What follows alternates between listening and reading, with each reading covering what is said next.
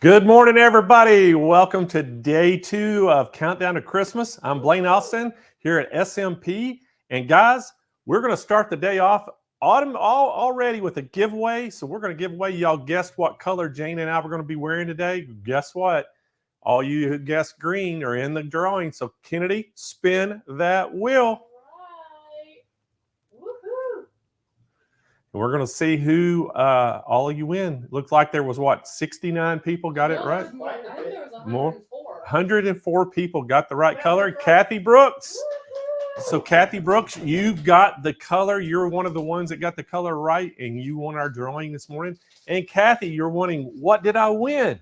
You won a $100 gift card to Sewing Machines Plus. So what we need you to do, Kathy, is go to SMPLive.tv. Scroll down toward the bottom of that page where it says claim my prize, fill out all that information complete, hit submit, and we'll email you back a gift card code that you can use in your checkout. It'll take $100 off your purchase. So I am in my glitter green today. Jane is going to be in her glitter green. And so we're so happy y'all tuned in.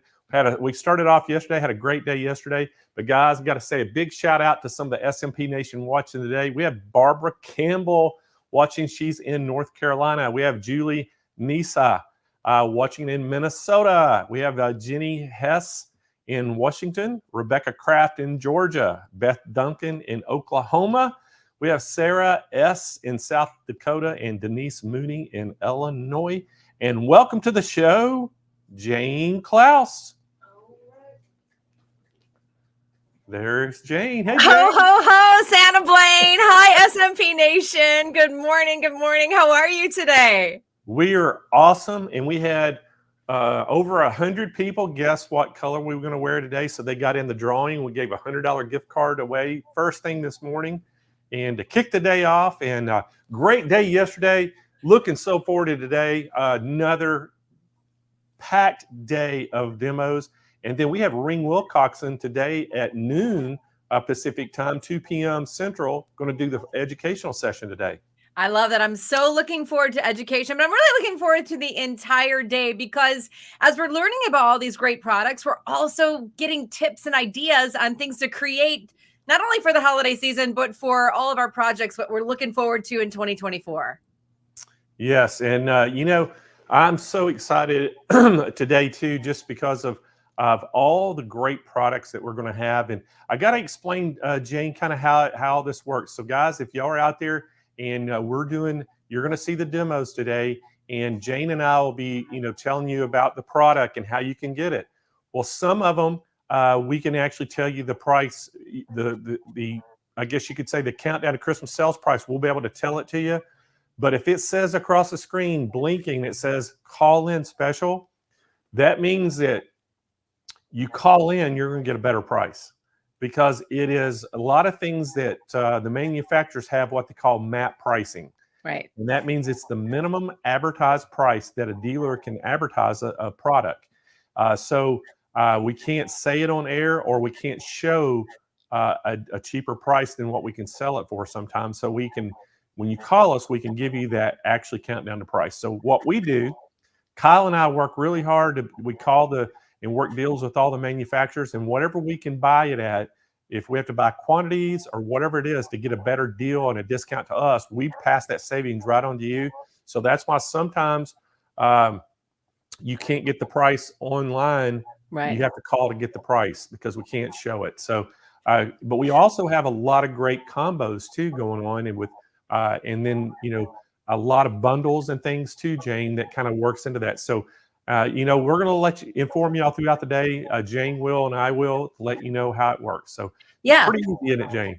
Yeah. And I think also one thing to note, a lot of people, we tell you to call 800-401-8151, but you can also, when you're on SMPLive.tv, you can do the chat and get the call-in special as well and get more information there. So if you're not by a phone and you're at work and you're sneaking, you're watching the show, it's in your earbud and you're like, hey, what's that cost? We got you covered. That's going to work for you as well. Right. And then also the other thing that we love, Santa Blaine, is when Kyle puts up that chat Google Sheets link that, hey, I need you to call me back. Put your name, put your info in there. And if you want more information, they're going to call you right back. Your people are so amazing at really doing the follow-up and giving all the information that we need, Blaine. It's just like spectacular and such a great, I would say, community to work with at SMP, because we know we're getting the right information and we know you're going to get us our items as soon as possible. That is correct, Jane. And then the other thing we have, if you're watching on YouTube or Facebook, we have 3 people that are chatting in those, and that's Rena, Rhonda, and Melinda are monitoring the chat in on the YouTube and Facebook, and they can answer your questions. And they can't take your order, but they can most certainly answer product questions and things like that. They're also going to be sharing links to the product that we're actually doing the demonstrations on. They'll be sharing the links in the chat as well, so you can just click on it and go right to that product page if you want to read a little bit more about it. Yeah, I love it. Blaine, I'm so looking forward to today. And throughout the day, like with my different little intros, I'm going to be giving people reasons why shopping puts you in the holiday spirit. So look forward to those little tips and those words of encouragement as we start this day 2. I'm really excited. And by the way, I know it's burr cold in Chicago. The name went by super fast. And yes, I am cold. So by the end of the day, I might have like a flannel shirt over the top of my pretty spectacular dress, but that's okay. We're all friends. We got you a glitter jacket to wear. I thought about that when I was getting ready. I'm like, where's my glitter jacket? Maybe I will make one. There you go. You can make anything, right? Yeah, I pretty much can make anything. I love that too. That's we what all this is can. all about. We know that. We're like, oh, I can make that. Oh, I can make that. Well, I got to, and also while, we got everybody right before we start our first demonstration, everybody's always asked, well, how can you win prizes on our show? Well, Jane, it's extremely easy. So guys, all you have to do is, if you are just participating in the show, whether you're on Facebook or YouTube, you can just ask questions, make comments, and it'll actually enter you in to win when we do the random drawings throughout the day. So we're going to give you 2 sewing machines away today, Jane. We're going to give some sew mats away. We're going to give some gift certificates. We're going to give some bags. So we're going to give a lot of stuff away again today. And so that's how you enter to win, is just by asking questions, making chat comments. Chat with us. Having fun. Comment, like, share. Blaine, I feel like we need to do a little housekeeping about the ugly sweater. We do. We need to talk about that, Jane, because we didn't get very many pictures in. Right now, the slideshow, we had 6 people that sent pictures in. We got 3 more in last night or this morning, I guess. So that's 9 total out of thousands of y'all that have been watching this show. That's not very good. So Wednesday, where everybody's going to wear ugly sweaters, even if you're home, you're going to wear your ugly sweater. But what we want you to do is send a picture of you in your ugly sweater so we can add you to our slideshow, and just put your name, and you only have to put your first name and where you're from, and we'll put that on the screen as well. And if you don't want your name up there, we understand. Just don't put a name, and then we'll just put your picture. But we would love for you to participate in the show, because everybody wants to see your ugly sweater, including me.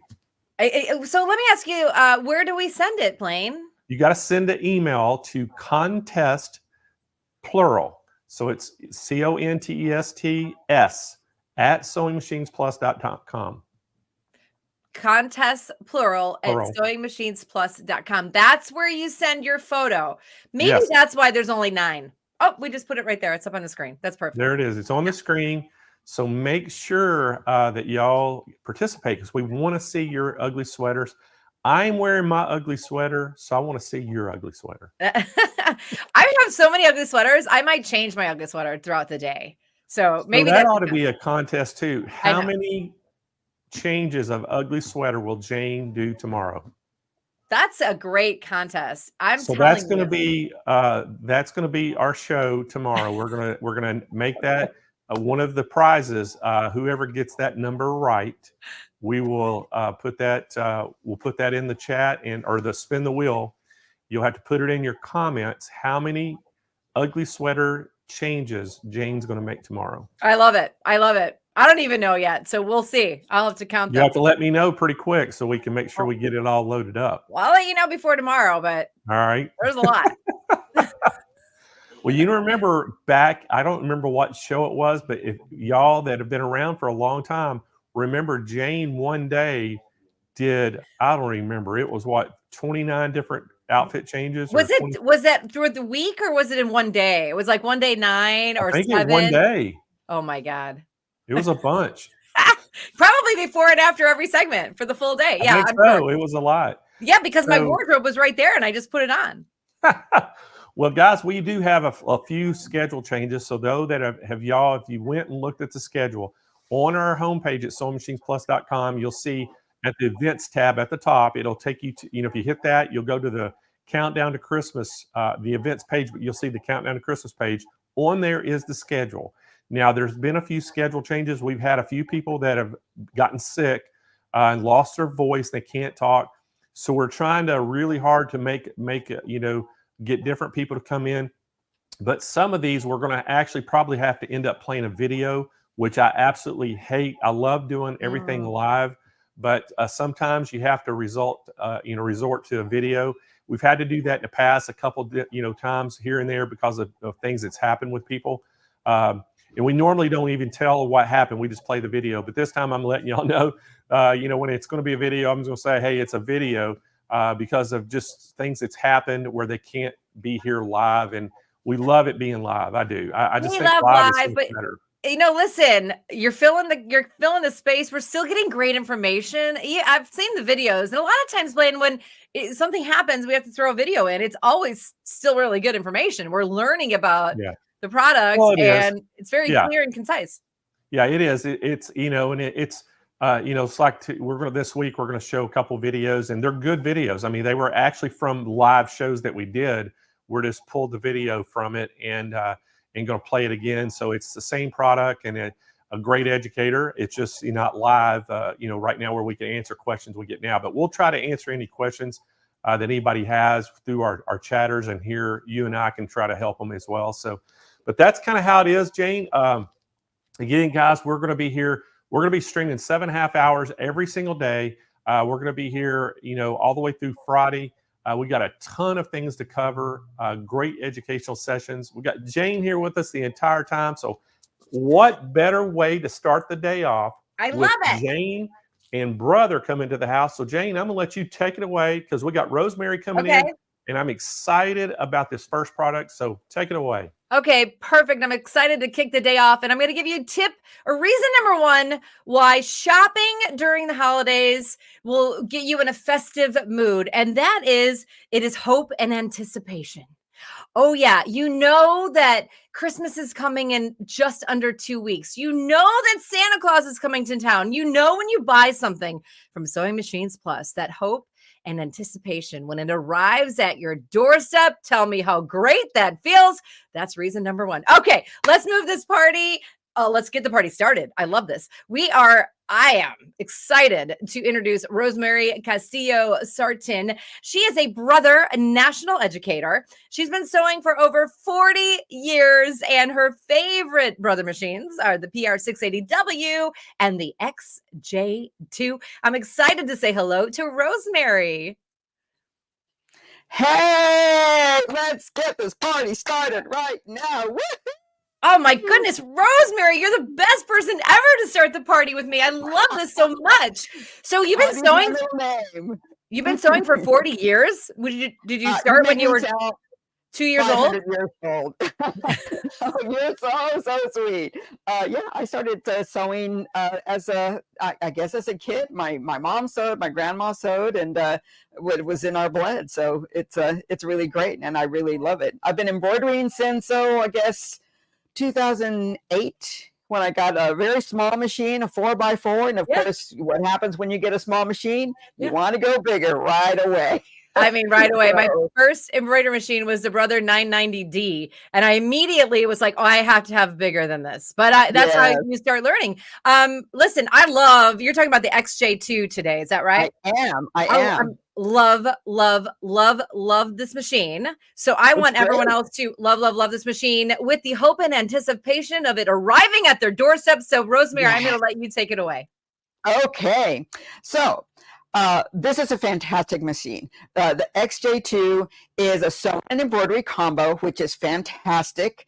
It is the second level of the high-end machines. Has a huge hoop, 9.5 by 14, I believe. I checked it this morning just to make sure, and has tons and tons of sewing stitches, tons of embroidery designs in it, and of course, fonts that you can just design right on the fly, which is fantastic. It is wireless capable, and so you can send your designs wirelessly from your database transfer, which is on your computer. You can use the My Connection to connect your scan and cut. I can go on and on and on all the marvelous things, but I'm going to concentrate on a few things and demo some things on the machine. That way you wet your whistle on getting this machine. So let me change my camera angle, and we're going to start off in the sewing section of it.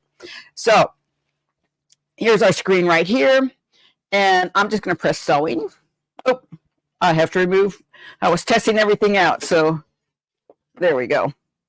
Now it's going to move out of the way. And the newest thing, obviously, here are all our stitches right out here, how we can edit them.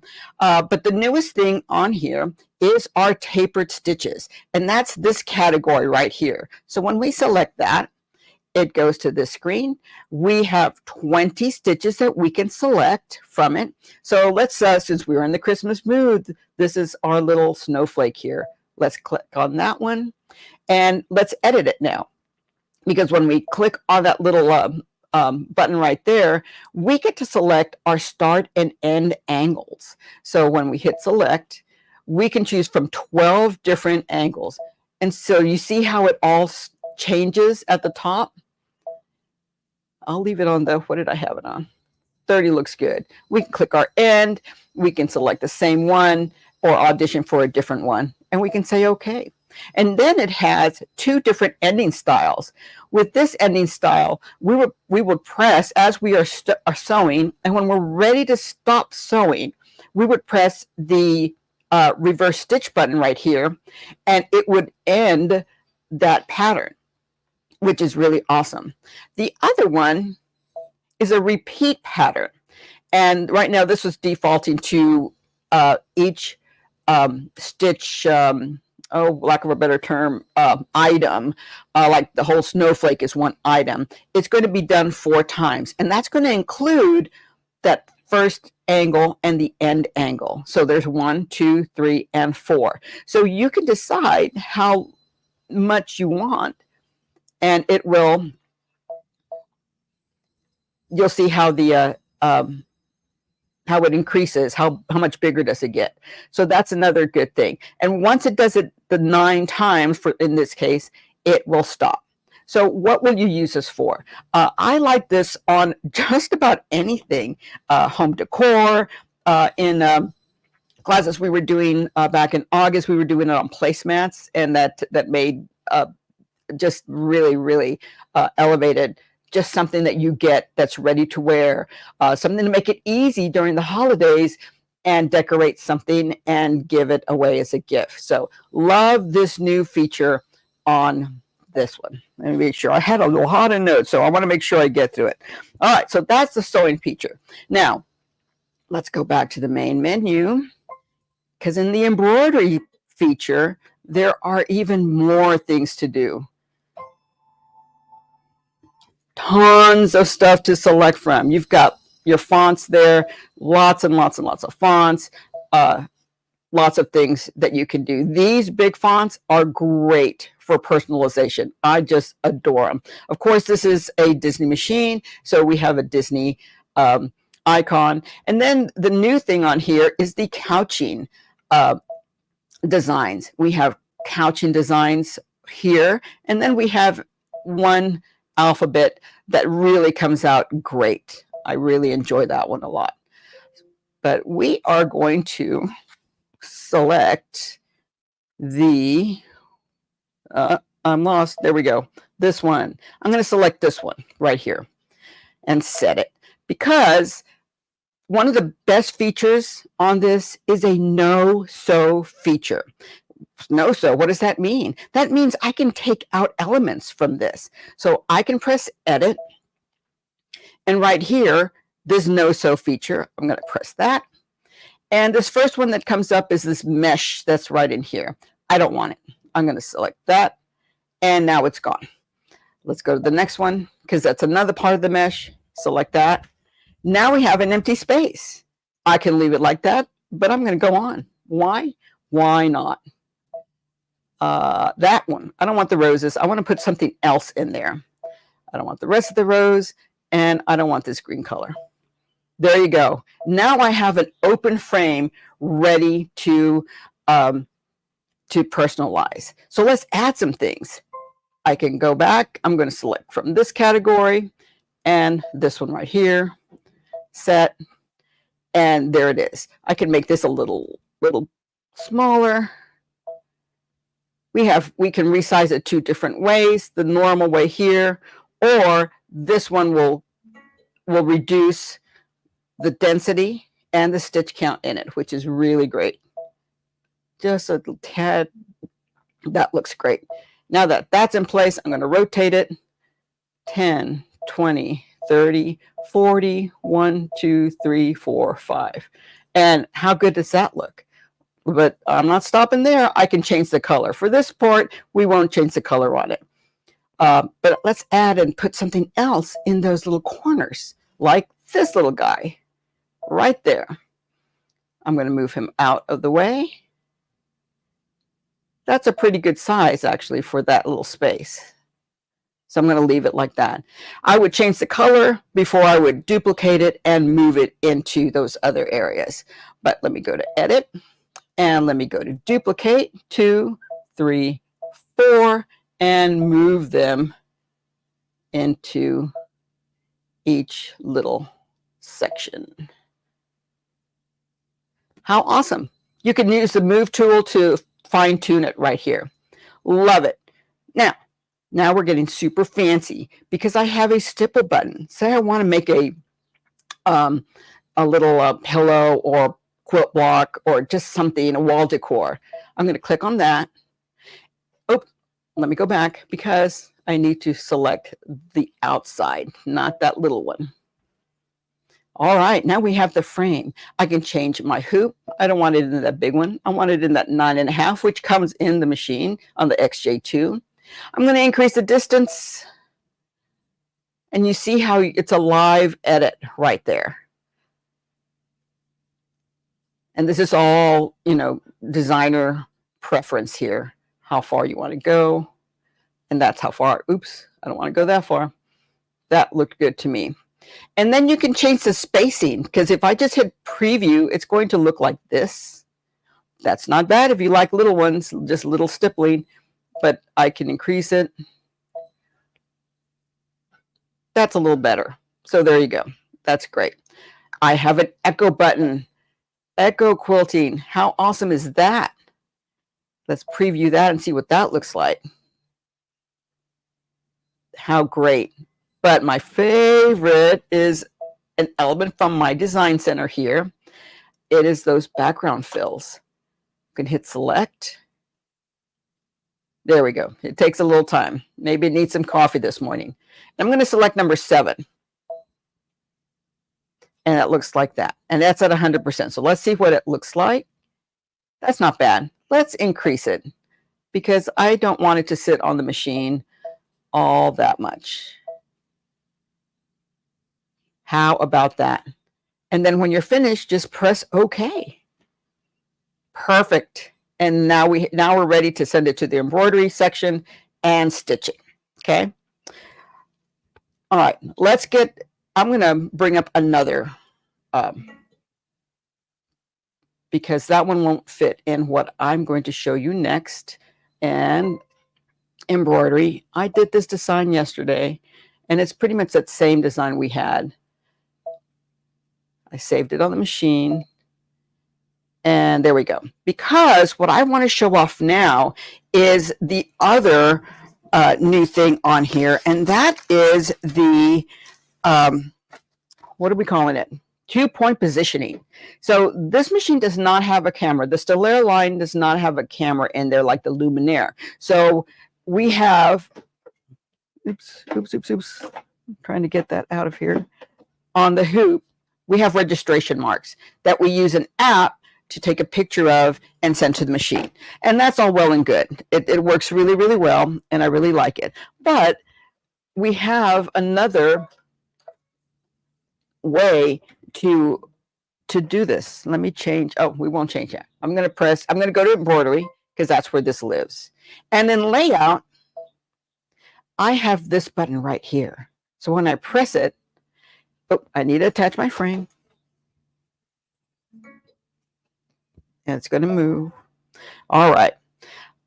And I'll show you a preview of what that frame looks like. There we go. So you see I have this XY axis marked already. And you can see that this is not hooped correctly. So this is going to help us a lot better. All righty. So here's our design that we want. I'm going to press this right here.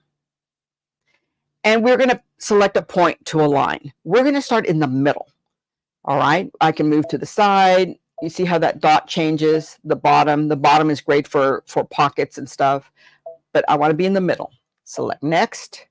And I want to see what direction I want to go to. Do I want to go horizontally along that axis or vertically along that axis? I want to find the vertical point on this one. So I'm going to press next.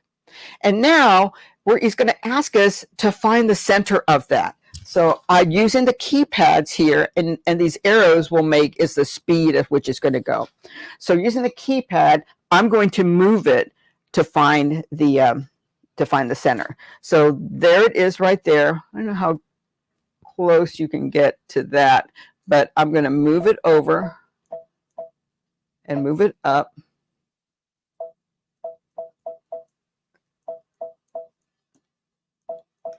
There you go. Now it's in the center right there. I'm going to hit next on it. I'll show you that screen. And it's going to look like this. Now I want to find that vertical section here. So back to that screen. I'm looking for this line right here. Let's go up in the speed. That's pretty good. Now I am lined up. There's a red dot right there. And I'm going to press set. And when I press set, see how this orientation is going to be. And because I am kind of crooked like this whole design is going to adjust. I press set, and there you go. How awesome is that? I love it. It's one of the best features I've seen. It's just great. All right. Let's do our last one. Ooh, I'm moving a lot faster than I thought I would, so that's great. Okie dokie. And the last one, obviously, my design center. Why do I like my design center? It is so awesome. So my design center is right here, and you can bring in an image and or line art, and you can create a whole different file to sew. So a lot of people do, this is great for like doing some memory designs, kids artwork. Hey, Rosemary. Yeah. Hey, it's Blaine. How are you? Hi, Blaine. You're I think when you got the phone call on your phone, it changed your camera view, so we don't see, we just see a little bit of the machine. Hold on. There we go. There we go. Awesome. All right, let's get that going. I didn't change it, so my apologies. All right, so now let's go back. Okay, so where's my design center? Obviously on the main menu, my design center. So I can bring in an image, a line image, or a full color image. I like doing line images because I can color those and change the line pattern, the line stitches. It's really great. I can also draw. So right now the little pencil is there, so I can draw it and it becomes artwork. And then I can assign it. Right now it's assigning a satin stitch. If I press next and preview, tells me I'm not going to save it. That's all right. I'm not going to save it right now. And that's what it would look like. Let's return and go back, and all clear. What I love doing, this is great for the quilters out there that want to do something fancy and super easy. This is a great trick. So let's select a shape, and I'm going to select a circle, say okay. And let's size this down a little bit to about 5 inches or so. Yep, that's fine. And say okay. We're going to assign it oh, we're not going to do that one next. I'm going to show you how we're going to change that. Let's bring in another shape. Let's do a square. Perfect. And that's square. And let's size that up a little bit more. Say I'm doing a 10-inch block or something like that. And we can go up to like 8 inches. Perfect. And say okay. Now we can have some fun. So with that square selected, let's change our stitch. And let's just make it a plain running stitch. We can leave it at black. It's fine. Okay. It doesn't, remember, nothing changes on this initial screen. It is just artwork. We have to press next to go to see what it'll look like. So let us put a fill in the middle of that circle. So we can obviously the stitch that's surrounding it is a satin stitch. We're going to change that. We can put a stipple in there. That's all right. But how exciting is it to actually put one of these stitches? There we go. And you get, let me see, go down, and we have 30 fills to choose from. And you can audition them to see what it's going to look like. Say we're going to press that one, and that's okay. And say okay again. And you'll see it right there. What there? I can press the bucket and fill it in there. I know this is not the one I want. I want another one. And it's this one right there.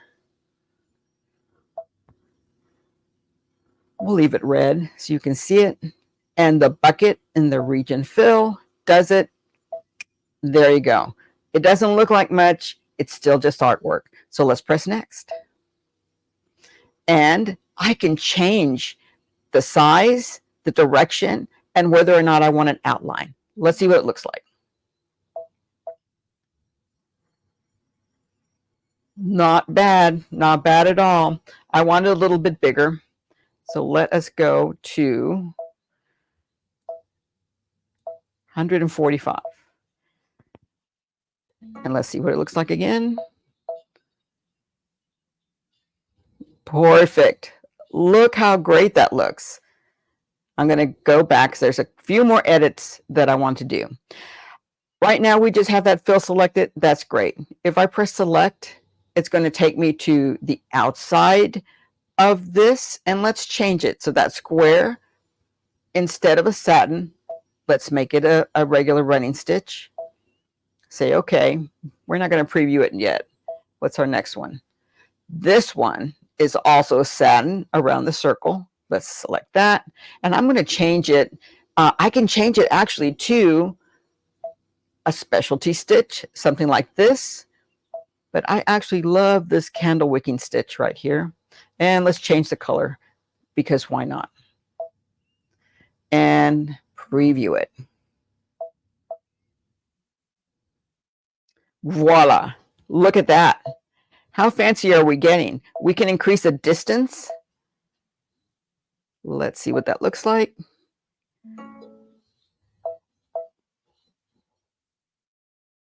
Yeah, I love it. It's coming together. I love it when a plan comes together. All right, let's make it super fancy now. I'm going to select, oh, actually, let's go to next again and go back to the square because now, oh, actually, no, we can't do it that way.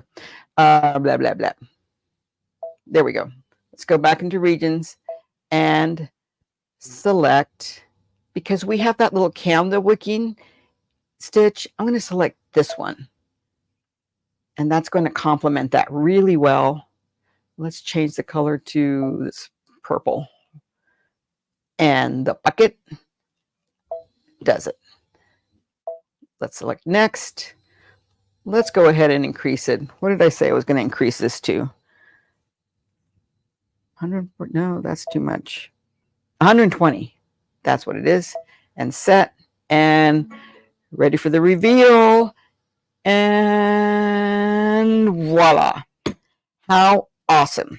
So I'm going to return right now, because at this point in time, say this is something I want to do again and again. We can use this as a template.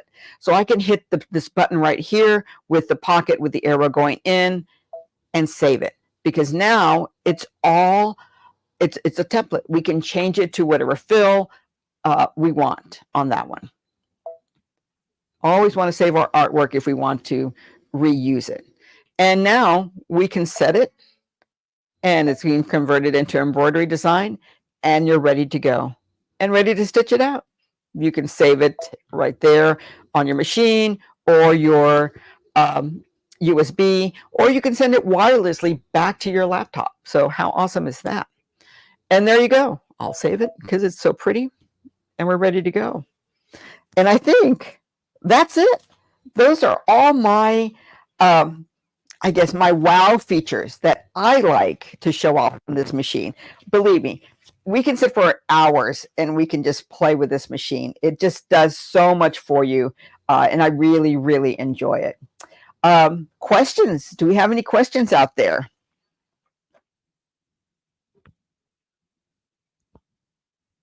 I think they all went. There we go. Here we are. Hi, Rosemary. That was beautiful. I'm glad you saved it for later. Yeah. I will probably put it on something. The question, can you save your artwork stitches in a separate file? Can you take them off the machine and save them? Yes, you can put it on USB and save them there, and then save them on your computer. That's a great question. That way you're not, the machine's not bogged down. There's not a lot of storage space. I'm a big fan of storing things in a different folder where they need to be, but they will only work on your on a Brother machine.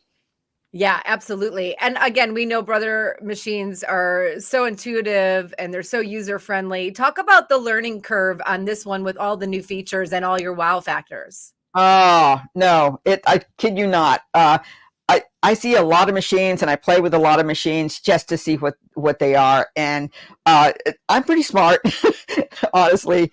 And if I can't get it right away, I know that, you know, there are other people out there. That's really one of the biggest frustrations in the embroidery and sewing world, is that, oh, it's computer based. Oh, I'm not going to get it.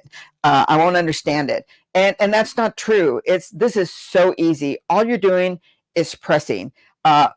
Everything I did today, I practiced maybe an hour yesterday. And honestly, I haven't done hardly any embroidery on this machine. I was really focused on a lot of the sewing part of it, because that's kind of what I was assigned with that. But I love the embroidery part of it. It's just so easy to do. It's really, all you're doing is punching a button, and it's great. And what's great about it is that there's an undo button. If you don't like it, you can undo it, or you can delete it and start again. So there's no reason whatsoever to not experiment with your machine. Another question was, how large is the hoop size, the largest hoop size on the XJ2? 9.5 by 14 is the largest hoop size. Yeah, it's big. Hold on, it's right here. Well, we like big. Like I always say, friends, more is more and less is a bore. So I like big hoops, and I cannot lie. There you go. I like big hoops, and I cannot lie. Wow, that is big. It's big. It is a big hoop. It's not as big as the Luminaire, but you know, it is. You can get a lot done. Obviously, I had this hoop to do. I think I started one of the designs of the. It looks like crocheted design, and it's really, really neat. And I had like a lot of them on here, and they were going to like take like 3 hours. I'm like, oh, I don't think I have 3 hours to do this. So I started it, and we'll go again. Isn't that so funny? Like if I'm doing something that takes 3 hours or that takes 45 minutes, I'm like, am I going to be here for 40? Like, what am I doing in the next? And I'm like, oh yeah. Or I go, I don't really have 45 minutes, but I'm going to do it anyway. And then I say, because it's fun. I'd rather be doing like working on an embroidery design for 45 minutes than like cleaning toilets. Another question was about taking your design from the scan and cut 2 applique in the SJ2. Oh my God. That is an amazing feature. And that's my connection. Now, I don't have that set up That's okay. right now. But yeah, you can actually take a design that's on the machine and send that through the wireless capability of it and send it to your scan and cut to cut. It's really great. You can also, if you're afraid of doing it, if you think it's too complicated, actually at the end of the day, you can put that design on a flash drive, bring it into your scan and cut, and there's like a magic button on there that will let you'll press this little flower button on it. You press that and it will show up the places that you want to cut, the 3, however many you are in there that are going to cut on there. It's really amazing. It's the best feature in the whole wide world, and I won't do applique any other way. The only reason I would cut my applique physically, by hand, is because I'm being lazy and I'm not bringing out my scan and cut. But if I'm doing a lot of applique, I am cutting my fabric. I'm taking the time to do that. That way it fits right in that area. Love it. Yeah, I mean, and the compatibility factor, of course, with all the brother machines, the scan and cut to the XJ2, it's so much fun. And like you said, it just takes a little bit of practice. It just takes a little bit of getting used to, just sit down and play around with it. I always say there's no such thing as a mistake. It's just creativity showing its little face. You're right, because you never know. You might you have one idea in mind, and then all of a sudden it's like, oh, wait a minute. That looks amazing. I'm going to keep it. You never know. Yeah. And I love, you showed us the tapered designs, tapered end designs. I love, and the couching is so much fun. Yeah. Couching is really neat. It's wonderful. Well, Rosemary, you're amazing. Thank you for that great demo. We love your energy. I know. This part is reversible, so I did put naughty. And you know what? I didn't get the green memo, but I did wear green today. And my earrings are little trees, and they have green glitter. So green on my naughty, or I can change it. And nice. I can be nice. I like it. Why not? I like how you start the show with naughty, and then you did such a great job. You get to flip it around, and you can be nice. Great. Everybody say thank you to Rosemary Castillo. Rosemary, Ma. thank you so much. Have a great afternoon, and hopefully we'll see you soon. A very, very Merry Christmas, Sewing Machine Plus Nation, and everybody out there. Jane and Blaine, thank you so much for having me. I hope to see y'all again real soon. I hope so too. Thanks, Rosemary. Be well. Merry Christmas. Okay, let me tell you how you can get your hands. Remember, Hope and Anticipation is the name of the game, and the Stellaire XJ2 sewing and embroidery machine.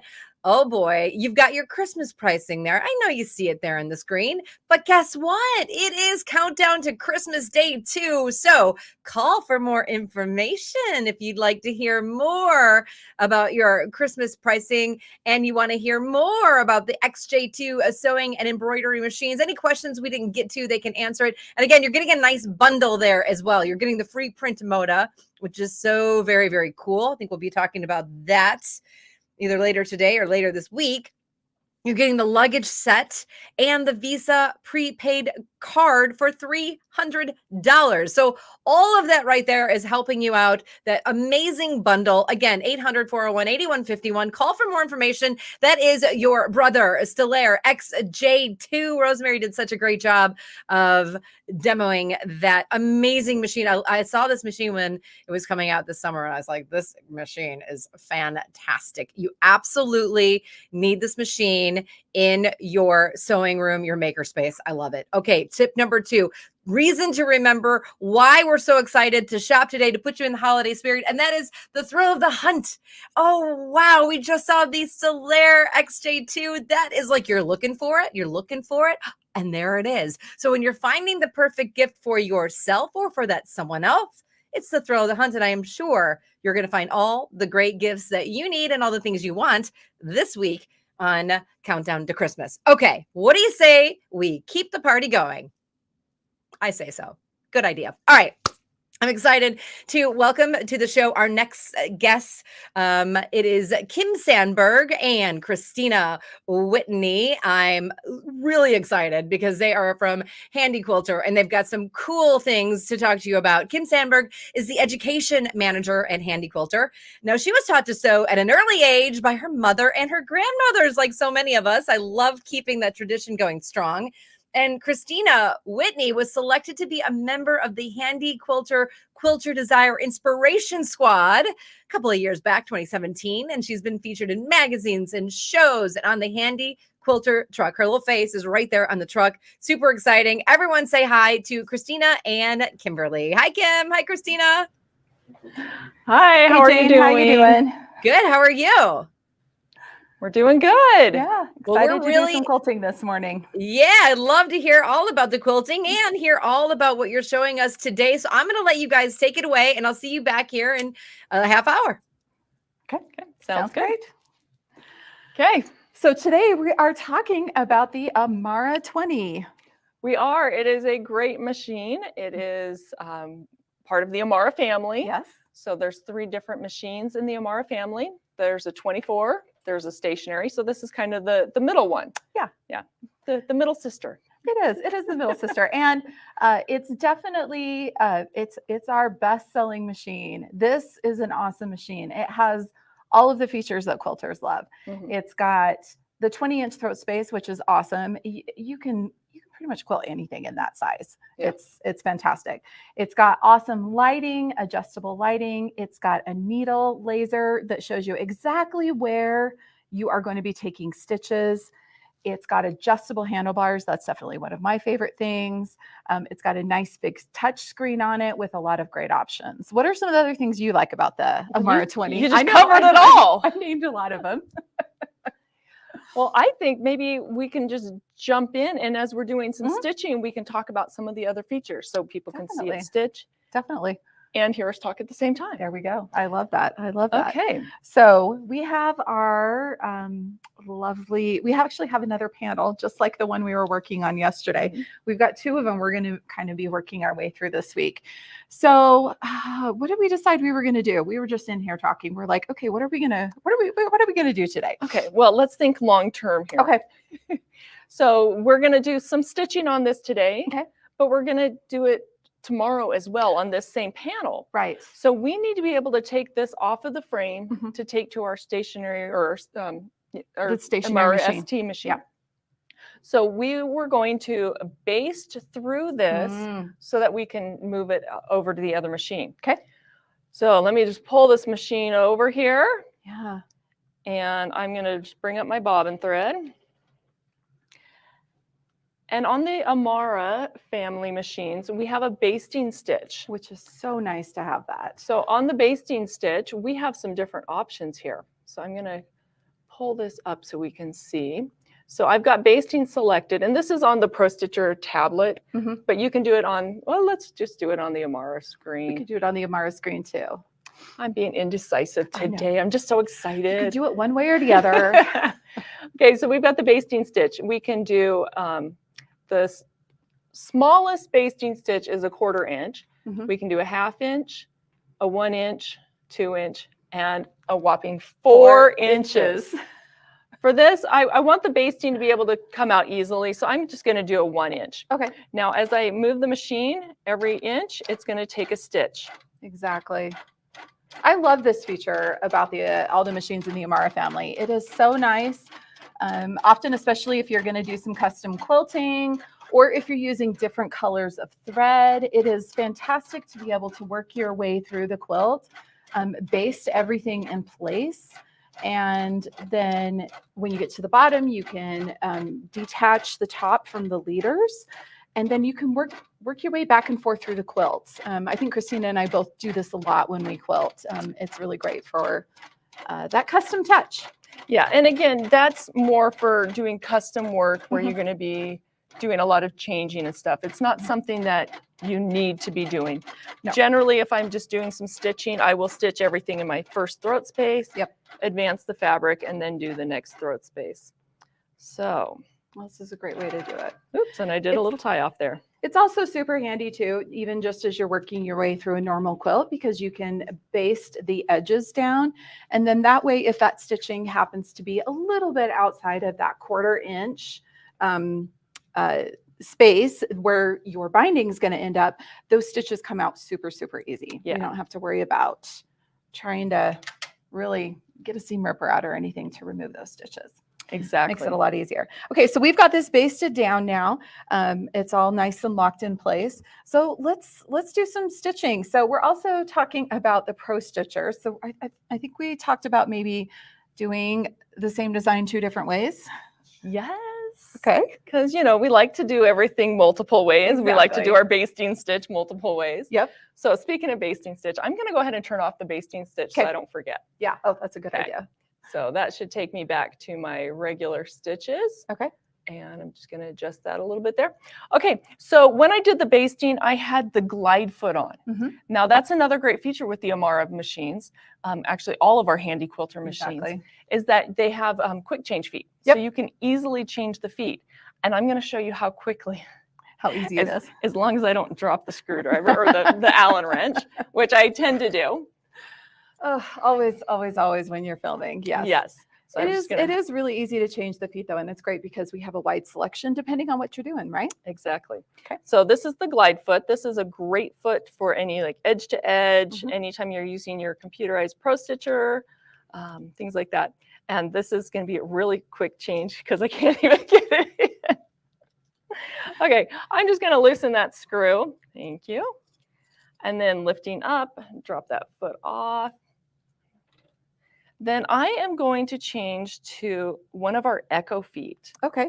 And this was one of the feet that doesn't get used as frequently as some of the other feet. But it has its place and its purpose. Exactly. So what I'm going to do is some ruler work. Okay. So I'm going to pull up some rulers here. So this Echo foot, it comes in a set of 3, and this one is the 1/2 inch, right? So it means you're Correct. stitching. It puts whatever you're lining up the outside edge of that foot with 1/2 inch away from where you'll be stitching. And let me explain why. Mhm. So my goal here on this quilt is to put a circle Mhm. inside this square. Okay. So I grabbed a bunch of circle rulers. So I grabbed this one, and it's just a little bit too small because my 1/4 inch foot will go 1/4 inch out, but Okay. it won't fill that whole space. Mhm. So then I went to my next size circle. Too Big. big. What does this remind you of? I think it's the Goldilocks thing we've got rolling Exactly. today. So I pulled this one in, and again, these are all too small. Okay. And I thought, okay, maybe I could do this one, but again, I'm just off. I need 2.5 inches, but Mhm. everything is on the inch. So I threw on that Echo foot, Mhm. and we're going to try that out. Oh, and these are the other 2 Echo feet here. So that's the full set of Echo feet. Okay. It's nice because you get lots of options with Yeah. that one set. Okay. So I've already got my ruler base on. Mhm. You always need to have your ruler base when you're doing Yep. any kind of ruler work. Now I'm going to bring my machine over here. I'm just kind of eyeballing the halfway point. Okay. I could measure it, but I don't feel like it today. Close enough is good enough, right? Yep.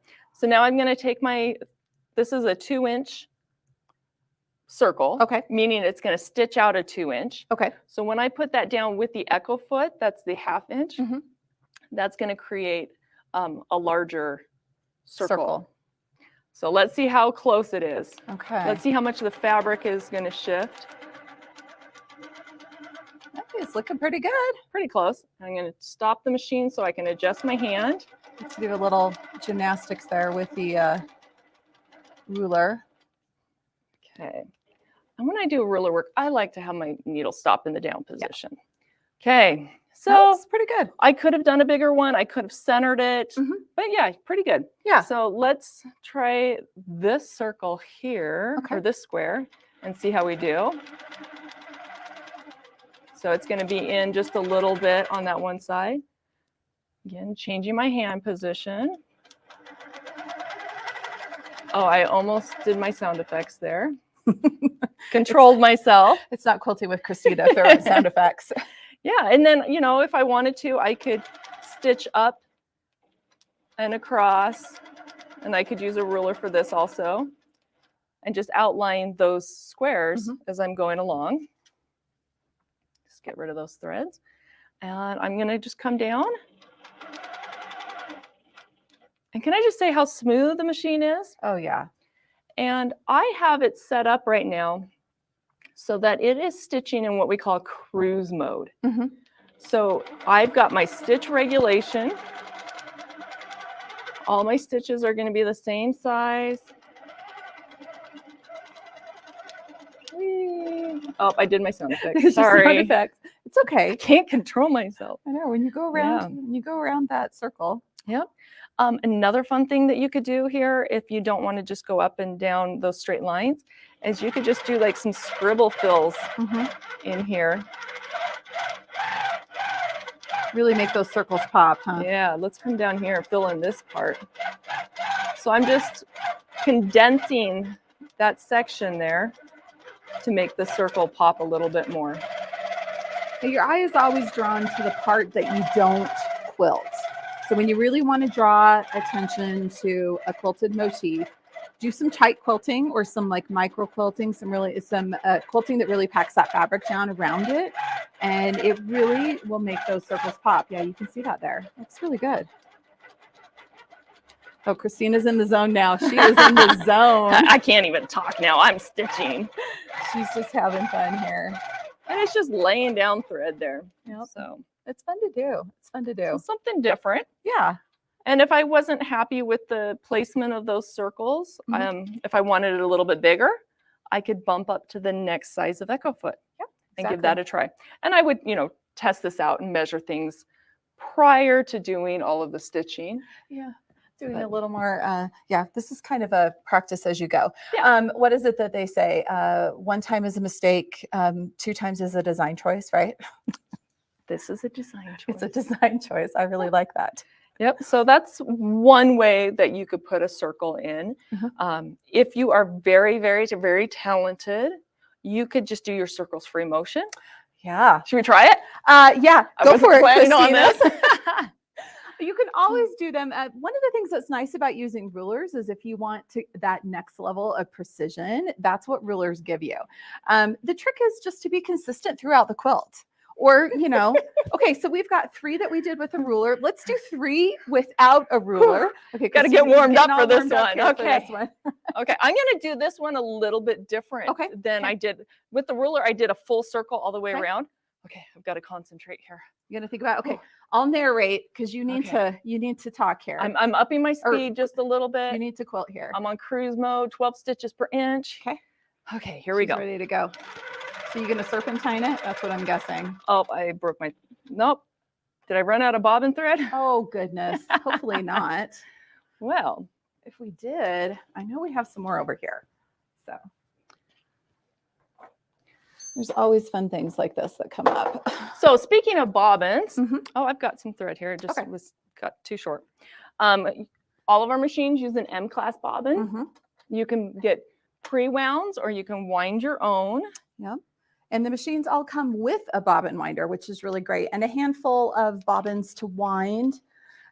So you can match your thread. You can also, the pre-wounds are really great too. I know that I self-professed lazy quilter here. Yeah. I love using the pre-wounds. Number one, because I don't have to take time actually winding, but also because they hold a lot lot more thread, so I don't have to change them as often. So yep, they're fabulous. Okay, let's see if it's going to work this time. Here we go. Okay, here she goes. So this is when you really have to concentrate, trying to make those smooth circles. It looks good to me. I guess we're doing this in groups of 3. It looks great, Christina. Whee! And there's the sound effects. Okay. Okay. How was that? It looks great. So I don't know if our viewers know this, but I grew up as a figure skater. Mm-hmm. Back in the day when we had to do figure 8s on the ice. Ooh. So part of my training was drawing. Oh, really? And I had to draw all of the circles and shapes that we had to do on the ice. Really? So The figures? all of that money that my parents spent on my figure skating lessons, it's paying off in my quilting now. Look No. at that. Who knew? A Who little knew that it wobbly, would but- translate into that down the road? Well, That's we always fantastic. tell beginners you need to doodle. Mhm. That is one of the best ways that you're going to get comfortable with designs. Yeah. And get comfortable with your machine, just drawing those shapes over and over again. Mhm. So it does build some muscle memory. Yeah, absolutely. Learning that stitch path so that you know where to go when you end up in that corner. Exactly. Get back out and keep going. So, okay, Okay. so we've done circles 2 different ways. I know we've got a Mhm. third way of doing this. Yes. This is the next thing we want to talk about is Pro Stitcher. So the Amara 20 uses our system that is called Pro Stitcher Premium, and it is our premium system. It has everything. It does everything. It comes with close to 1,000 designs. I mean, really, there are so many designs. It also comes with extra software that's called Designer that allows you to edit and create your own quilting designs, which is really fun. I know that's something that you and I use all the time. Yep. We often will take an existing design and just tweak it a little so that it works exactly for what we want. Mhm. It's great to have that capability. Pro Stitcher is just awesome. Yeah. We love Pro Stitcher. And that software is like a $600 value, Mhm. and it comes with your Pro Stitcher Premium. Exactly. So- It's included. It's awesome. It's one that you can actually load on like your laptop computer. You can sit down in the evenings, kick your feet up. You can work on digital quilting designs. Another thing that's really fun with it is you can take a picture of your quilt and you can bring it in as a backdrop, and then you can audition designs on it, it's fun to do. I was Can doing you that see that? half an hour I know. ago. Well, I was just thinking, I think we actually have some more filming to do tomorrow, and we're going to be talking about how do I quilt it, and that is definitely one of my favorite tools to use, being able to audition those designs on there. Okay, you want to run it? Sure. Yeah. Let me. Okay. So the third way to do these circles is to set up and use Pro Stitcher for it. Which foot would you like? I'll change the foot while you're talking. Why don't we go back to the glide foot? I love Okay. using the glide foot when I'm using Pro Stitcher. It's great because it reduces any chances of having that fabric flip over or heaven forbid getting caught on a seam that's open a little. Sometimes that can happen, and that does not leave happy results at all on a quilt. So using the glide foot is a great way to a great tool whenever you're using the Pro Stitcher. Okay, so what we're going to do is we'll set up, first of all, I need to go to my Pro Stitcher screen, and we are going to engage the gears because Christina's been quilting in free motion. So I just engaged the gears, which means the machine's a little bit harder to move, but that's good because it means it's going to stitch for me. And I just want to point out how easy that was to Yeah. change between free motion and computerized. It's so simple. Just touch of a button. Touch of a button. I love that. Okay, then let's set up an area. So I'm going to go to the area tab, and I'm going to move my machine, and I'm using that laser to the needle so I know exactly where I'm dropping those points. And I can actually use a button on my handlebars. This is another cool feature that the Amaras have. They have this button on the handlebars, so I can just look at the quilt. I don't have to pause to look up at the screen to touch a button. Okay, so I'm making my perfect little square here. So that pink box there on the screen represents the space that we want to put a design in. So I'm going to go over here to the File tab and do Design and Open. Now I feel like I'm teaching one of my Pro Stitcher classes. File, Design, Open. We're going to open the PS designs and go into Blocks. And there is a circle design right there. That's perfect. Okay, now you guys can see that this design is a lot bigger than my area, but luckily we've got some great tools to make it fit in there, don't we, Christina? We do. So my favorite one to use is go to the Modify tab, and I'm going to touch the Skew button. And then we're just going to try regular skew, and look at that. It fit in there perfectly. Now, what's really interesting here is you can see that this square, the way it's printed on the fabric, is actually, it's making it a little bit of an oval. It is. Maybe that was my problem. It might have been the problem. I'm going to over blame here it on the fabric. with the, yeah, exactly. But if you are, like I was saying before, if you're consistent throughout the whole quilt, it's going to look the way you want it to. So let's go ahead and stitch this one out. So I'm going to bring the machine over here. We'll go to the Pro Stitcher tab. I'm going to undo that. I'm not going to baseline the design because we need to do three squares, right? Yeah. So we'll just do the first one. Okay. So I turned on my start and end tie offs, my pull up. I'm going to touch proceed. the machine is going to go ahead and take that first stitch so that I can pull up my bobbin thread. And then I'm just going to hold on to those threads, and it's going to go ahead and stitch around and fill that space in perfectly. Look at that. Love it. Wow, doing those little tie-off stitches. Now, I'll show you guys a little trick. This is one of my favorite things. We all saw different ways that Christina got from one design to the next, kind of how she navigated from one design to the next. So in Pro Stitcher, here's an easy way to do custom quilting with the same design over and over again. So if we go back to the screen, I'm going to go into the area tab, and then over here in the sidebar, I'm going to touch my clear button, and it just took away the area that I had created before. Okay. And I'm going to create a new area, and watch what happens to the design as I create this new area. So I'm going to do a multi-point area again. I'll drop my 4 points. Okay, I'm seeing those little pink dots on the screen. Lovely. Right there. Oh, look at that shape. When I put that third point in there, that design popped right back in there so that I can go ahead and stitch. So we're going to go back to the Pro Stitcher tab, quilt, and we'll do run and proceed. And I'm going to do Christina's little swoop. And we'll go ahead and stitch out this next one. You can see there how easy it is to just clear that area and pop a new design in there. That's going to go ahead and tie it off. I'll bring up my bobbin thread again so that at the end, I won't have to go back and clip any threads on the back of my quilt, because ain't nobody got time for that, right? Yep. And I'll do the same thing again. So once again, going back to the screen, I'm going to go to the area tab. I will clear. I will do one more area because it seems like we're working in threes here. And Oh, I've got a challenge for you after you finish this Oh, you've got a one. challenge for me. Okay. I think we've got enough time to do a challenge. Okay, so we'll go back to Pro Stitcher, quilt, and we'll go ahead and pull that thread up again, and we'll resume, and we'll get that last circle in there. So we've got 3 different ways to do circles around the edge of this quilt. So if you have the Omar 20 by itself, you can do the ruler work, you can do the free motion. If you've added the Pro Stitcher to it, you can also do Pro Stitcher. So lots of options here. Lots and lots and lots of options, which is really great. Okay, so you said you have a challenge for me. Yes. So I did my 3 with the ruler. Okay. And then I did 3 without stopping. Free motion. Oh, okay. Can you do 3 without stopping? I can do better than 3 without stopping.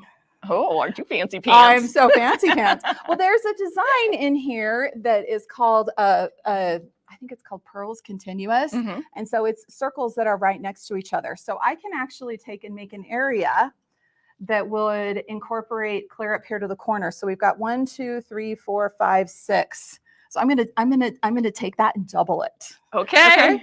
So now you're just showing off. let's go back to the screen here, and I'm going to clear all because we want to set up something new. Let's go into design and open. And we're going to go find that design I was just talking about. It's in the continuous line, if I remember right. Hopefully I'm remembering right. Oh, double circle continuous, actually. Okay, we'll use this one. Double circle continuous. So you can see that this is 2 circles. The start and end point, this can be a continuous line design. So we can stitch it out all in one. Now we'll go in and we'll set up an area that's going to include. Should I make it really difficult for you? And say you can only do 5. 5? No, you can't, because I have to do 6. I've decided. I don't want to make it too hard. Okay, so now we've got our area and we've got our design in there. So we know that we need to have 6 circles in there. Okay, so this is as complicated of quilt math as I do. So let's go to the repeat button, and we are going to do the horizontal, and we're going to make it 6 repeats. Love it. Because we know we need 6 circles in there. Okay. Then let's go to modify, and we're going to use that skew again. So we're just going to try skew right there. Look at that. There we go. Okay. What if we did the border skew? Let's give it a try and see if it fits just a little bit better. Oh, look at that. Ooh, I like that one. So it's going to, if we follow the crosshairs across, so the first circle goes from there to there, Yep, they're actually fitting. I'm matching up to what's going on the quilt here. I think it's going to look pretty good. Should we go ahead and Perfect. stitch them? Yep. Let's do this. All right. So we'll go to the Pro Stitcher tab, quilt, and run, proceed. It's going to go ahead and take that first stitch for me. And we'll go ahead and let this stitch out all those circles. So you'll notice the stitch path is going to overstitch to get to the next one. So that's something we haven't done yet. And it's nice with the computer because it can stitch right over that same line. Yep. Doing it free motion, it's a little bit more tricky to get it right over the same line. Exactly. It is nice how precise it is with the Pro Stitcher. There's, there's free motion quilting. Then the next level of precision is using rulers. And then the final level of precision is using a Pro Stitcher. I think we did pretty good there. What do you think?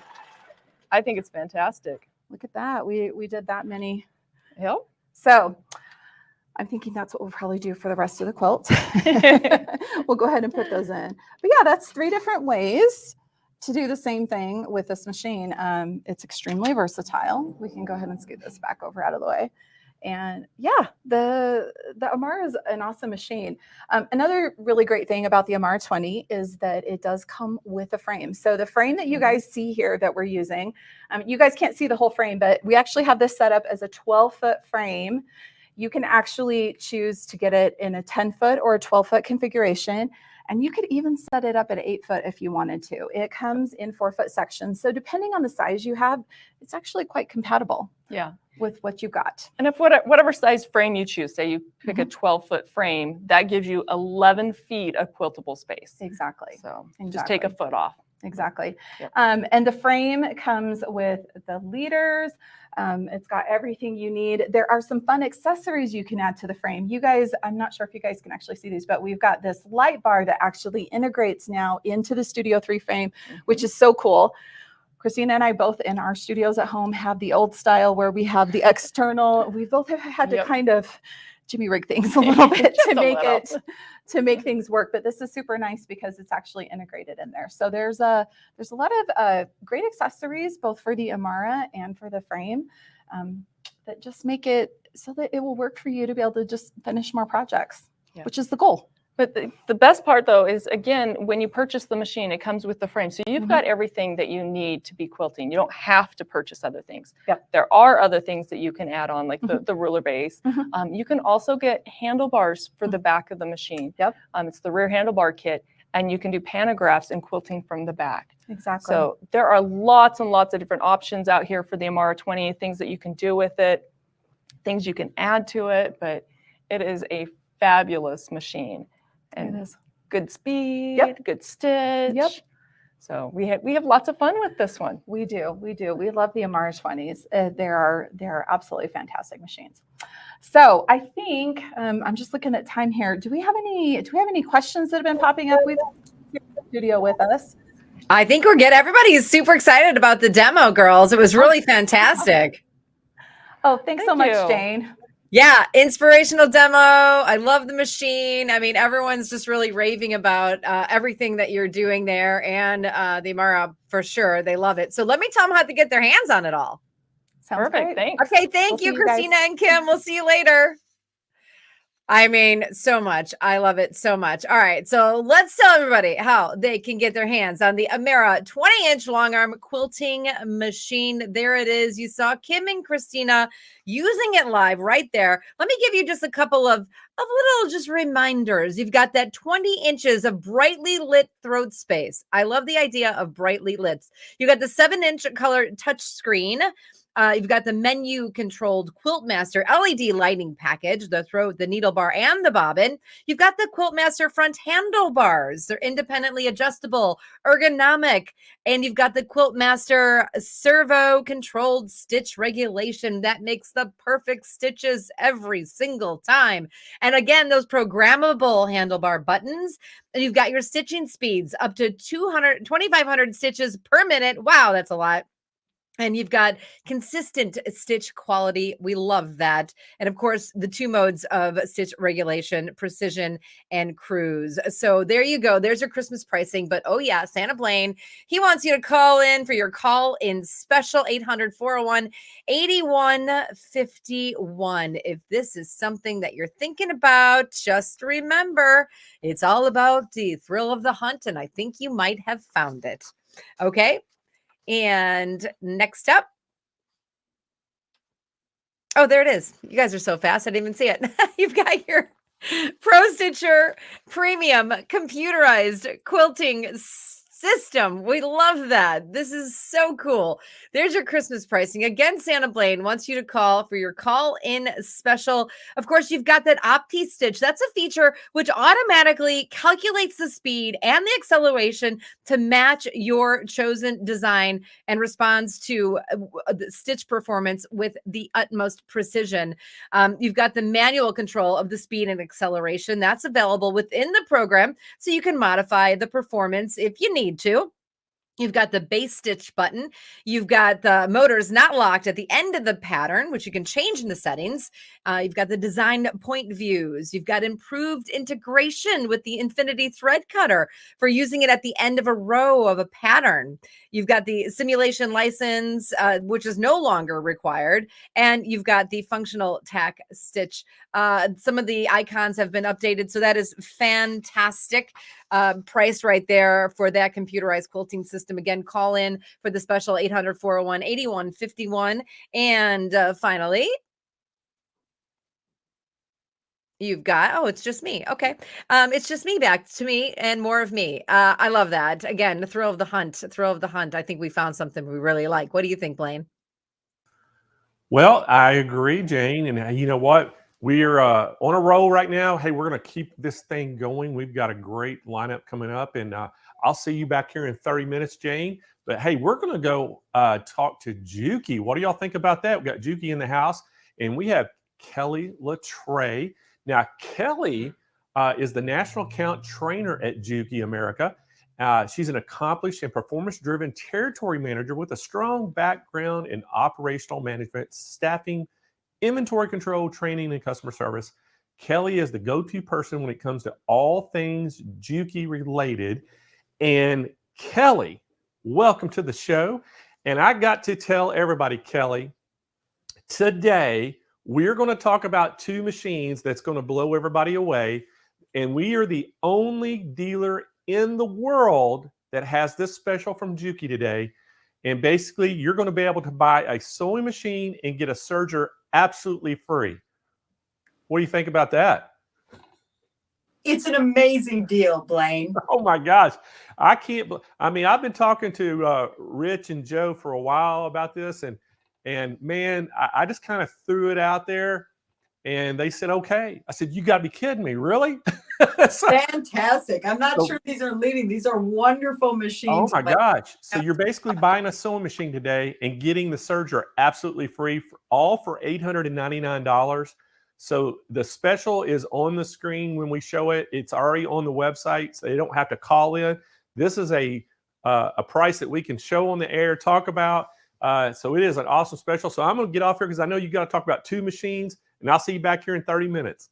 Thanks, Blaine. Yes, I have a lot of information for you today because this wonderful HCL X3000 comes with a serger today. But let me tell you a little bit about it. Juki, if you may not know, is the largest industrial sewing machine in the world. In fact, if you didn't make your clothes, they're probably made on a Juki. But what you may not know is that in 1945, we started with home sewing machines and we began distributing them in 1947. In the early 50s, we developed industrial machines and they took off. And now we take that technology and we put it into our home sewing line. So when you buy a Juki, you get a strong, durable machine. So let me get through this because there's a lot. I want you to make sure you know all the details of this fantastic deal. So let's start with the HCL X3000. This machine has 180 built-in stitches and they are beautiful. It has 7 one-step buttonholes that come out absolutely fabulous. It has utility stitches, decorative stitches, and then letters and numbers. So it's fully packed. Let me give you a tour of the machine. We'll sew on it. I'll show you what it comes with. And then I'm going to show you this fantastic serger it comes with. All right. So I'm going to start over here on the HCL X3000 because there's some top line features on here that I love. You've got a thread cutter. You've got a reverse button that locks your seam in the beginning and the end. And you've got a go button. This machine comes with a foot pedal, but if I choose not to use it and I unplug my foot pedal, I can lower this and just with a press of a button begin sewing. So it's your choice. You can sew with or without the foot pedal. I have a presser foot lifter in the back and I can get it extra high for those heavier, bulkier fabrics, which is so nice. If I go down here, I'm going to come up here and there's a tension adjustment. When I show you the tension on here, it is absolutely beautiful. It is equipped with a needle threader. And then when I come over here, up on top, you can see the utility, decorative, and the lettering and numbers in 3 categories.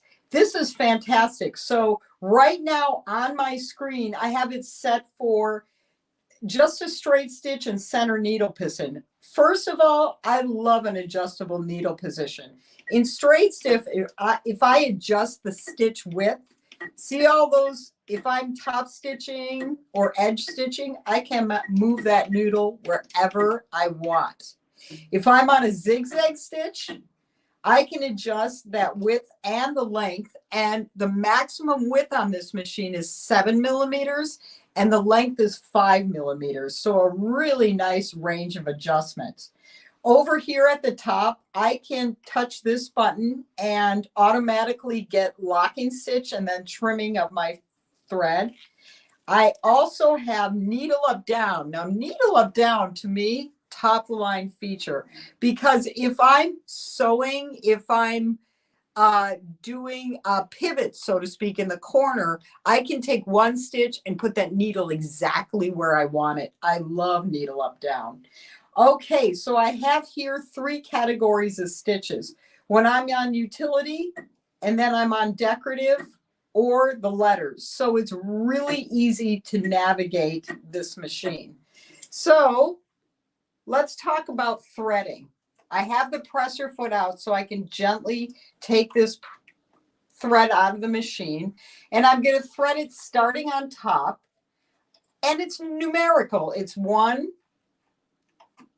2, 3. Oh, come on. 4. There we go. And then 5.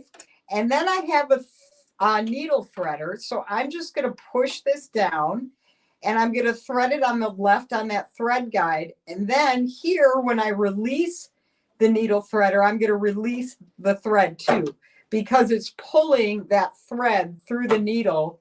And then I get a little loop in the back. Easy and nicely equipped with a needle threader. Now the plate on here has all your seam allowances, so you can easily guide 1/4 inch, 5/8, what have you. The bobbin is a drop-in bobbin, so I can bring this in and out. And again, it's a numbering system. I'm just putting that in there and then going 1, 2, 3. It has a thread cutter at the back, and I'm set to go. That's how easy it is to thread the machine. Couple other things. Let's talk about what it comes with. It comes with this accessory tray that slides off. And now my machine is a free arm sewing machine. At the bottom, if you quilt or if you like to do freeform embroidery, I can lower the feed dogs right here with this lever. How easy is that? And so I can slide this right back on. And I've got the typical things with it. I've got needles, extra bobbin, lint brush, a screwdriver. But what's important are the presser feet that come with it. So let's take a look at that. There we go. I get an overcasting foot. I get a blind hem foot with the X3000. I also get a zipper foot that's adjustable.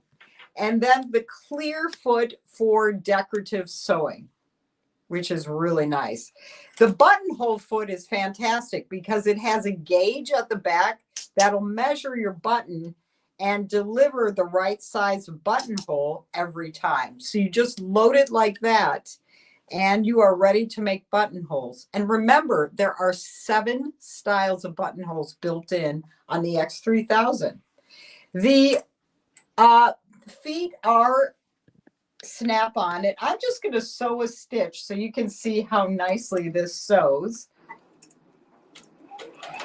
And I can adjust my speed up and down.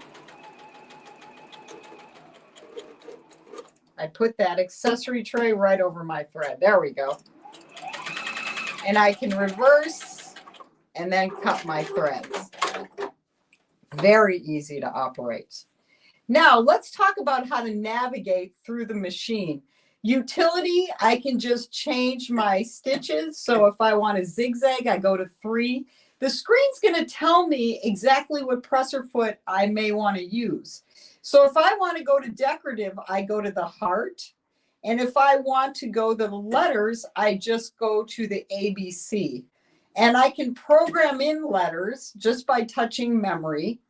So I'm going to program in the word Juki. So I'm going to go to 46 for that next letter, the U. Okay, and then K is 36. And then we are going to put in an I, which is 34. And I'm getting this all from the panel on top so that I can lower my presser foot. And now I can sew out the word Juki.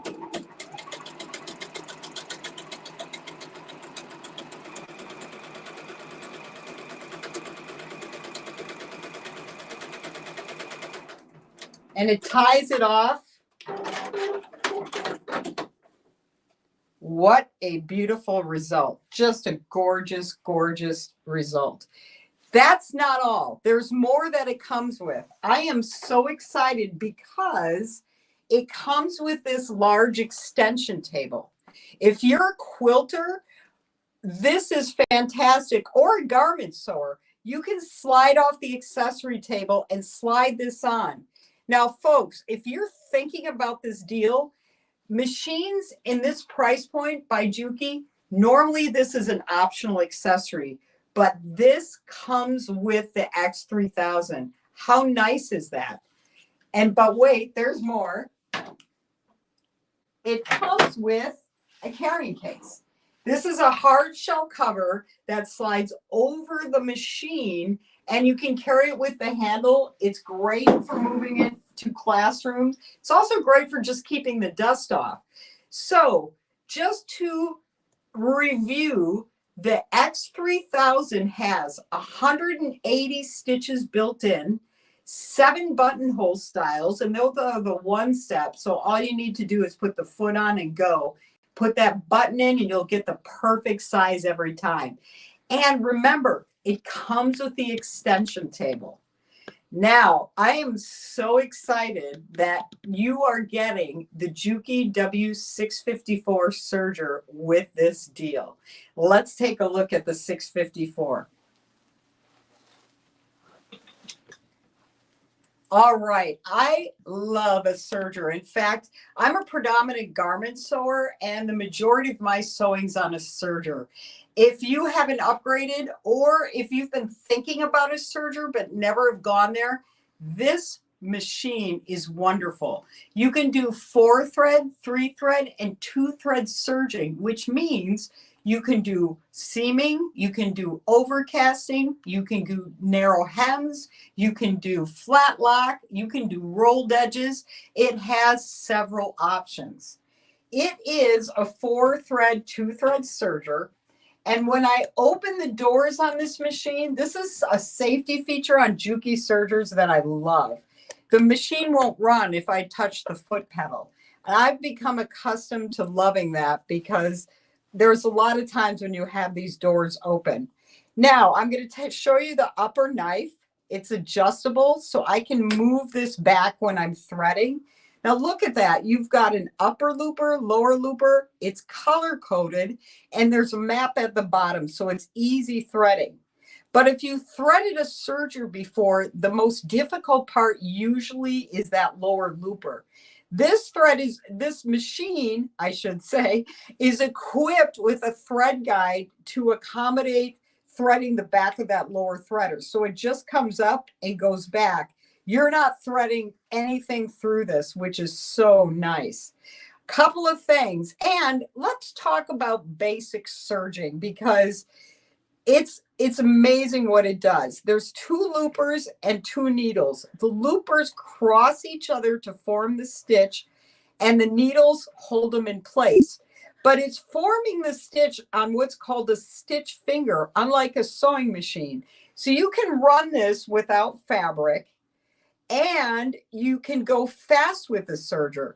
So that finger is right there. I have this adjustment. I can take that finger out of action. So now there is just a narrower pin in there, so I can do rolled hemming, narrow hems, things like that.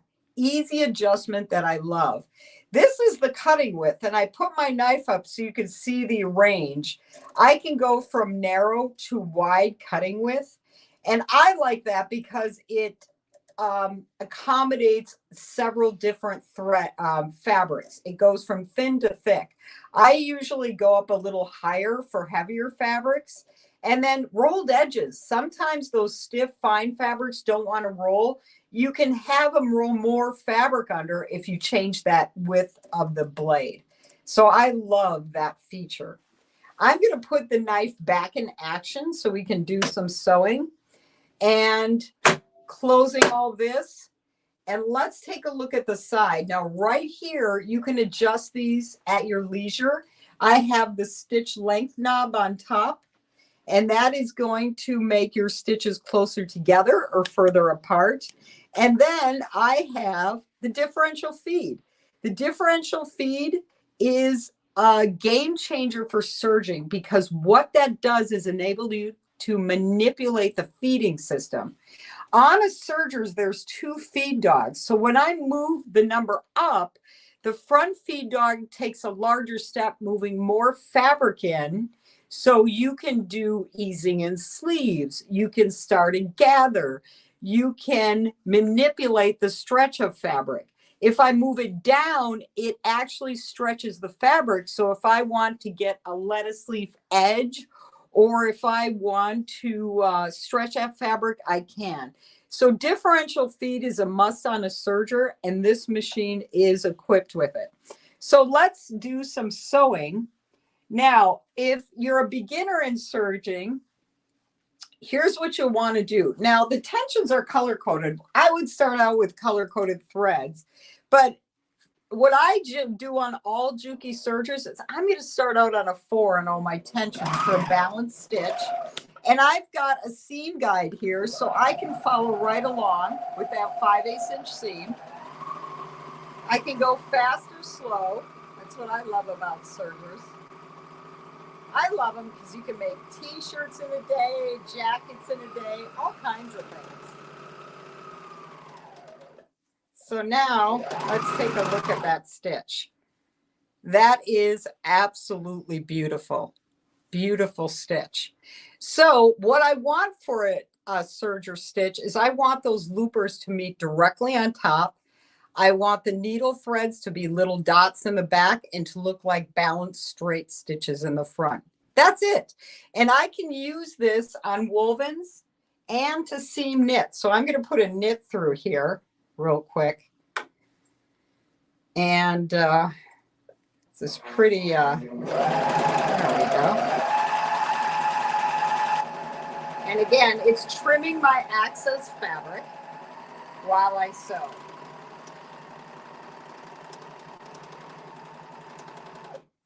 And let's check our stitch on a knit. Fantastic. It's a nice, and look at that stretch.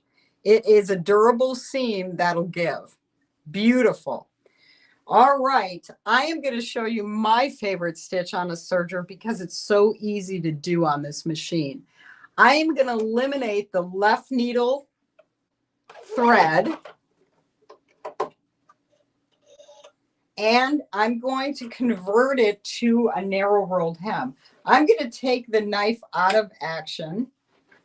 Okay, and I just want to make sure that left needle thread doesn't get married and flirt with the other threads. Okay, so I'm going to take out my left needle. And whenever you're doing narrow edging, it's always a good idea to take out that needle. And it's a good idea to talk about the needle system. This comes with standard needles, so they're flat in the back, curved in the front, so they're easy to manipulate. And to do a rolled hem on this machine is easy.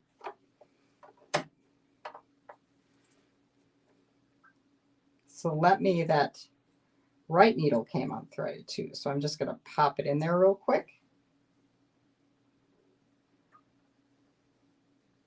There we go. All right, now to get a narrow rolled hem, a couple of things I want to do. I've already narrowed the stitch by taking out a needle. There we go. Now what I'm going to do is I'm going to take this stitch finger out. So then I'm going to put my knife back in, and I'm going to take my stitch length closer. So I'm going to move that towards 1. And right now I'm going to leave the tensions balanced. Cut that thread. And again, I have that seam guide right on the edge. And what I'm getting here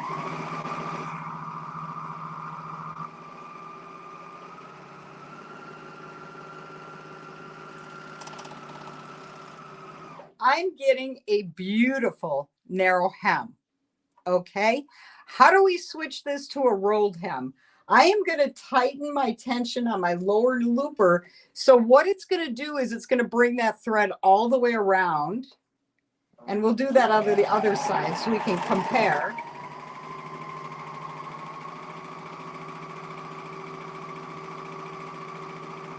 Oh, what a beautiful narrow rolled hem. Look at that.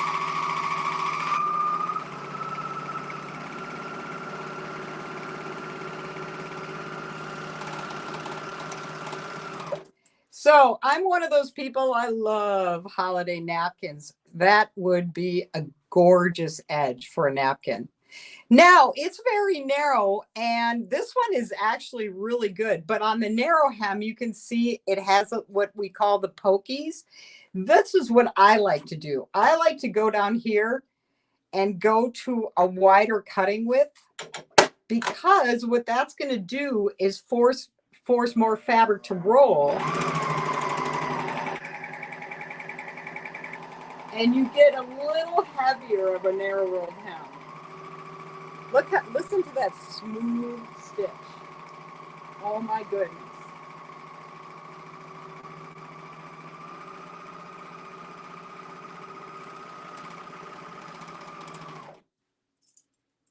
All right, cut this. Let's take a look. It's so smooth, and that's a little bit thicker. You probably can't see that, but if I compare the two, this is rolling a little bit more fabric over.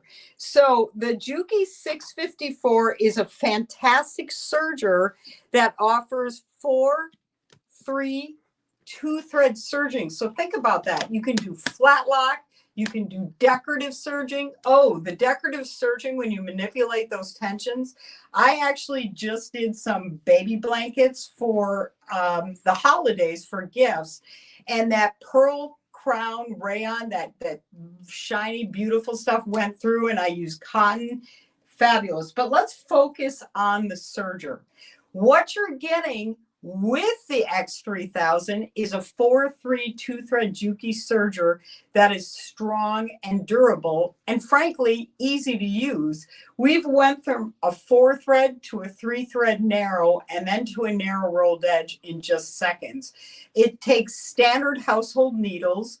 So this comes with Yes, it comes with the Juki HCL X3000 sewing machine. And now the sewing machine has 180 stitches, 7 buttonholes, and remember that extension table comes with it. So if you've been thinking about a combination, or you know a new sewer, I think people should learn on a serger too, because it'll speed up their sewing and make sewing fun. This is a fantastic deal, and this is the one place you can get it today from Blaine. It is great. So to reiterate, I just want to tell you that this isn't a combination price. You're getting the machine and you're getting the serger at no charge from us. It is a beautiful machine. I have been serging for years, and I couldn't believe how easy and fun this serger was to do. So if you've been thinking, if you know a new sewer, and think about quilters, because that extension table comes with the machine as well. You can't get a better deal. I love the serger. The sewing machine's well equipped. You can make labels with those fonts, and they're both easy to use and easy to maintenance. For maintenance, of course, on a serger, you'll want to delint it. And so on a sewing machine, you delint them, change the needles frequently, and you're good to go. And when you buy from Blaine, you're getting that service. They have a whole technical department that'll support you. So I'm going to check in with Blaine. We have a few, maybe a minute left to answer some questions and to hear about this fantastic, amazing deal from Juki. Well, Kelly, great job. I tell you what, I'm so excited about this package because, you know, almost every sewer, professional sewer I've talked to, always said you need a sewing machine and a serger and you can do anything. And today, Juki and SMP is making it very easy for everybody, aren't we? Yes, you are. Thank you, Blaine. This is a fantastic deal. I know. Well, thank you so much, Kelly. I know we're going to see you later on. So we're going to tell everybody how they can get this. Now, guys, this is the Juki combo. You're basically buying the machine for $899. We're going to throw in that serger for absolutely free. So what a great deal this is. And guys, you do not have to call in to get this. All you have to do is go on SMPLive.tv, find the Juki combo. It's in order. Click on that. It'll take you to the product page. You can just add it to the cart and check out. $899 for both machines. Or you can go on SewingMachinesPlus.com website, type it in the search bar. You can type go to Juki category page. But you can go to either one of those. You can type in either one, but there's only one that has the combo with that. So you can either, type in that X3000 in the search bar. It'll bring that up and you'll see the combo thumbnail. It has the serger in there. But again, guys, what a great combo. The serger's that W654. You're not going to find this anywhere else in the world right now. We're the only dealer in the world that has this exclusive of getting the serger for free. And guys, quantities are limited. So if you want this, you better get on the phone, get on the website, get it ordered right now, because they're going to sell out today. They're going to go very quickly. So make sure you get on this, and you'll get it in time for Christmas. If you order today, you're going to not have any problems with it. Again, $899 for the sewing machine, and you're getting the serger absolutely free thrown in. 800-401-8151. Or go right to SMPLive.tv or SewingMachinesPlus.com website. And again, in that search bar, just type in the X3000 Juki or the W654, and you'll see where the thumbnail has the combo, and that's the one you want to get. All right, guys, we're going to continue on. Let's bring Jane back in. And so, Jane, we are still going, but I think we got a little bit of time. I want to do a giveaway. What do you think about that? Let's do a giveaway. I love that. All right. So what I want to do, let's do a couple sewing mats. And, everybody loves these. And what do I tell everybody, Jane, every time we talk about these things? Oh, well, you say you're doing your machine a disservice if it's not on one of the world famous sewing mats from SMP. So this is an exciting gift because we don't want to do any machine a disservice. We love our machines. Well, you're exactly right. I tell you what, these things are extremely useful. They're going to make your machine last longer because they reduce that vibration that goes from the mechanics to the electronics. They also dampen the sound, makes it quieter when it's stitching. It doesn't let it slide around, and it also protects whatever surface you have it sitting on. So if you have a really nice dining room table you want to sit your sewing machine on, guess what? It will not mar it, do anything to it. It's going to protect that surface. So great addition. They come in 13 different colors, 4 different sizes. So Kennedy, Yes. what does she need to do, Jane? Spin that wheel. Yes. Yes. I wish I could say that enthusiastic like Jane You does. can, Blaine. You can. I think you I don't think can. I anybody really can. think you have it in you. Paula Pepler. Paula Hey. Pepler. Woo. That Watching happened today so from fast. you. Paula Pepler, congratulations. Hanging with us on YouTube today. I love it. I like it. I want more of it. Paula, be sure to go to SMPLive.tv. Scroll to the bottom of the page. Fill out all your information. Tell us where to send that mat. But especially, you need to tell us what size mat you want and what color out of the 13 different colors. That's going to be a big decision. It Yes. sure is. All right, we're going to give one more away. So Kennedy, Mm-hmm. let's do it again. Spin that wheel. Okay. Okay, I like that, Blaine. That was all right. It was a little speedy, but it was good. We got to get him some Mountain Dew and Reese's. He'll be up. Yeah, we do. I need a shot of Mountain Dew. Shelly Fuller. Woohoo. Shot of something, that's for sure. Shelly Shelley Fuller. Fuller. So Shelly's watching today from YouTube. So congratulations, Shelly, on your win. To claim that prize, all y'all have 30 days to claim your prizes. Go to SMPLive.tv. Scroll down toward the bottom of that page where it says claim a prize. Fill out all that information. And just like Jane said, most importantly, Shelly, tell us what size and what color sew mat you want. Hit submit, and we will get that order right out to you as soon as we get the information. Woo. All right, Jane, I know we've got Sarah coming in, and I'm a huge fan of hers. Me She too. is so talented, so smart. I'm going to let you take it away and introduce her. And we got a great session coming up with a great deal today on this product.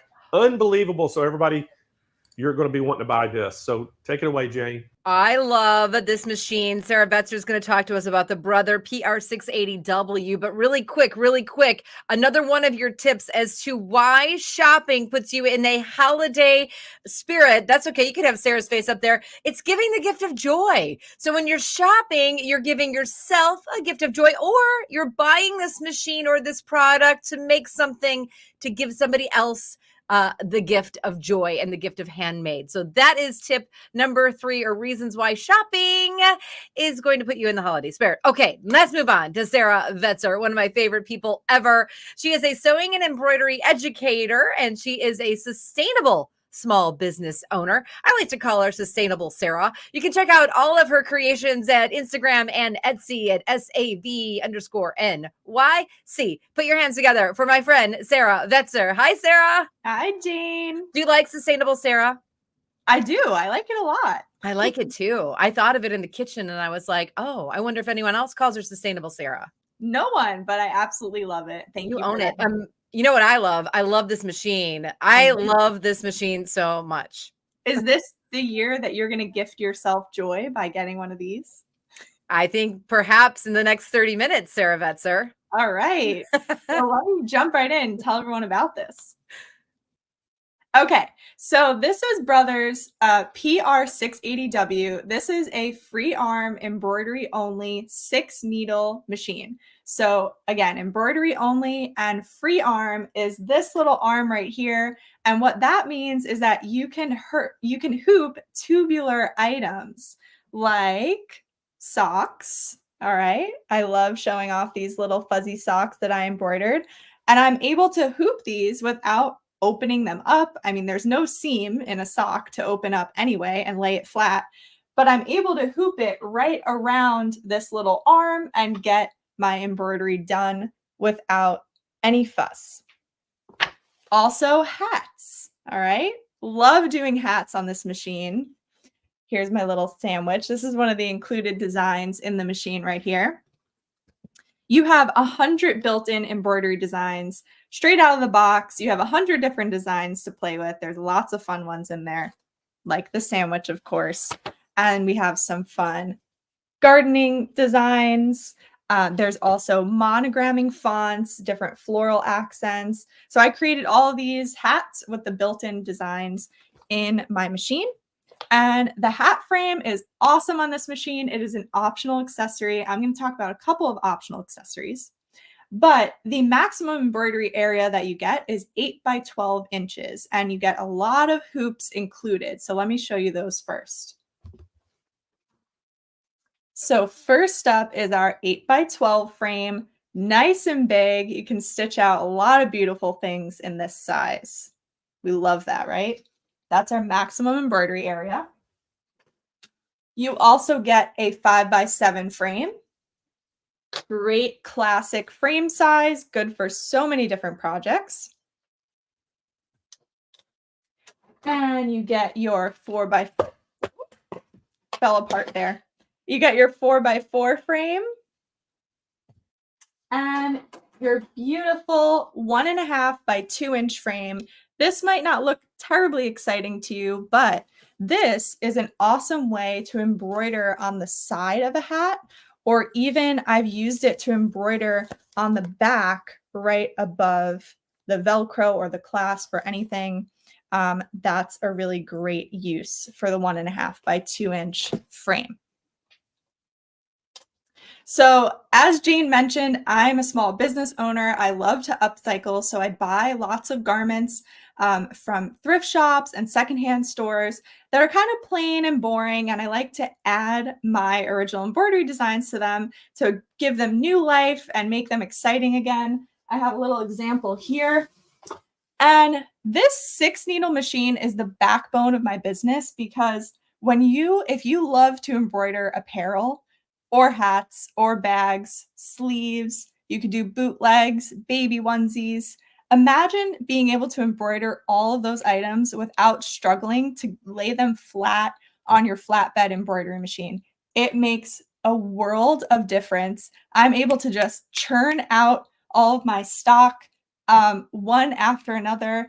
And having 6 needles is amazing too, because the machine cycles through all the colors for me. So it's kind of a set it and forget it situation. I set my machine up with my garment, with my colors, my design, and then it does all the colors for me, trims in between color blocks, and it just sings to me when it's done. I come over and I have a beautiful shirt ready to sell in my store or wear or gift. So this one has some elastic at the bottom. It would have been very difficult for me to lay this flat on a flatbed machine and get it all hooped up.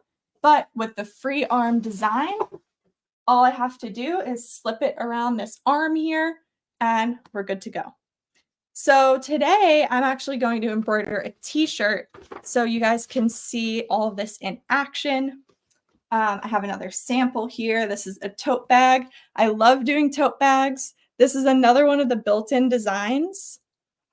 Again, there are 100 of them. And the machine stitches at 1,000 stitches per minute, so it can really work hard for you. You could get a lot done at 1,000 stitches per minute. Trust me on that. So you can see here we have a beautiful 10-inch LCD touchscreen. And I'm going to switch over my camera now so you could see up close and personal to this screen here. And let me give you a quick tour of what we have going on. So these are all of our design categories. We have our embroidery designs here and more subcategories for designs. Once I select any of them, I can select a specific design to get a larger preview of it up here. And it also gives me the dimensions displayed right on the screen so I know exactly what I'm working with. We have, of course, our frame patterns, which are really helpful when you want to create a nice design layout. We have buttonholes built in here, as well as buttonhole decorations. And then we have our lovely monogram fonts. There are 3 different layouts here of the monogram, so you can choose which one you like. There are also monogram frames to add a little spice to that design. So once you select a layout, it opens up your keyboard here, and you're able to select the letter on the left, the letter in the middle, and the letter on the right. And then you have an instantaneous monogram design. I love that this is built into the machine. And then you have so many fonts. There are 50 different fonts built in. I get a lot of custom orders for my business, and I have so many fonts to choose from here that I pretty much have everything I need. I rarely have to buy an additional font or design one of my own because there's so many different options here. There's really something for everyone. Lots of fun stuff going on. 50 is definitely a nice number to choose from. All right, and then we have our decorative alphabet. There's lots of those as well, and these are gorgeous. These are so beautiful for creating personalized gifts. I absolutely love these floral letters here. I mean, how cool is that?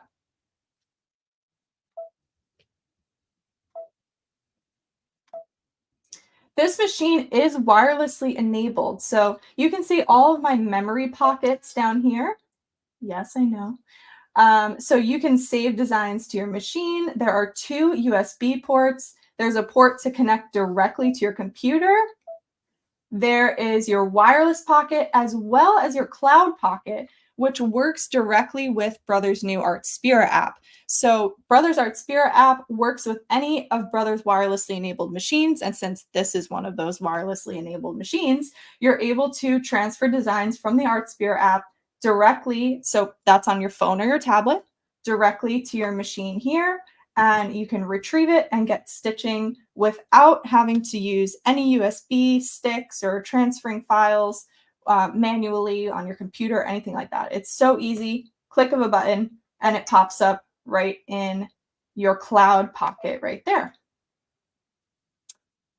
All right. So I am going to do a really fun demo for you now. We're going to do some text editing. I want to stitch out a t-shirt really quick with you guys. So let me get my t-shirt here. And to do this, I am going to use one of my favorite optional accessories for this machine, which is the 5x7 magnetic frame. I have a little piece of fabric hooped in here right now because these magnets are strong, okay? It has 4 magnets that hold it together. They lift up really easily, but they are nice and strong. So anything you hoop in there is not going to move at all once you get it set up. So I'm going to set this on my machine.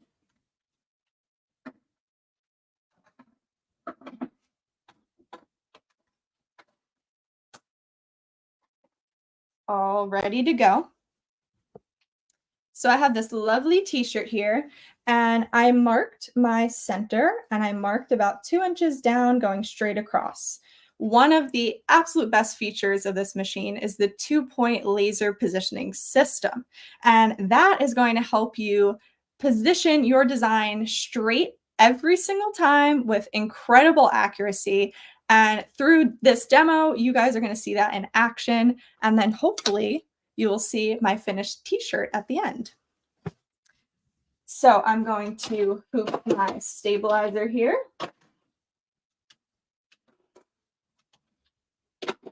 Now, the way this frame works is that it lifts up just like this, so you could slide your project on.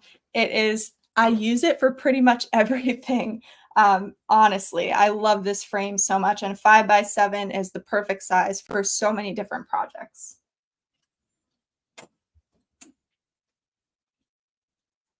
Got my stabilizer. Now, if you wear it, don't tear it. That's the beautiful stabilizer rule. So if we're wearing the garment that we're embroidering, we're going to use a nice cutaway stabilizer. So now this is the beauty of the tubular or the free arm here, is that I don't have to mess around with trying to lay this flat and making sure there are no layers caught underneath, because how many of us have embroidered through the back of a project? Me. It stinks. So you really don't have to worry about that with the free arm machine, because I'm going to hoop this upside down. I'm just sliding it right onto my hoop here. I can position my crosshairs somewhat in the middle of the frame, but because of our positioning system, I really don't have to hoop it straight or in the middle. We can make sure with the 2-point positioning system that our design is going to come out straight, even if we didn't hoop our project straight. So that's all there is to it. You see my shirt is hanging down the bottom part of it here, so I don't have to worry about that getting caught up in my embroidery. I'm going to add a little water-soluble topping to this. Make sure all my stabilizers are nice and straight. And then I'm just going to put my magnets back on. So they just drop on really easily, but like I said, they're very strong, so they're holding my project perfectly in place.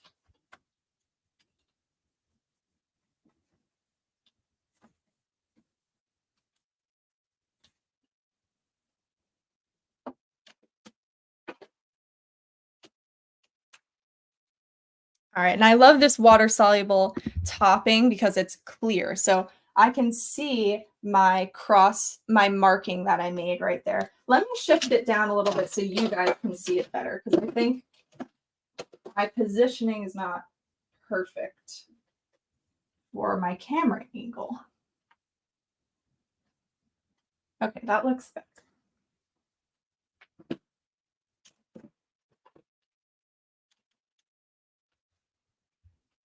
And you can probably see that my line is not straight. Now, I do a lot of embroidery, so naturally I am a little bit better at getting it straight in the hoop because I've just hooped things so many times. But I promise you, this is not straight. And so now I'm going to show you. Let's pick our font. I like this one. So we're going to create our design. I've been selling some t-shirts that say I miss my plants, and people really love those. I think they relate to it. I have a lot of plants at home, and when I'm not at home with my plants, I miss them. So I created this t-shirt design that says I miss my plants. Other people definitely resonated with it. So let's make one of those.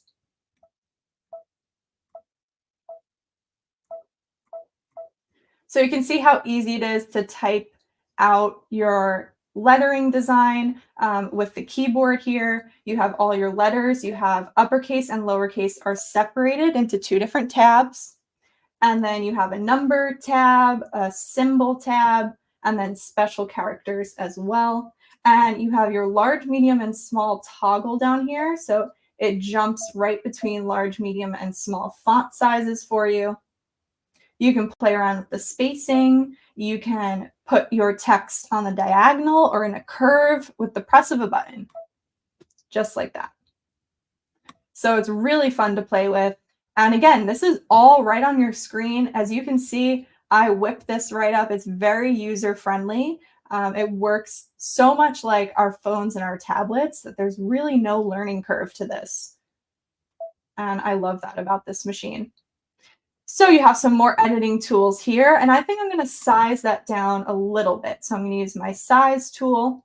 And again, I can toggle right down to small if I like, or I can play around with some sizes in the middle. I think I want it to be about 4.5 inches. And I have my dimensions right here so I can see exactly what I'm doing. Okay, I'm happy with that. And now I hooped my shirt upside down, so I have to just flip this around. We don't want the words upside down when we stitch it out. All right, now I'm on to my second editing screen, and this is where the positioning happens. So you can see my red laser light has come up, and it is way off from where the center of my blue pen marking is. So I'm going to use my positioning tool on screen, and it's asking me where I want to position. So do I want to position from the top center, from the top left corner? Where do I want to start that positioning? Since I marked the top center on my shirt, I'm going to stick with the top center positioning as my first alignment point. And my second alignment point, I am going to go to the right. To the left would be fine as well. I drew my marking on both sides, so I'll just stick with the right-hand side. Okay, so now my arrows come up here, and it's showing me that we're positioning the top middle first. So I just have to align my laser with the top middle marking on my shirt.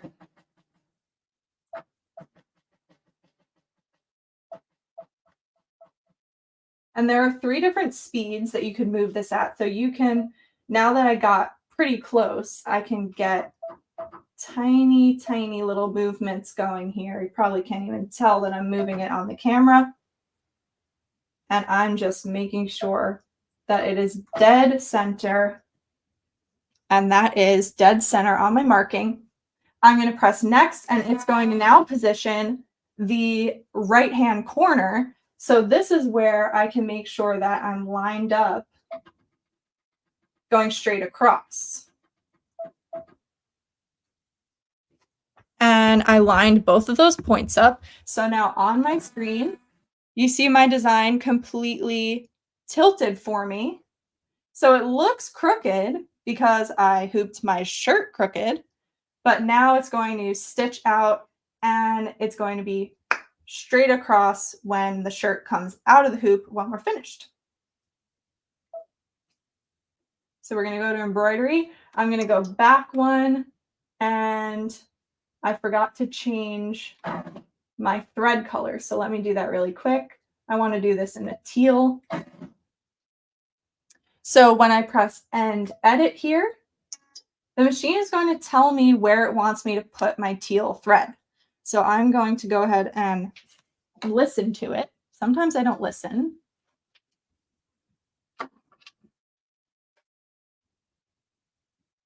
I found that a lot of people have been intimidated by threading this machine, but it's really not difficult. Everything is labeled for you. All the threading instructions are actually printed right on the machine, so they'll always be there. And you just follow it through.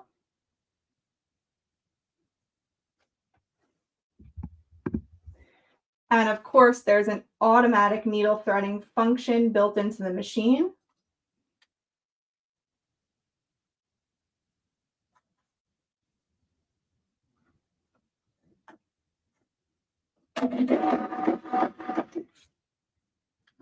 Okay, so once I'm ready to go, I'm going to close this so it stops blinking. I can press my needle threading key and use my handy dandy needle threading tool to just hook my thread in. There's a trimmer for each needle. I press the needle threading key a second time, and it pulls it right through for me, and I'm ready to go. Pretty awesome, right? I know everyone is always so scared of learning how to thread it, but it is so easy. So I'm going to lock this, and we're going to get stitching.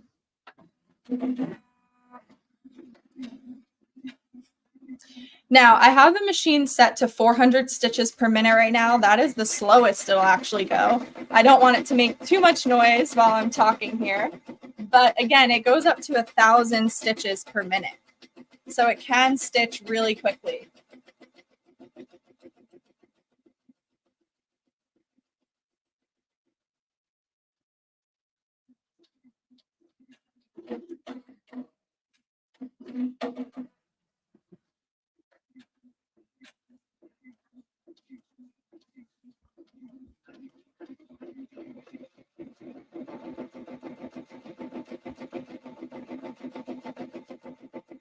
I see a question in the comments.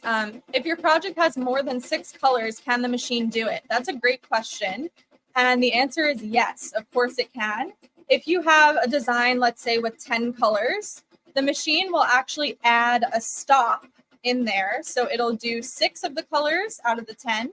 and then it'll ask you to stop, and it'll tell you which needles to change to do the rest of your 10 colors. So it organizes all the colors for you, and it really takes you step by step through when you need to change the colors and which ones to change and everything. So you can get all of those 10 colors stitched out. All right, I'm going to crank it up now.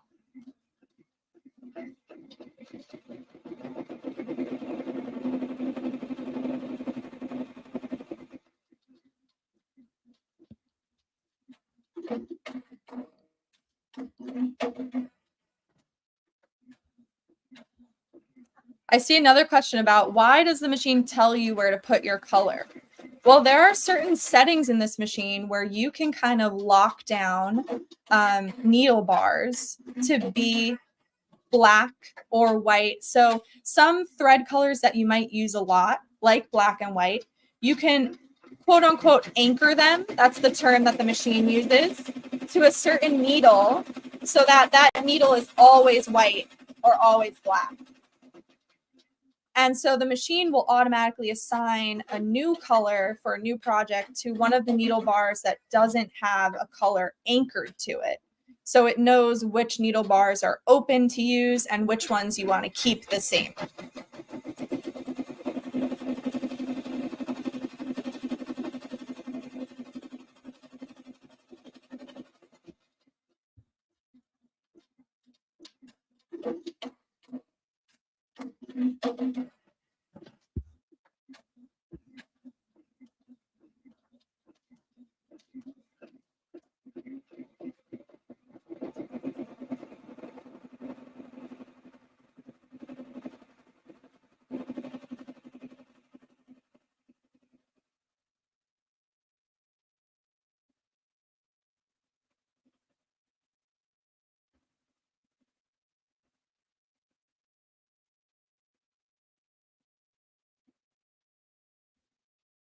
I have my machine set up on the PR stand. That is another optional accessory that Brother offers, and I highly recommend it. It holds all of my hoops and it holds my machine beautifully. It's also on wheels, so I can move my machine around.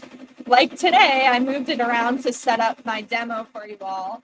And I am a pretty small gal, so moving a machine like this is not easy.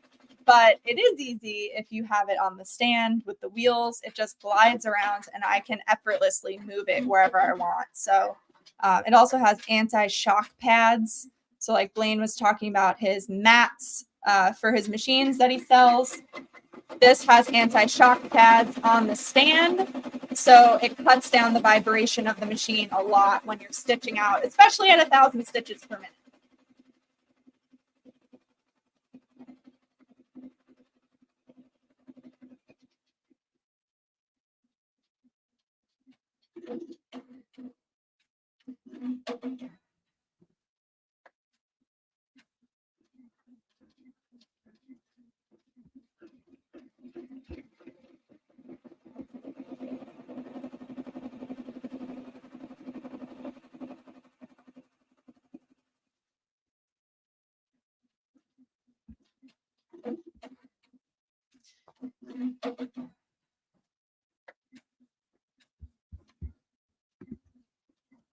So I might not finish the stitch out in time. I know I have to throw it back to Jane in just a moment here. But to wrap up, I just want to say thank you all for having me. I hope you enjoyed this demo. This is such an awesome machine. If you're a small business owner or thinking about starting a business, or if you're just someone who loves to embroider apparel, hats, tote bags, this is a must for those items that are trickier to hoop on a flatbed machine. It is such a joy to work with. Really easy to learn how to use. Yeah, I really can't say enough good things about it. I use this machine every day, so I love it. I hope you guys loved it too.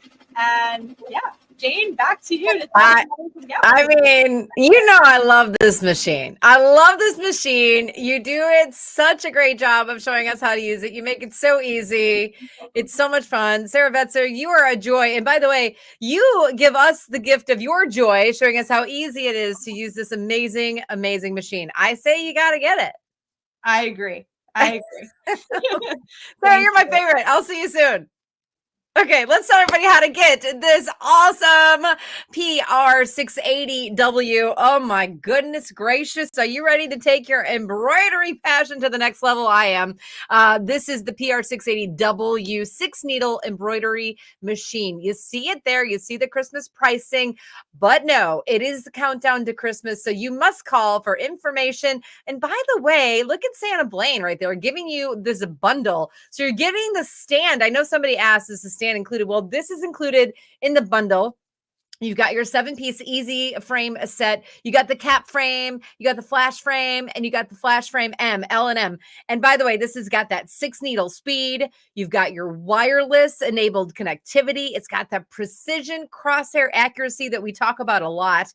It can handle a wide range of products and fabrics with that huge 8 by 12 inch embroidery area. And you've got that LCD display, which is a 10-inch high definition LCD display, and the big icons and the scrolling menu. I mean, you can make something new or you can upcycle just like Sarah does with 100 built-in embroidery designs, 18 monogram font styles, 140 frame pattern combinations, 50 lettering fonts. Need I say more? I will. 100 buttonhole styles in 3 sizes. This is the Entrepreneur Pro 680W. I love this machine. I've always loved this machine. I would tell you I do love this machine. Plus, you're getting a bundle right there. 800-401-8151. Yes, we love it. Blaine?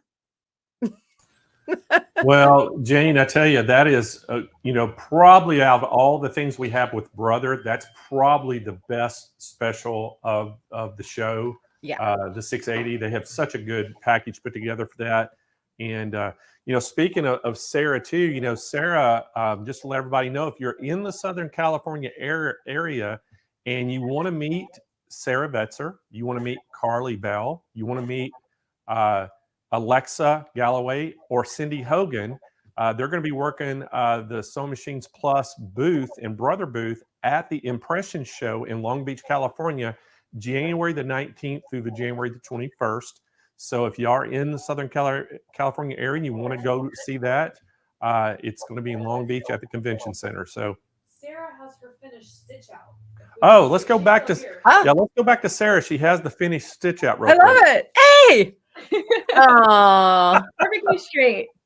Perfectly straight. Perfectly perfect. That looks awesome, Sarah. He's so awesome.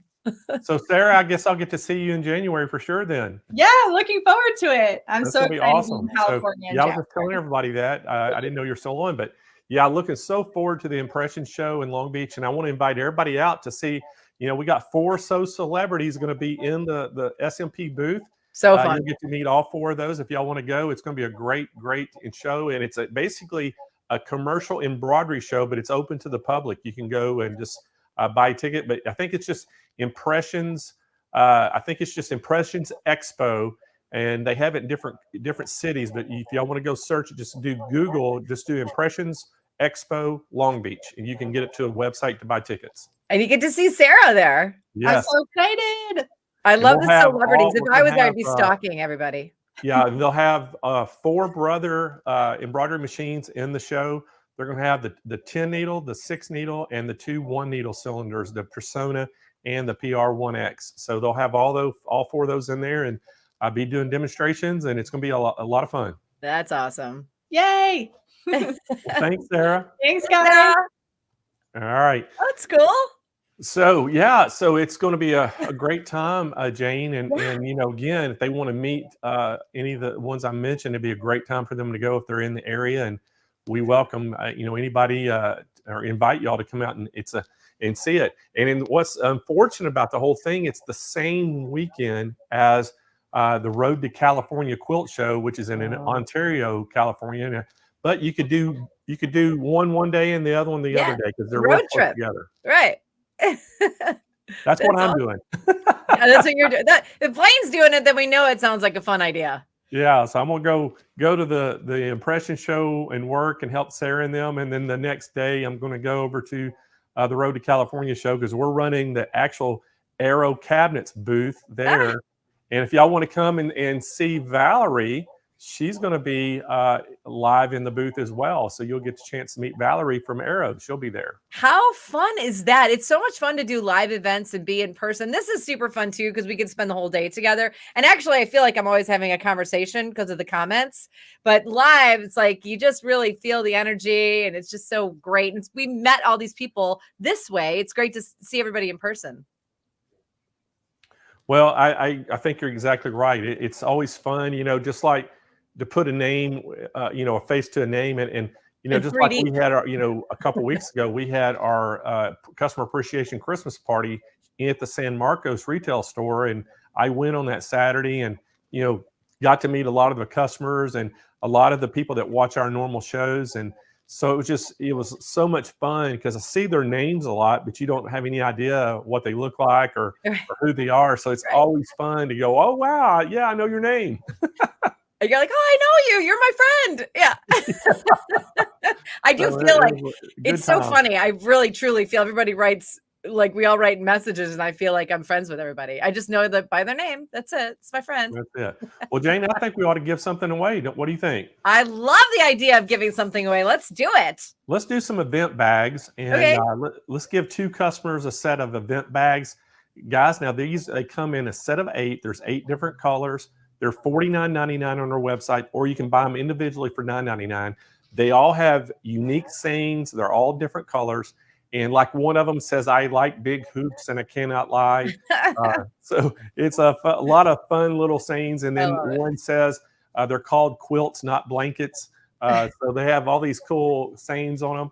And but anyway, we're going to give 2 SMP customers away some of these. So Kennedy, spin that wheel. You got it, dude. Right from Full House. That show is too old for you, Kennedy. No, it's not. Yeah. Gloria Chats watching on YouTube. Thanks for hanging with us today on day 2 of Countdown to Christmas. All right. So Gloria, you need to go to SMPLive.tv. Scroll down toward the bottom where it says claim my prize. Fill out all that information, hit submit, and as soon as we get that, we'll get your bags right out to you. You have 30 days to claim that prize. So Jane, let's go ahead and give another one away. Let's do it. All right, Kennedy. Okay. Jane, Kennedy, spin that wheel.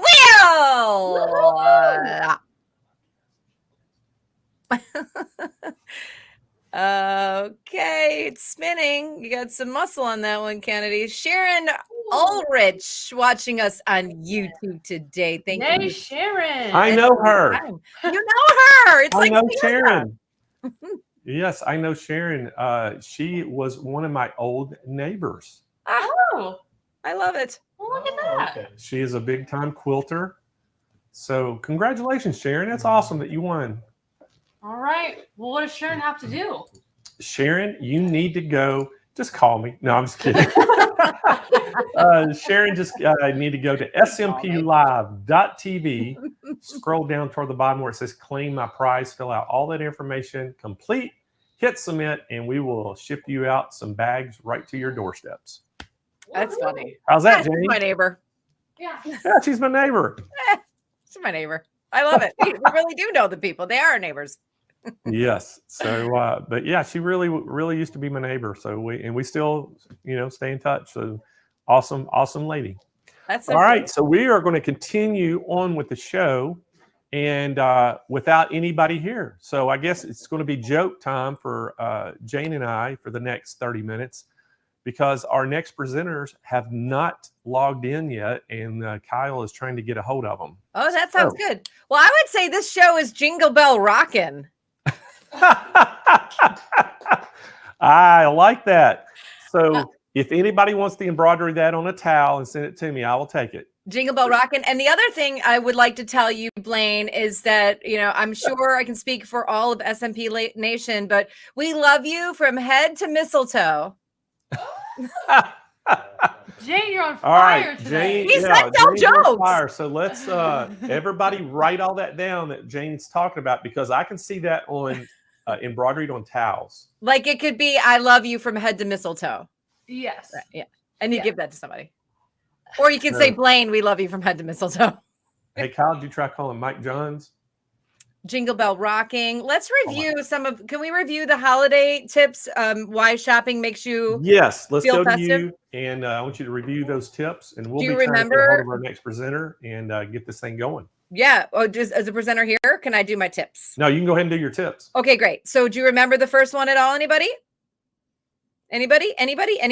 Okay, it was hope and anticipation, because when you order something from SMP, you're hoping to get it soon, and the anticipation for when it comes and arrives in that beautiful box, and you get so excited. So that's number one. Number two is the thrill of the hunt. We've seen so many great products yesterday, today, the rest of the week on the website, SMPLive.tv. So you're hunting for just the exact right product that you want to add to your sewing room.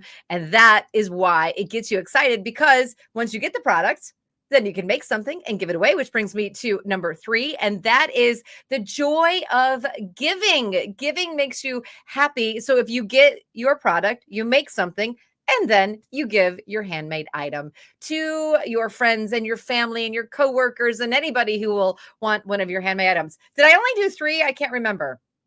I'll give you a fourth one. You guys want a fourth one? I think you do.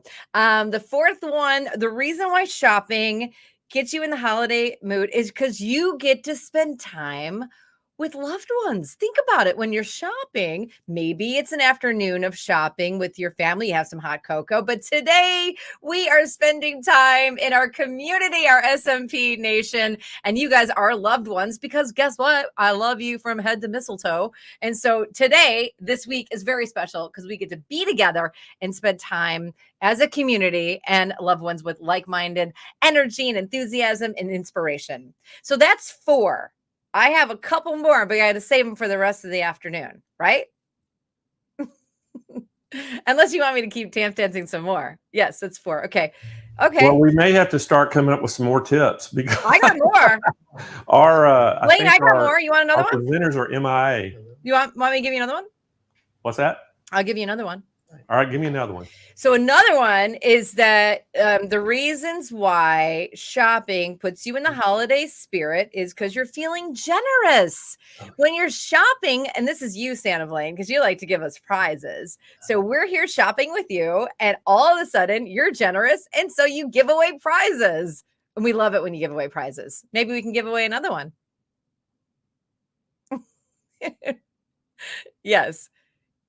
We can. Okay. So that's number four. I can't give them all away. All right. I'll give them all away. Let's see. Oh, you're back. I am back. Did you like that?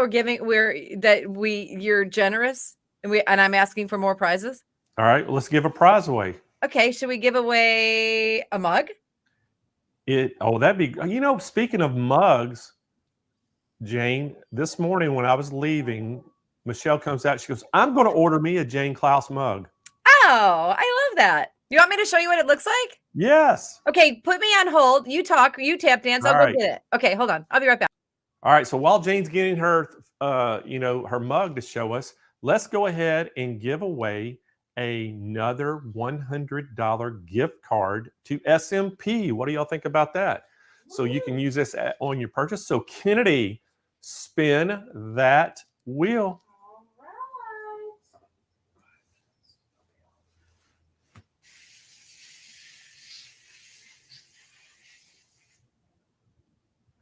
Marcia Frost. So congratulations, Marcia Frost. Now with a last name of Frost, I wonder if she's kin to Jack. I know. That's so on brand for this week too. So it's right on money, Marcia. So congratulations, Marcia. And she's watching today from YouTube. So Marcia, we need you to go to SMPLive.tv, scroll down toward the bottom of that page where it says claim my prize, fill out information, hit submit. And once we get that information in, we will email you back a gift card code that you can use at checkout to save yourself $100 on your order. And it's that simple. Marcia. And so Marcia, chime in there and let us know what you're going to buy with your gift card. But you have 30 days to redeem it. So guys, we are actually, Baby Lock is up. We're up next. They're running late. They had a little bit of technical difficulties. They're actually going to come on, so we're probably not going to have time to do any kind of demos, but we can at least talk about the machine. We're going to talk all about that Altair 2, and at least they can talk a little bit about the Altair 2, tell you a little bit about that, and then we can get the pricing, because right now we have about 15 minutes left in this session, so they'll have to make it quick, but they are trying to work it out, and I think they have finally worked all the problems out, and they're getting ready to come back on air. So they're giving us about 5 minutes, couple minutes, I guess they're saying. We'll be back. So Jane is back. Let's go back to Jane, and we'll show Jane's mug, and let's see that while Baby Lock's getting ready. Okay, so this side of the mug is DIY by Jane, because that's me. And then this side is my famous saying, more is more and less is a bore. So you remember, go big or go home. So, and it has a pink inside. So this is like literally my favorite mug. I'm going to give one away, but you can also get it on my website. And Blaine, I got to tell you this, because you know I love mugs. I'm obsessed. I collect mugs. This one, I think everyone will like. It says, because life is about love after all. With the yellow inside. I know. And a heart on the back. These are all my original designs. And then this one, can you see that? Domestic Diva. Too many lights. Domestic Diva with a little, I know you guys are domestic divas out there. And then it has a heart on the back. But you know, I love my Domestic Diva designs. And this one is because we're sewers and it's a gown. It says, people will stare, so make it worth their while. But I have a collection of mugs on my website, but I think we give away one of these, more is more, because it's my famous saying I say to you all the time. All right, so Jane, if I wanted to go buy one of these for Michelle, so how much is it, and where do I go? Just JaneClouse.com? Yeah, go to JaneClouse.com, or you can just Google up Jane Clouse or Shop Jane, Jane Clouse, Shop Jane. Go online, JaneClouse.com, go to Shop Jane, and you'll see in the merch section, there are all, oh no, this is at Home and Living merch. In the merch section, it's t-shirts. They all have this really cool Domestic Diva slogan on it. I'll show you this. See?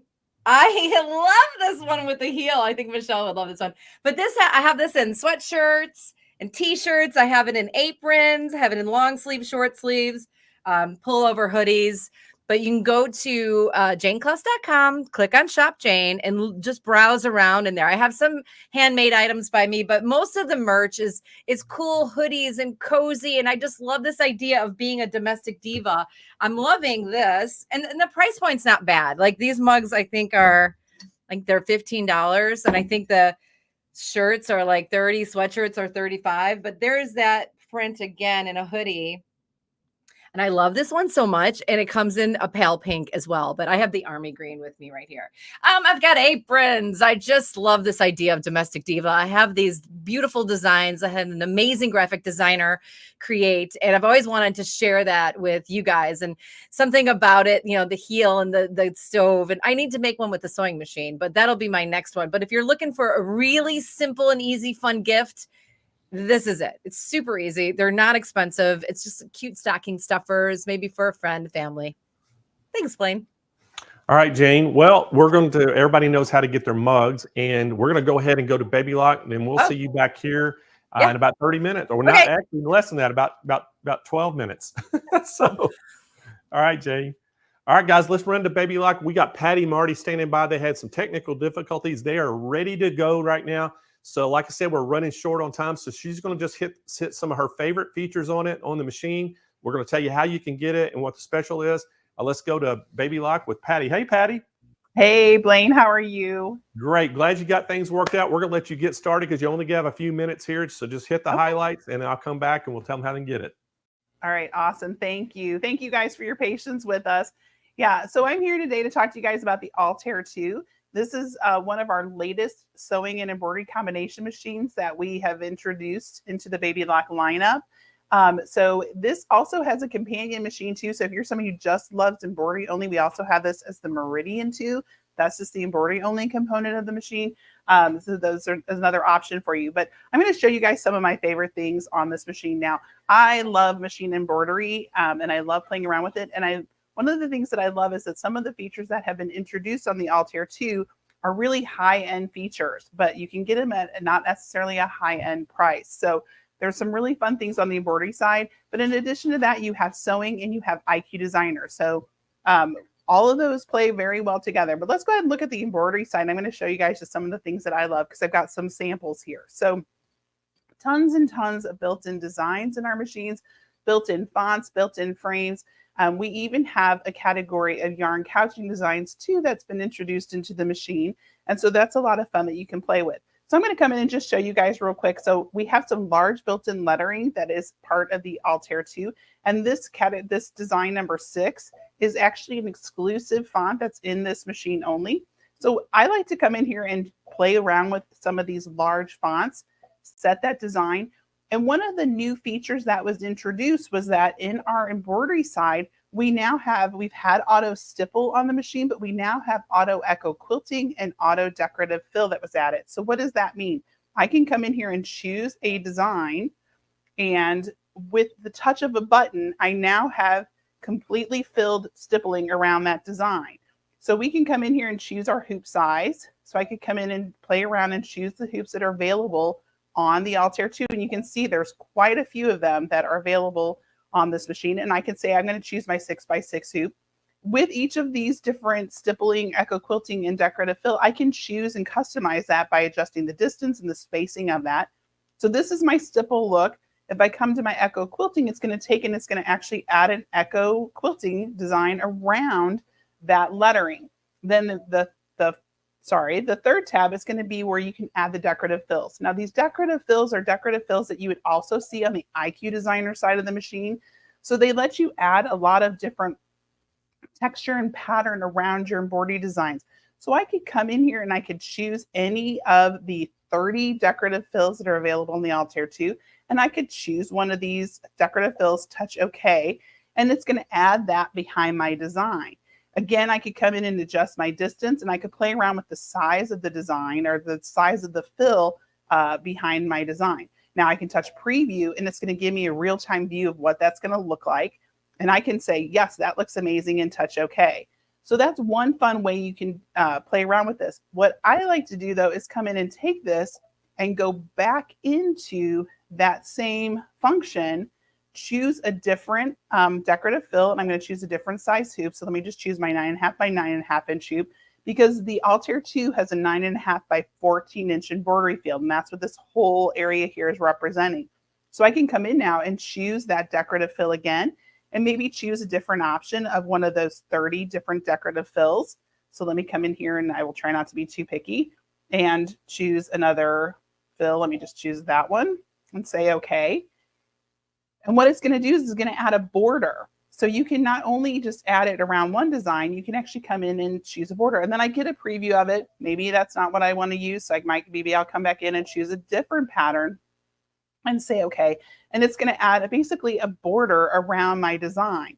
Again, I can touch preview and see what that's going to look like.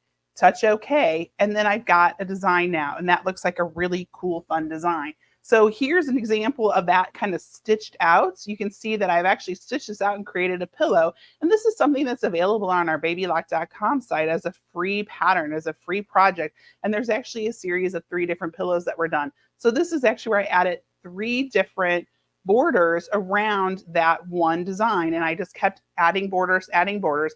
And then you'll notice here, I have some candle wicking stitching, and that was all done using the IQ Designer feature. So it allowed me to kind of customize and add some extra decorative stitching in between each of those different layers. So that's kind of one of my favorite things. The other thing is, let me come out here and go back to my home screen. Just going to come in here and pick a design.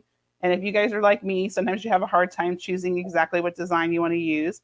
So let's say I just pick something like I'll just choose Hope right here, and I'll touch set. Oh, no, that's a big one. Let me choose something else. Sorry, guys.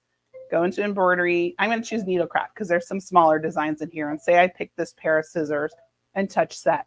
One of the things that's really nice is, say I wanted to stitch these all out and turn them into a project, but I wanted to stitch out multiples of them. One of the features that I have now in the Altair 2 and it's in the Meridian 2 is underneath my pattern repeat key, which we've had the pattern repeat key in embroidery for a while. But if I click on this, I can come in here and I could add designs either horizontally or vertically to repeat designs and fill my whole hoop. But now I have this amazing matrix key. So if I touch this matrix key, what it does is it takes that design and automatically repeats it, and it fills up the hoop that I have selected. So again, this is my 9.5 by 14 inch hoop.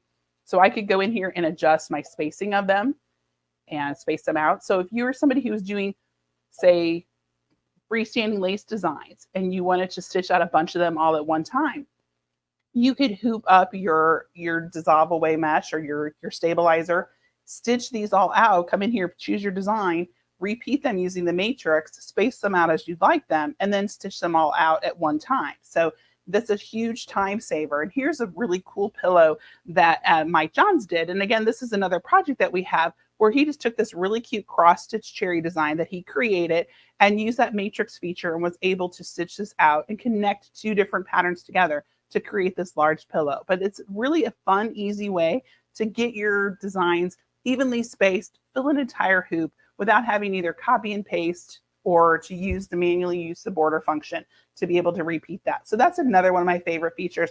And then I'll share with you guys one other quick embroidery feature that if you follow any Baby Lock stuff, you know that I fall in love with, and that is using our embroidery yarn couching. So we added with the Altair 2, and there's also an upgrade available for our existing Altair and Meridian customers that added this yarn couching, and it either has open and airy designs.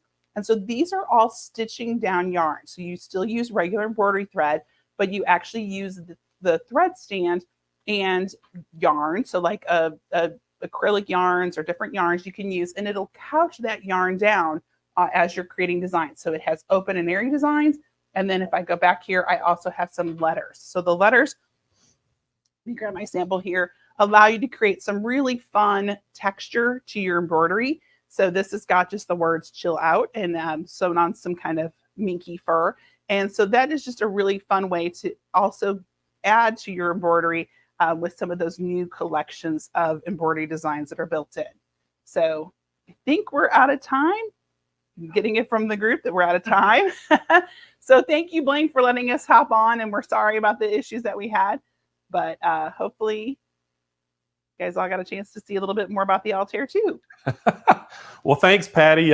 We were running short on time, but you did at least hit some great highlight of the features, which, that's all that matters. At this point in time, we want to tell everybody how great a machine this is, and got a great call-in special. So thank y'all so much, and thank Baby Lock for being part of the show. And I know we've got some of the educators the rest of the week, so we'll see y'all tomorrow with some other products. So thank you so much. We got something festive on again. Yeah, we love the jacket, Blaine. Mike says he loves your jacket, Blaine. I'm bleeding. Oh, nice. Yesterday he had on, yeah, like it. So Yeah, yesterday he had on Santa. Story before we go to the thing. Mike, I got to tell you something so funny. There's a song out there that they say Mike Johns. Do you know that? No. Okay, I'm sorry, Mike Jones. Oh, Mike Jones. Oh, but close enough. You know the song I'm talking about, kind of a rap song? Mike Jones, Mike Jones. We've changed that to Mike Johns. So every time you come on, Kennedy and Chicago, they always start singing Mike Johns. You have a theme song. Mike Johns. Have his own theme song. That'd be awesome. That'd be awesome. We've been doing it behind your back for 2 years. Oh, how funny. How funny. How funny. Awesome. Right, well, guys. thank you guys. Have so a great much. rest of your show. Thank you. All righty. All right, so guys, we're going to tell y'all how y'all can get the Altair 2 by Baby Lock. Again, guys, fantastic price on this, $94.99. And look at the bundle you're getting with this. You're getting the 26-piece foot kit. You're getting that extra large trolley with the embroidery module case, absolutely free with the purchase of this. We have some special financing available, so give us a call at 800-401-8151. It is a call-in special, so you make sure you get on that phone and give us a call. We're going to ship it free nationwide right to your doorstep. And again, guys, this is the Baby Lock Altair 2 embroidery and sewing machine. Guys, this thing is loaded up with features. And I tell you what, it's one of my picks for the machines out there right now, just because of you can get some that's a little bit more top of the line, but I tell you this, for the money, you're getting all the bang for your buck. So, all right, guys, let's bring Jane back in. Hi, Jane. Hi, friends. We had to make a really quick pit stop with them because They had little technical difficulties, didn't you? They didn't have a lot of time, but Patty did a great job of doing it. But I'm gonna let you get going. Okay. Next up, we have Grace coming in the house. So I'm gonna let you get them introduced, and then I'll see y'all back here in about 30 minutes. Sounds good. Thanks, Blaine. All right, everybody, let's keep the party going. I'm super excited to be here on day 2 of Countdown to Christmas. So next up, we have got the amazing Laurel Daniels and Melinda Romero with the Grace Company. Now, Laurel, as you know, is an account executive for the Grace Company and has been with the company for about 1.5 years, maybe a little bit more. And Melinda is an account executive with the Grace Company and specializes in Grace's long arm machines. So today they are here to talk to us about the Little Rebel and the Cutie frame. Put your hands together. Say hello to Laurel and Melinda. Hello. Hi, everybody. Thanks so much, Jane, for having us. We're super excited to be here today. It's great to have you here. I love your backdrop. You guys look very festive, so it's wonderful to have you on the show. I'm super excited to find out what you have and tell us all about it. So I'm going to just turn it over and let you guys go. All right. Thanks so much. So, Laurel, we've been with Grace Company, both of us, for 2.5, 3 years, right? Yeah. All right. And in our time frame, we've had some awesome new products, right? Yeah, fantastic. Some ones that you're kind of like, I feel like that probably should have already been in the industry, but you're like, I'm so glad it finally is. One of those we're really excited to kind of talk a little bit more about with you, and actually it's a little bit different than some of our previous product where it's a mix of kind of what the machine abilities are. Yes. So without further ado, my so far, 2.5 years in, my absolute favorite new product. Love it. Yes. Should we tell everybody? Yes, I know. I'm so excited to reveal it. All right, here we go. So today we're showing our Little Rebel. We've did a pre-launch of the Little Rebel earlier this year. VDTA in Las Vegas was our dealer show. We did our public launch or pre-order of the Little Rebel in July, end of July into August. And there's been so much hype about the machine. We are shipping. It's gone just a little bit slower than we anticipated, but we've been assured, it's ramping up and we are getting those orders out. So what are some of your favorite features so far about the Little Rebel? Well, one of them, and it's actually kind of encompasses really what the machine itself is. Melinda, you talked about this is your favorite product. I love it because for me, coming into really working at Grace Company and just the whole industry, I definitely was more on the sewing side of things.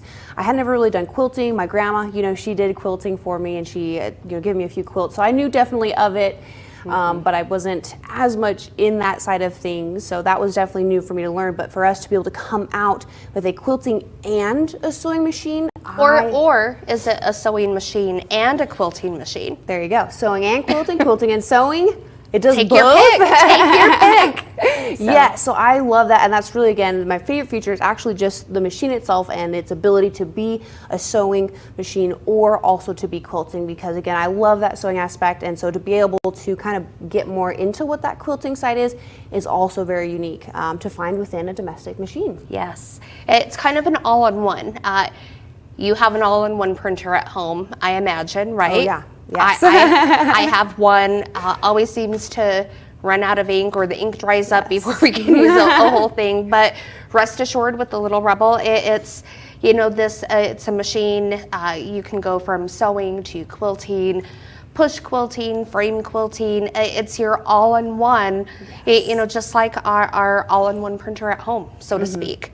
So I love the look of the Little Rebel. It's sleek. We have the 13-inch throat. We have the 8.5-inch height of the harp area. I never experienced that. I mean, I was the girl, when I turned, I think it was 12, I got my first sewing machine. I still have that sewing machine. Do I know how to sew? Yes. Do I sew regularly? No. Could I picture myself sewing more with the Little Rebel? Absolutely. Yeah. So the features are so easy. Everything's right at your fingertips. It's phenomenal what can be done with the Little Rebel. So. Yes, yeah, I love that. The throat space, I guess I didn't, I knew about it, but thinking back to, again, my first sewing machine and getting into things, it had nowhere near the height or the length of this throat space. And even now looking at it, it really is still a fantastic machine, but I'm like, whoa, I'm almost like, I don't know if I can go work on that. I'm just like, I need to get one of these because it does have just those amazing features. And one of them that I also really love is, you can see even in this throat space here, is actually the lights that are all on this machine. So again, we have it in the throat space here. We also have it by our needle here. And then it is a little trickier, but up underneath this extension table, there is a light in that bobbin area. And I love that because I think just anywhere, and like in studios, right, you have a lot of light here to help us, but when you're in your home, you don't tend to have that. And I feel like I usually pull mine out in like my dining room table area, which seems to have like one light over the middle of the table, and so I'm like working in this dark space. So I love all the lights that come on the machine. Yes. Now you brought up one thing. So you brought up the bobbin area. Yes. I think one of my other favorite features about the Little Rebel is it has an M-class bobbin. Yes. What domestic sewing machine has an M-class bobbin? I can't think of any. I'm gonna throw it out there. I might be wrong. I don't think I am. But zero domestic machines have an M-class bobbin. Don't take my word for it. I believe I'm like 99% positive. So I love that. With the M-class bobbin, you can load approximately 80 yards of thread on an M-class bobbin. It's phenomenal. I don't even know how many yards an L-class bobbin holds, but I mean, just looking at the size comparison, the difference, the M-class bobbin will give you so much more, less bobbin changes, more time sewing. So I love the M-class bobbin on the machine. Speaking of the M-class bobbin, the machine also has a built-in bobbin winder. I love that feature. Everything, I've said it before, everything's right at your fingertips, ready to use. Yes, I love, well, especially with this bobbin winder, it's a little bit unique too compared to some that you'll see out there, is that with this, there's actually a motor that runs the bobbin winder specifically separate than that machine. So it's still fully, designed into the machine, but if you want, and that's why you'll see there's actually 2 spots here for you to put spools of thread. So if you want, you can actually come wind a bobbin and be sewing at the same time. So I think that's kind of a unique feature. Not a lot of machines have that. And again, I'm not a very well known in all domestic machines. I don't know of a whole lot that really have that out there, but I love that. It's just, fantastic. Love that it has the larger bobbin. Love that there's a separate motor and that it's built in. I know some people are like, hey, I got a separate one, but they lost it or it broke or something. So to have it built into your machine, still at your fingertips, like you said, Melinda, wonderful. And then I do want to highlight as well, just to kind of keep in line with that whole bobbin, and also partly where I pointed out that there is a light in that bobbin area down there. But I love, and if you'll notice here, on the top, it doesn't show, but they're actually underneath. It's a front loading bobbin. So on domestics, a lot of time you load it in from the top. So I don't know how many of you guys are do it, but so usually you have to like finish a product, take it off to be able to change that bobbin. So to be able to keep it on there and just simply lift up this little extension table here so you can access that is, I love it. It's an amazing feature to be able to have with, built into the machine as well. Yes. And I just want to go back to that built-in bobbin winder. We can see kind of barely at the top in the bobbin winder area, the instructions on how to load the, or in a sense, start bind, or, to be able to wind the bobbin.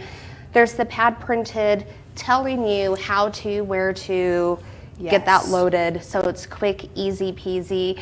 You can literally have your bobbins wound in what, 30 seconds? Oh yeah, super quick. It's an amazing thing. It's kind of unique too, where it has an optical sensor within that. So sometimes because it is a larger bobbin, maybe you're just at the end of what you're needing, right? You're like, hey, I don't need to wind a whole new bobbin, but I don't have anything left on my bobbin, right? So this one, you can actually adjust it so it doesn't need to fill the entire bobbin. So it's a super easy, you can see that's where this space is in the back, is you can actually slide this back to adjust it to, again, either have the bobbin fill entirely, or if you're like, hey, I only need a half bobbin, super easy adjustment to do with it. Yes. So another thing I love about the Little Rebel, Laurel, is threading the machine. So it's a little bit different than I know my domestic machine at home. Yes. Again, very comparable to our Qnique line of machines on how to thread. But again, just as we had the pad printing on the bobbin winder, we have the pad printing on the machine showing us how to, where to go ahead and thread the machine. So I love that feature. Again, continuing the ease of getting your machine set up and ready to go to begin your projects. And again, whether you're sewing, you're quilting, push quilting, frame quilting, again, everything's right there, ease of use, ready to go for you. Yes, I know it's a fantastic machine. I know I saw a comment from, I want to say Joanne, she's like, maybe this is something I should put on my wish list to Santa. And yes, absolutely, this is something that if you've been thinking about stepping into, hey, that quilting side, you're like, you know what, no, I'm more of the sewing, but at some point I want to explore that quilting side. Fantastic machine. Yes, put it on your wish list. Send it off to Santa. It's a wonderful machine that really will just treat you well. Yes. But some other features, I just want to actually highlight some of what these other ones are on the machine itself. So I'm going to go ahead and start closest to me here. So on this is actually to adjust your speed of the machine. So that's where you can see it's highlighted. And then one thing that I do just like to point out as well is it's actually a double click for every single one of these spots. So even though it shows 3, you actually have 6 different settings built into this. So right now, again, I'm technically on 4, right? So I'm gonna click down and you can see how it turns to a slightly lighter blue. And if I click it again, it unhighlights it. So just kind of a cool thing. So hey, really there is still 6 different settings built in, and this is specific for, again, the speed of the machine. That is awesome, awesome. You know, the light indicators, I don't know if everybody could hear kind of the beep as you were going through those adjustments. Just a small beep, nothing loud or super annoying, but that carries over into our stitch length as well. So again, we have our stitches per inch. We can go up, we can come down, and again, I don't know if everybody can hear that little beep. Again, not super annoying, but you have the beep indicator and the light indicator, just kind of as your sidekicks to know what stitch length, what speed, all of that right at your fingertips. Yes, and then kind of moving along, right next to what Melinda just pointed out, the next thing you'll see is this little cue. Now this is more for, hey, not necessarily I'm piecing, but I'm ready to actually quilt. So this is something that right now you'll see it won't necessarily let me highlight it, and that's because there's a specific plate that actually allows the machine to know you are ready to quilt. So it's a little plate that sits right over this and covers your feed dog. So that's when you're saying, hey, I'm gonna do push through quilting so I don't want my feed dogs to catch.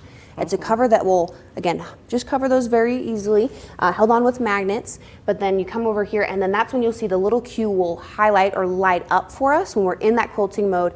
And when that plate is on, you do have the ability to turn it off and on. But again, right now we have it set up for sewing because we do want to show you guys what it looks like to piece. And then when we kind of move over, we'll show you again that highlighting and what it looks like lit up. Yes, yes. All right, so again, phenomenal features so far. I love the features. Yeah, they thought of everything when this machine was really made. did. I can't think of anything that was forgotten about. Maybe I'll think of something later, but out of the box, you're ready to begin sewing, quilting, whatever you want to do with the machine. 1,600 stitches per minute. That's incredibly fast. Fantastic. Incredibly fast.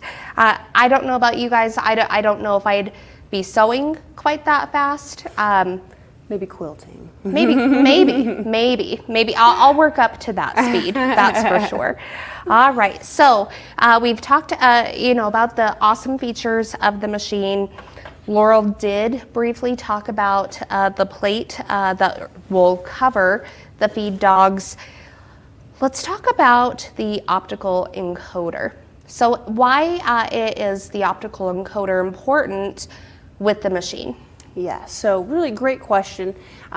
It's really, I think, another feature that sets this machine apart from others in the industry, whether it's sewing or on the quilting side. So I know even within our lineup, we do have what we call encoders, and that's what builds in or gives machines that stitch regulation. So it means, hey, I speed up, my machine's gonna speed up with me, so I still get those beautiful and consistent stitches regardless of the speed I move. So with this one, it's a fully built-in feature to the machine. So that means, hey, there's no extra component you're trying to plug in, there's no extra cables you're trying to deal with. So it's very easy, built-in feature. And again, you'll see it's just right here. That way you can fully control how fast or slow that machine is gonna stitch for you and still get those absolutely beautiful stitches. Yes, yes. All right, so should we show the sewing side? Yeah, absolutely. I think it's a right. wonderful thing to be able to see. Yes, all right. Do you want to sew? Do you want me to sew? You can, yeah, give it All a right. go, all right. Let's grab my chair really quickly. Now, on my home machine, I'm very comfortable with my home machine. I'm getting more comfortable with the little Rebel. Please don't judge my sewing skills. So as we can see, the machine does have a foot pedal. Again, we'll just place it back underneath the table, and I already have my little cutouts. If we can see, at the needle plate, we can see that there are the seam allowance guides right at the machine. They're increments we're familiar with here in the U.S. Yes. So I never quite thought about that with my domestic machine. I just kind of, that's whatever line I'm going to follow. Right. But again, we have our quarter, our 5/8, different seam allowances built right into that needle plate area. All right, so I will go with the 1/4 inch allowance. Make sure my presser foot is down. Yes, always an important thing to remember, drop that presser foot. And I always forget on the little Yes. Rebel. So let's start sewing. All right, easy peasy. Oh, we didn't bring scissors. I'll just. Oh, well, actually, that's one nice thing you about are the right. machine. I forgot about Yes, that. yes, as there is a thread cutter built into the machine. It is a little hidden because it actually is the same color blue, but it's just right here on the side. So if you don't have scissors handy, no worries, you can pull that up and cut that thread. Yes. All right. So again, very quick little Very seam easy. that I made. Very easy, very quick. We can, piece together all of these little pieces for the sake of time, because I know we have shorter segments today. Let's let Laurel kind Yes. of go into the push quilting. Yes, So we and I have our do- piece of fabric ready Yes, to go. and I'll show you a little bit of what that looks like and some of the moving over, kind of how we'll convert this machine from a sewing to the quilting aspect. What I do want to show though is some of these things that I would say can be used in both the quilting and sewing side, but I know I have used several times specifically with the sewing aspect. So starting at the top, you do have just your needle up, needle down stitch button, so super easy, but you don't have to reach over. Again, it's just this little button right here. It'll drop your needle down or it'll pull it up for you instead of having to reach over to the hand wheel back here. And then this is your back stitch. Now this is a really fun one. I know I do this just when finishing off, sewing an end, so it doesn't come undone there. If you click it once, it will do a default of 3 stitches backwards. If you click and hold, it will allow you to do as many as you want. But if you're like, hey, 3 stitches will do it for me, perfect, click it once, it'll do those 3 stitches. Again, click and hold will allow you to do as many as you want. So if you want to go back over an entire seam, you can definitely do so with it. Last little button right here is your start and stop. This one I definitely do use more for the quilting aspect of it, just because again, it's really nice to have that right at my fingertips for when I'm ready to move from the quilting to the sewing aspect. So, and then I'm going to go ahead, and I'm going to show you a little bit of what we're going to do to help convert this machine to a quilting. Yes. So we did have the sewing foot on the machine. We did. All right, so let's take a look inside this pretty little box and see what goodies we have. Yes. So this is what's going to come by default with your machine. And so that's where I'm going to start just right over here at the bottom left. So standard, it comes with just, a pretty standard presser foot, but you'll see it does include a few additional ones for the sewing side in here. And it's not quite shown, but it also does come with a standard hopping foot, and that is meant for the quilting aspect. So that's what I'll show you guys, and that's what I'll put on the machine here in just a moment.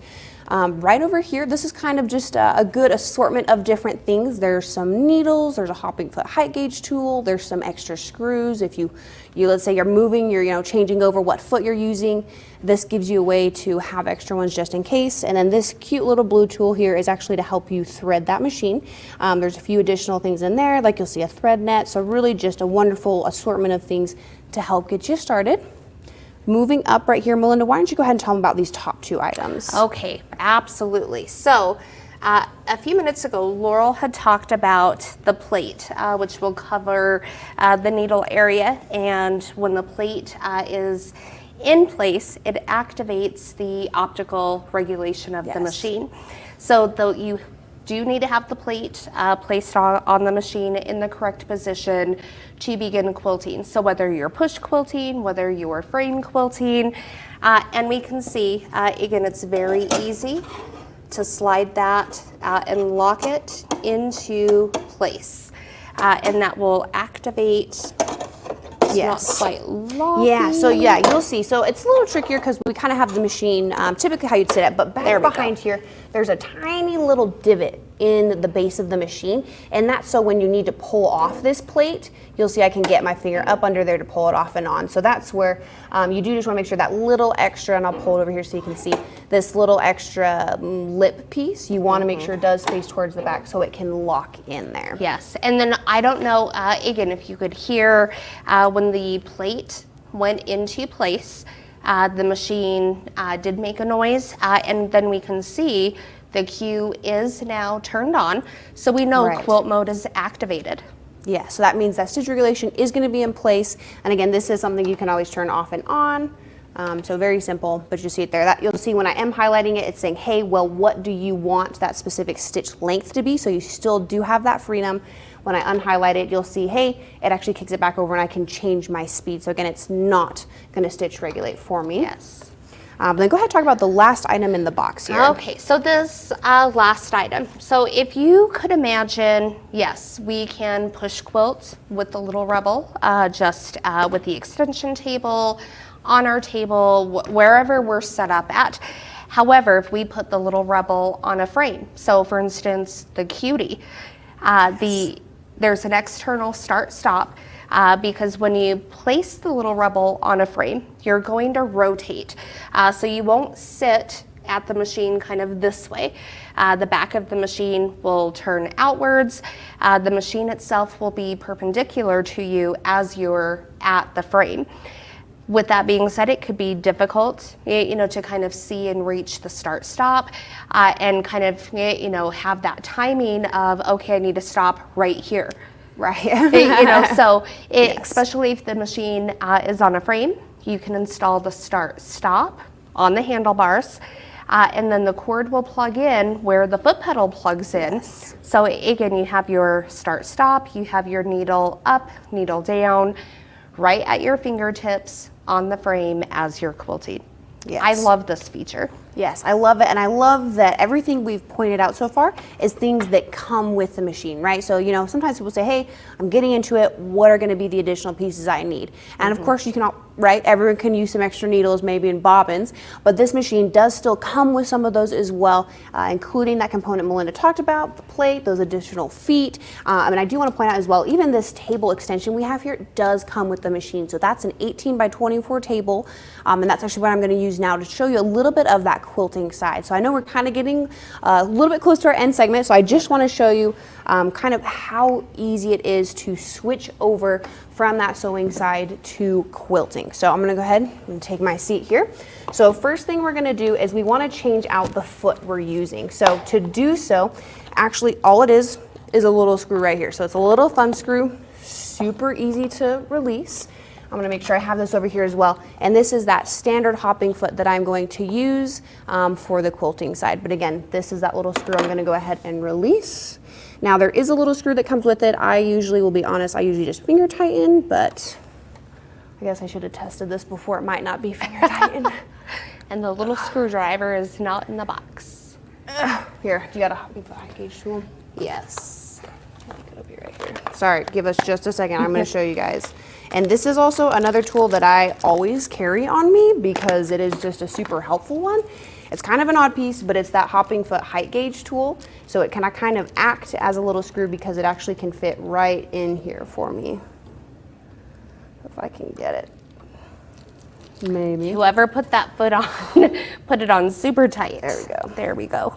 Okay, now that I've loosened it to where I can do with my finger, you'll see it'll drop down. I'm gonna go ahead, finish unscrewing it.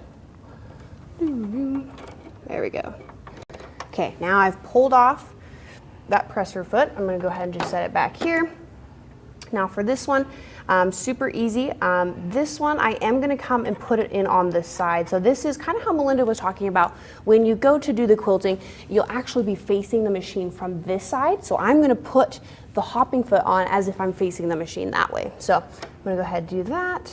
I'm gonna make sure, when you put this on, always make sure that is dropped. If not, I'll show you here because you'll see that actually this will sit up too high to where you'll be like, hey, I can't screw it in, right? So you need to make sure, drop that down and then go ahead and put this on. Super simple. I'm gonna come bring this in. And again, I am just gonna do a little bit of a looser fit on here because I do just prefer a finger tightening. So if I need to switch between the quilting and the sewing side, I can do so very easily. Now, one thing while you're finishing changing that, one thing we haven't talked about is the little rebel will still use our quilting machine needles. So we do have the 4 different sizes, 12, 14, 16, 18. Right. Again, you do want to make sure that you are using a quilting machine needle. And again, that's whether you're sewing or quilting. That's the needle size for the little rebel. Yes, perfect. So now I've got that. I am gonna lift this up just so it's easier for me to feed that fabric underneath. We just got our tiny little sandwich piece of quilt here. So just a small top piece, our backing, and then our batting. I'm gonna slide it under. Now, one thing to kind of just keep in mind with this is because the optical encoder is built into the machine, you wanna make sure that your fabric, and really our piece here is big enough, but that it always is over that sensor. If your fabric is off to the side and it's like this, there's no way for it to be able to register that you're in a sense actually moving fabric at all. So you just wanna make sure, hey, you always have at least a little bit of fabric sitting right over that sensor. Right. So I'm gonna go ahead, we're just gonna, now forgive me, I'm not very good at free motion quilting, so be nice to me. So I'm gonna go ahead, again, usually you could pull up your thread. For now, I'm gonna go ahead and just leave it for us. I'm gonna we got it quilting, okay. I'm gonna go ahead and we're gonna start it here.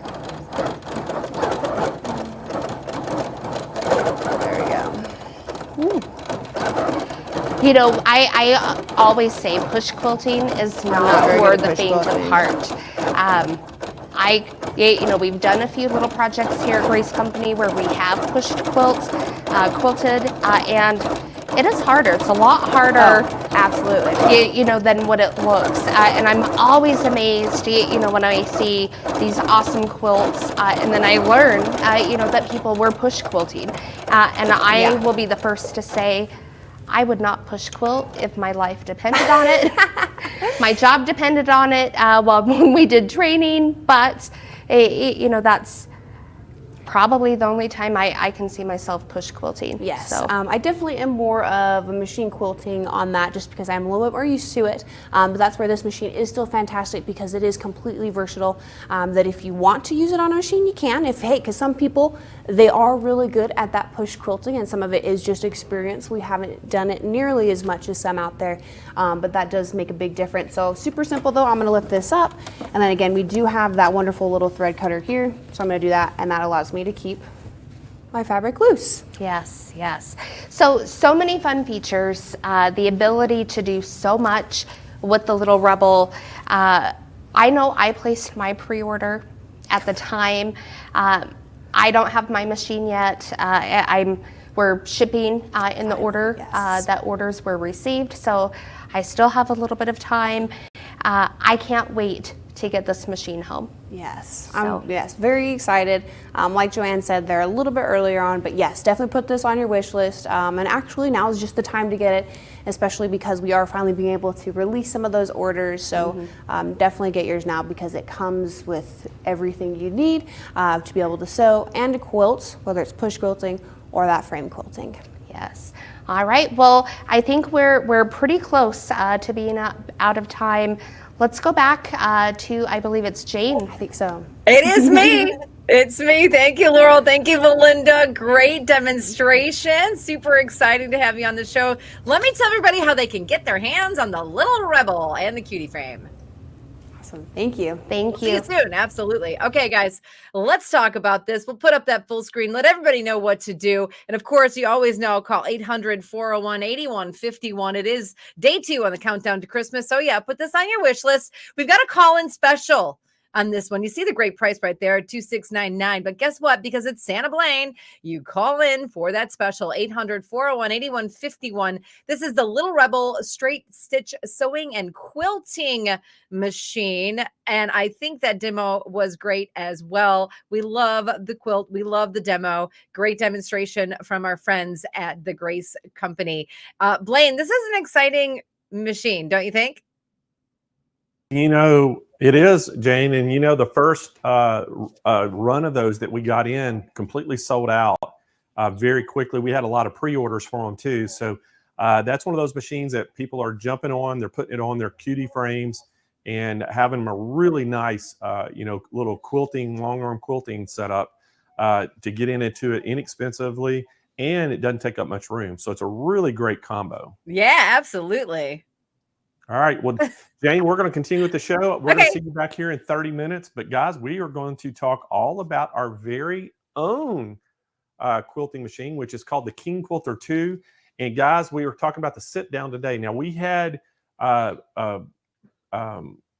Bruner. I had a lapse of thought there for a second.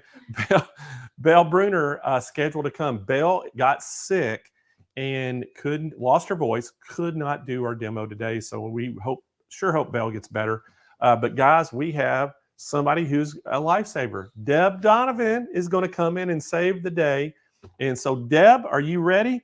I want you to start off, Deb, and tell us what your favorite features of the King Quilter Sit Down 2 is. So let's go to Deb. Size up. So let me tell you about the King Quilter Quilt Vision table. The table is kind of the base that everything runs on. So just like a long arm depends on its frame, the sit down depends on its table. The better the table, the easier it will be to make everything work for you. This is a solid, sturdy table. It has steel legs on it that are height adjustable. So you can change the height anywhere from about 25.5 inches tall to 39 and to 39.5 inches tall. So you can sit down at it like I'm doing. But if you want to be standing up, then you can stand up. If you like to sit higher than I do, you can sit higher than I am. If you want to sit lower than I am, you can sit lower than I am too. So you can get this table to fit you instead of you having to try and fit the table. Now, I love the surface on this table. It's super slick and smooth. My quilt does not want to grab and stick on it at all, which means that I'm not dealing with any kind of external friction. Everything moves freely, no matter how big of a quilt I have back here. This super slick finish is going to make sure that everything moves for me. It's a great size. I've got 36 inches. That's like a yard, 36 inches of width right here. And I've got 32 inches of depth. So that's a lot of space for you to work in. You could get lots of size quilts up on top of this table and do it comfortably. But if that's not big enough for you, I don't think you're going to be able to see it very well. But I have extensions that we've added to both sides that go up, which is one hand. And if you put this 18-inch extension up on both sides, now you've got 6 feet of space to quilt into. I love that the table extensions go up and down. So if it's smaller or it's put away, then you're only looking at storing a 32 by 36 inch table in the corner of your room. But when you really want to get into it, pull it out from the wall, lift up the wings, and now you've got 6 feet of space to work with, plus including the 18 inches that you've got back here. That's a ton of space for you to do any kind of quilting you want on. We also have ours on the optional casters, so it will slide all around quite easily. quilt. You know, if you put gliders underneath there, it will work just as well, but I'm a big believer in flexibility, so I tend to put casters on the bottom of everything that I can. But what really makes this table special, and Blaine, I heard reference it while we were working on the camera situation, is right here. These two sensors right here are what makes the Quilt Vision table the Quilt Vision table. These sensors, what senses how fast I'm moving the fabric, and it will speed up and slow down the machine to compensate for me. That means that my King Quilter 2 is making me look like a better quilter than I really am, because it's going to compensate for me as I slow and faster, speed slow itself down so that my stitches stay consistent. My stitches stay a more standard, my more consistent length, which makes me look really good, as opposed to what sometimes happens where I go fast and the stitches get big and I go slow and the stitches get tiny. This is going to be a happy medium for everything. Now, it does go super fast. The King Quilter 2 will go 2,200 stitches a minute, but we're not going to go all that fast with it. So let me talk to you for a second about how it's sitting in the table. This one, I do have the threads to the back of the machine on, but that's okay because I'm sitting down at it and it's an easy reach for me to get, back there and change those threads. I still have the external bobbin winder. I like that I've got exposed threading right here. So if something breaks or you need to replace your thread, it's really easy with just a quick visual check to make sure that everything is threaded correctly for you. And now at a sit down, we sit facing the end of the machine. So on a normal machine, I would be sitting right over here and I'd be looking at the needle, and then my control panel would be over there. But I'm on a sit down, and this is in a sit down, I'm sitting off the end of the machine, which means that instead of looking at this part of the machine and the arm and the screens, what I'm looking at is just about 3 inches on the edge of the machine right here. I don't have all that clutter in my field of view. All I'm looking at is a little skinny 3-inch portion.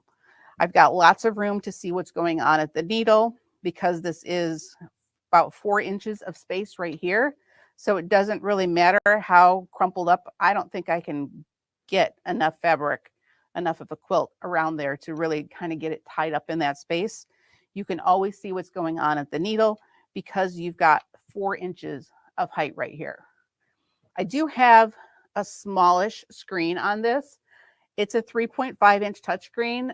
I actually think it's perfectly sized because this machine stays still. It's not moving around. I'm not moving around. My hands are what's moving around. So this screen is always going to be the same distance from me, so I can always see it. It doesn't matter that it's small. I can read without my glasses every single thing that's on this screen right here, and it's exactly the same width as the head of the machine is.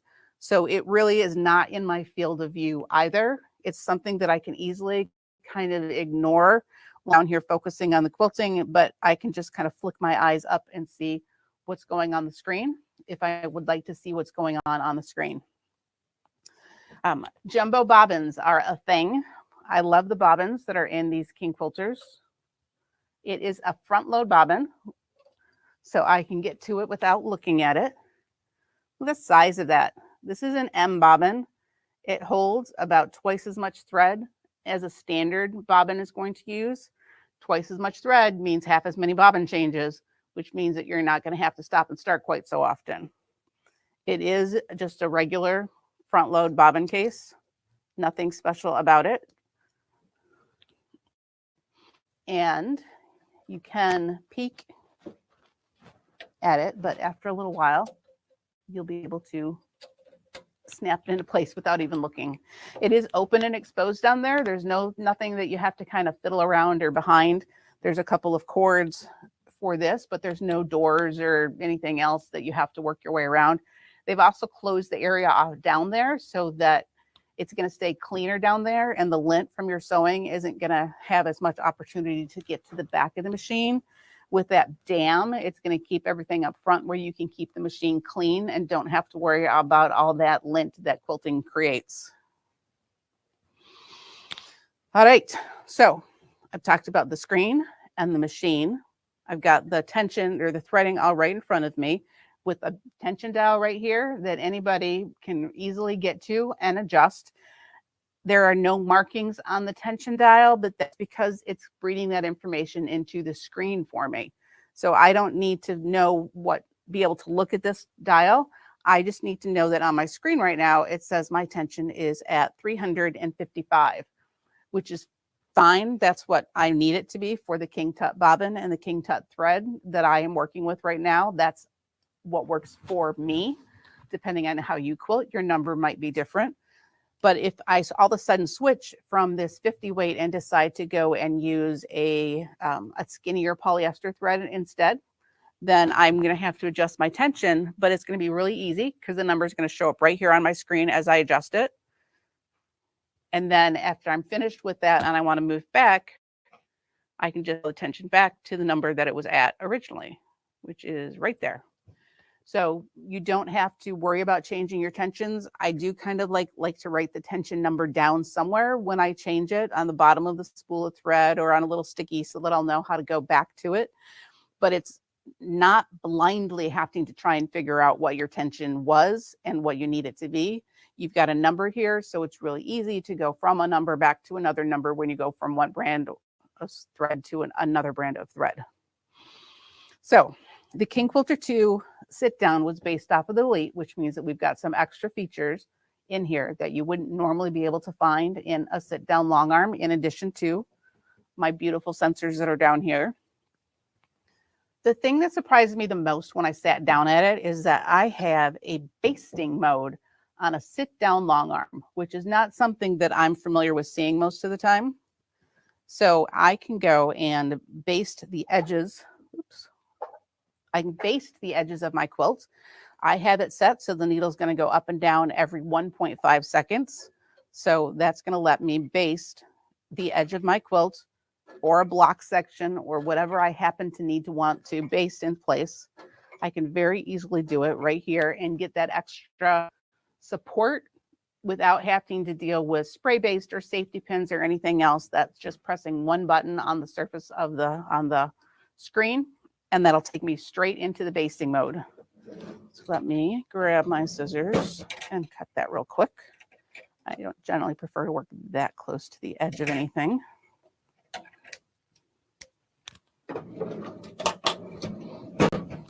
Storage an option, by the way, but I like it. All right, so I just showed you basting mode. Now I have a regular manual mode. If you want to see the screen, unfortunately, you're going to have to go to the website. We've done this multiple times, and we can't get a good shot of the screen without my hands getting in the way of everything. So, but I just hit the button to go to straight manual mode, which is super easy to tell because the M is green for go. So now I'm in manual mode. And as I go to stitch, the machine is going to go one constant speed no matter what. And let me change that speed. I'm going to go 2,200 stitches a minute because you need to see how crazy fast that is. I don't even think I can get up there. Almost there, almost there, almost there, almost there. This is as fast as the machine will go.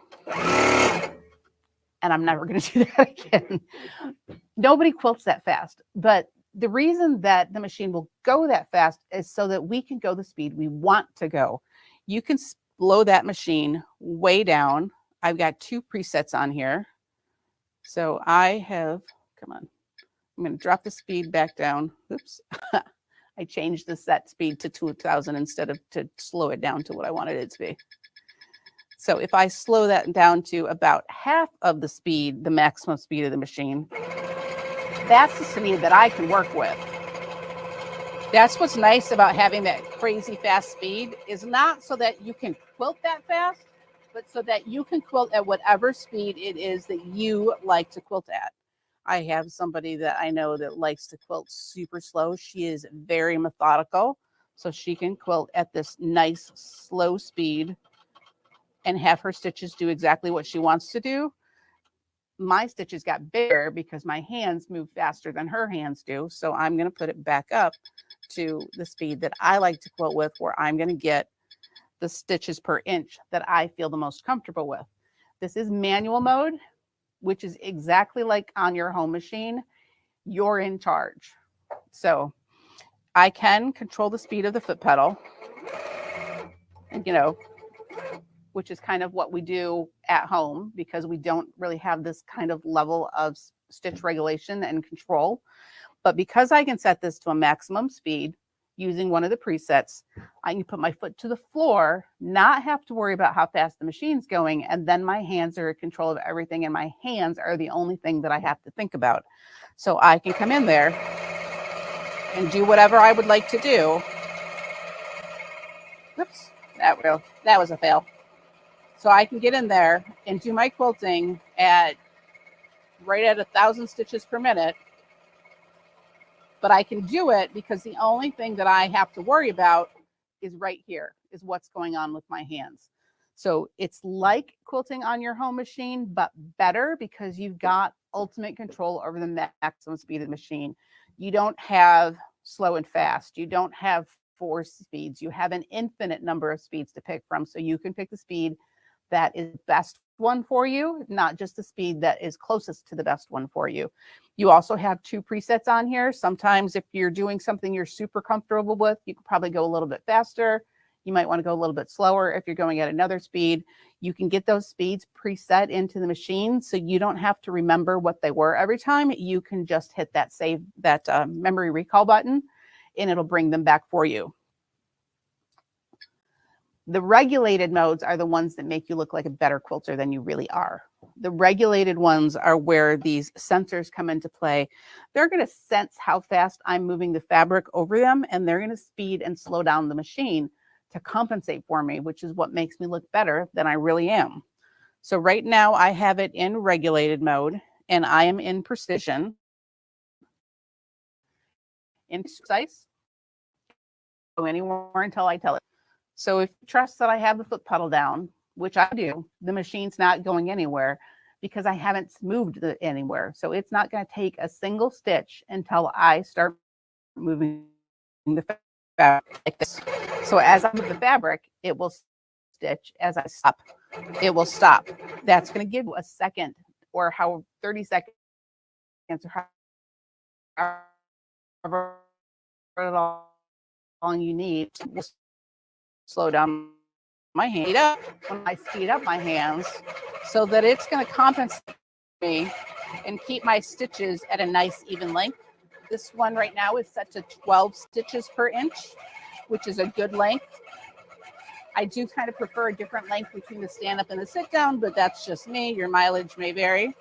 And that precision mode, again, if I stop, it's going to stop. So I'm not going to end up with a ton of stitches, and just because I had a little, just because I stopped, because I needed a minute to figure out where it was that I wanted to go. And I can control the stitch length or the stitches per inch on here. It can go all the way down from 4 stitches per inch all the way up to 22 stitches per inch. So you can get really close, tight in quilting if you want to, but you can also kind of live in that happy medium where I like to be somewhere between 10 and 12 stitches per inch. Then we've got the idle mode.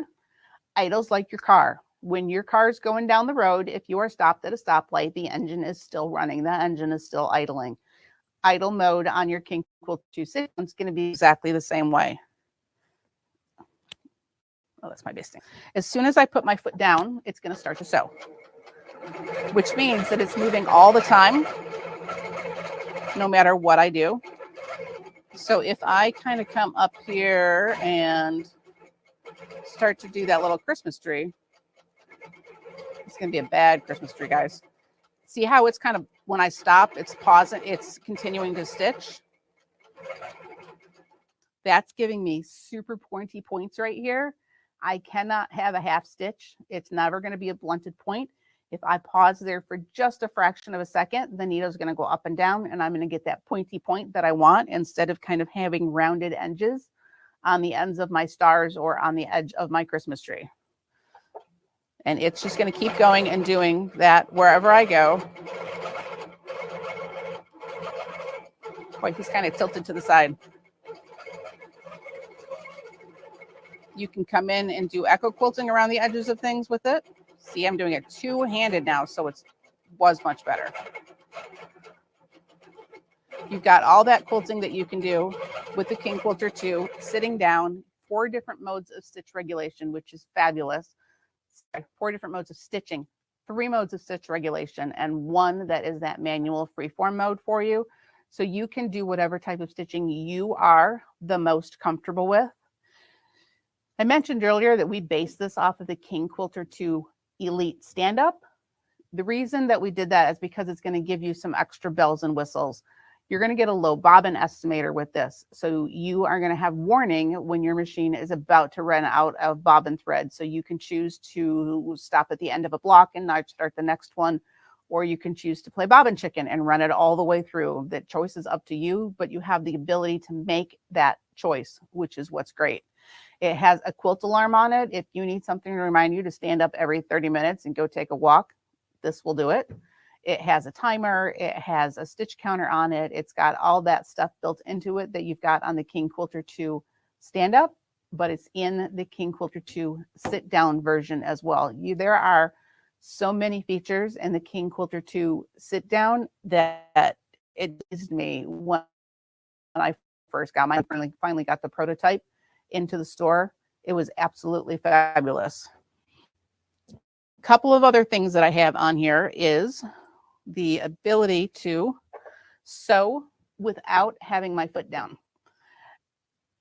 I've been quilting for a long time, and I will often catch myself stopping quilting, not because I lost the groove. I was completely in the groove, but my ankle needed a break. So I found out that this machine has a start button right here. So the needle's going up and down, and it's quilting, and my foot is not on the foot pedal at all.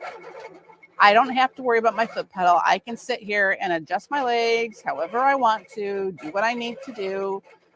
And then when I'm done, I do like to keep both hands on the fabric so I can come and just pop the foot pedal with my foot, and then that will stop the quilting for me. You can put your hand up here as well and turn it off, but I like 2 hands on the fabric. So I really like the ability to be able to kind of shift my body around while I'm still quilting and not have to stop, because that gives you more fluidity with your quilting than you'll get if you are constantly stopping and starting. There are so many controls built into this. Let me show you the great lighting as well, because I didn't show you that. So right now we have the underhead lighting turned on, and we have the underarm lighting turned on. So if I turn them both off, then you can see it got a whole lot dimmer. If I turn on just the underhead lighting, then I have a pool of light that's probably about right to here. But if I turn on both of them, then that lighting is really casting out a long distance. This underhead lighting is going and giving me lots of extra lighting in the area. More lighting is always better. I dare anybody to disagree with me on that one, but I would light everything up.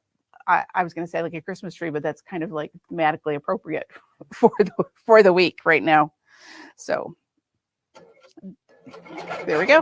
You can quilt anything you want to, any size. You can do baby quilts. You can do placemats. You can do all the way up to a California King on this one machine on the King Quilter 2 sit down. And then when you're finished with it, you can put the leaves down, roll it into the corner until you're ready to do your next great big quilt. I love that it's flexible like that. I also like that it's a sit down because it's what we learned how to quilt on. So it's a great place to start and not have to relearn all of your quilting skills all over again. If you go straight to a stand up, it's a different motion. If you learned how to quilt on a sit down, or you want to learn how to quilt on a sit down, then this is the one to do it on. It's an easy step sideways from the domestic machine that you might have right now. And it's also a super durable, reliable machine that is going to last for you for a very long time. And I really don't think anybody's going to grow on out of it. There's a ton of accessories available for it. There's a lot of extra feet, a glide foot, a ruler foot, micro stippling foot, echo quilting feet, square feet. There's a ton of extra feet that you can put with this as well. So you can really expand your foot collection and your capabilities as your interests kind of adapt over the years. But I think that the King Quilter 2 sit down is a fabulous, fabulous machine. And I think Blaine's going to tell you all about it. Well, thanks, Deb. Hey guys, again, I got a big shout out to Deb for filling in, and also Roger. Nice camera work there for Roger. So guys, again, that is our King Quilter sit down 2. We have a call-in special on this. Guys, this is normally $59.95. It's going to come with those 2 free extension tables, so you make that workspace even bigger. But again, guys, we have a call-in special, so give us a call right now, 800-401-8151. We have a fantastic, countdown to Christmas special on the King Quilter 2. This is our very own machine. We're going to do all the servicing and warranty work at our, service center here. And man, I tell you what, these machines are bulletproof. There's nothing much goes wrong with these at all. And we've been selling these things since 2018.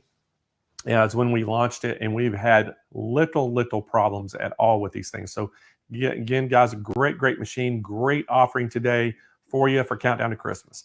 All right, so let's bring Jane back to the show. Hello, Blaine.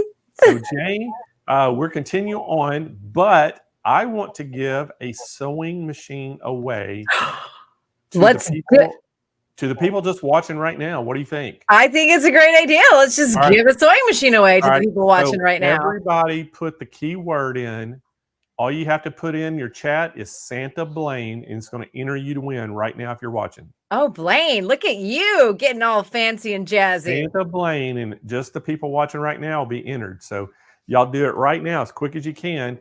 So Jane, right now, we've got our first educational sessions coming up in 6 minutes. Yep. And we have the world famous Reen Wilcoxon going to be in with you. And she's going to be doing an end-to-hoop design. She is the owner of Embroidery Garden. So we always love Reen coming on our shows because she is so talented. And I know you love her as well. But one of the things that, all of our educational sessions are just so awesome because we have so many talented people that come to do them. And I know that's one of your favorite parts of the show as well. Yeah, and today we're doing last minute Christmas gifts in the hoop. So I'm loving this because what I do is watch, get inspired, and make along, like while they're doing it, I'm making it as well. And so that's why I love the whole week. So the education to me is so much fun because it inspires me to do the next thing, and get creative. Yeah, it does. It inspires a lot of people. And I know, just a lot of people see things that some of the other educators are doing on the show and things. And, we get emails all the time, people saying, hey, can you find out what they were using or where they got their products? So we try to make sure we can let everybody know that so they can, get the same thing if they want to duplicate that project. So, but, before we go to you and her, I want to give this sewing machine away. So we're going to give away, it's a Necky K132A sewing machine away. And I think everybody had plenty of time to put Santa Blaine in the chat. So Kennedy, spin that wheel. That wheel. Here we go. I think I saw Santa Blaine's name go by. Yeah. Did you really? Yeah. Man, I'd like to win a sewing machine. All right, I'm gonna let you have that name, Jane. Okay, Marcy Yankalitis, Marsha Yankalitis. Congratulations, she's hanging with us on Facebook today. I feel like I did the whole pronunciation of that out loud, which I did. So like worked it out in my head. Hopefully I got it right. Marsha, thanks so much for joining us today. You are the winner of the sewing machine. That's super duper exciting. Congratulations. What you need to do is go to smplive.tv. Go to the bottom of the page and you'll see there where you fill out all your information of winning the prize. Give us your name, your address, where we're sending it, all the good stuff, phone number, how we can get a hold of you, and then tell us what you won. So congratulations. Enjoy your new machine. Well, Jane, I'm afraid Marcy would not have recognized if I'd tried to pronounce that name. I don't know. Well, Yankalitis. I always see the IS. So I'm Greek, right? Jane Manzouris is my maiden name, Moudzouris. And I see an IS and I automatically think they're Greek and I try to get the pronunciation. I'm probably not right because the IS could be really any nationality. And but in my head, all of a sudden, I just make the person Greek. I mean, you're like Blaine Austinopoulos in my head. And Kennedy Cookikes, I got it all. Yeah. Well, we'll have to let Marcy, she'll need to try to chime in and tell everybody if you're pronouncing her last name right, Jane. Sorry. All right, if Jane, I well, I'm messed going to it let you up. take it away. First educational session. I'll be back here in an hour. Okay. So, guys, excited about this. Excited Reen's here. So, y'all take it away. All right, that's cool. Are you guys ready to learn? Are you ready to be educated, inspired, a little imagination, some creativity? I know we're going to get that right now during this education session. So let me introduce you to Reen Wilcoxon. She's an independent educator and owner, as Blaine said, of Embroidery Garden. Now, she's been open online since 2001, and she specializes in designing unique and creative in the hoop designs that you will not find anywhere else. That's all caps underlined. And all of the thought and the pride that she puts into each and every one of these designs, beginning with the conception and the idea and continuing throughout the design creation, testing, and writing of the instructions. It's all Reen. It's all her creativity. And she is here to share it with us. So put your hands together for Reen Wilcoxon. Hi, Reen. Hi, Jane. How are you? I'm great. How are you? Oh, I'm doing good. Trying to get ready for Christmas. I'm sure you, and you're trying to get ready for Christmas, and here we are. We're like, Reen, can you educate us for at least an hour? Anytime. I love it. Okay, well, I'm excited. So today you're doing last minute Christmas gifts in the hoop. So give me give me an idea. Like when we're thinking last minute, we can get these done in a day. Oh, definitely. I'm going to get it done here in this hour that I have with you. Okay. And it would take even a shorter amount of time, without having to stop and talk and, do all that. But it's a real cute little Santa clutch. Oh my goodness gracious. That's adorable. I love that you just showed us the beauty. That's fun and exciting. Let's make those right now, Reen. I'm going to let you take it away. All right. And educate us.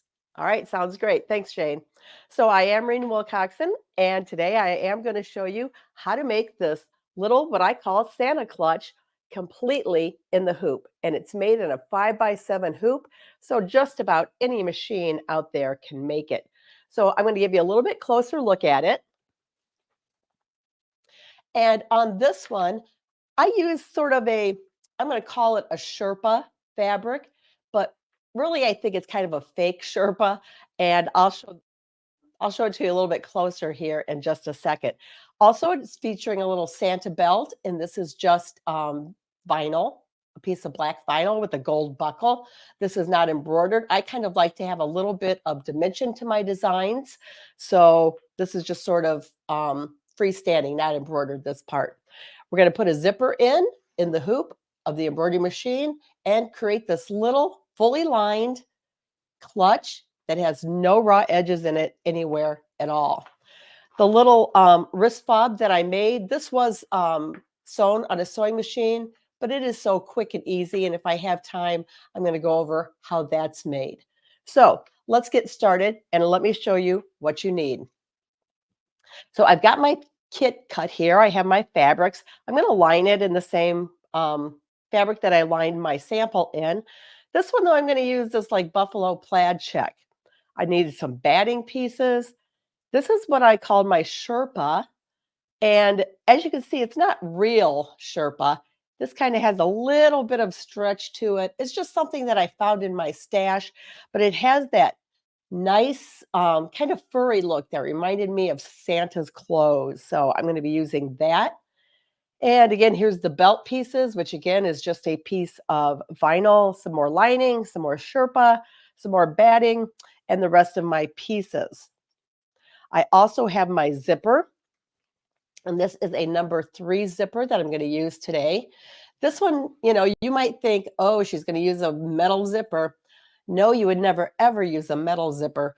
This one is, it's what they call faux metal. So it has that nice shine to it, but it is still a polyester zipper. Pretty cool, huh? And I'm also going to be using one of my hoop and press pads. And I'll tell you about hoop and press pads when we get to the point that we start using them. These are really a must-have when you're doing in the hoop designs to get them to turn out just beautifully. And they come in different sizes, but I am using this 5x7 today because this is all going to get stitched in a 5x7 hoop. I hooped a piece of cutaway stabilizer, and this stabilizer is like the mesh type of cutaway. So now that I got it all nice and tight in my hoop, I'm going to go to the machine, and the first step is going to just stitch 2 parallel lines so we know where to place our zipper, because we have to know where to place it. Let me wake my machine up. And it's just sewing that placement so we know where to lay our zipper down. I see Michelle says that she loves her hoop and press pads, and so does Bird Dog. A lot of people have them, and a lot of people love them. And you can get them at Sewing Machines Plus. You can order them online from there too. So this is, again, it's just our zipper placement so we know where to put it.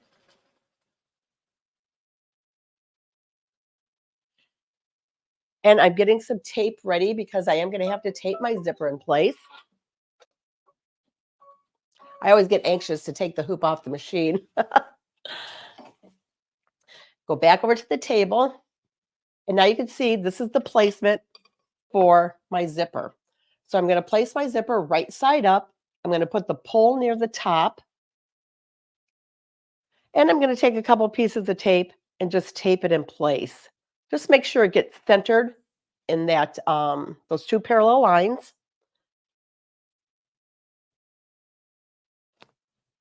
And once you have it nice and straight, it goes back on the machine, and the next step will actually stitch it down along both long edges.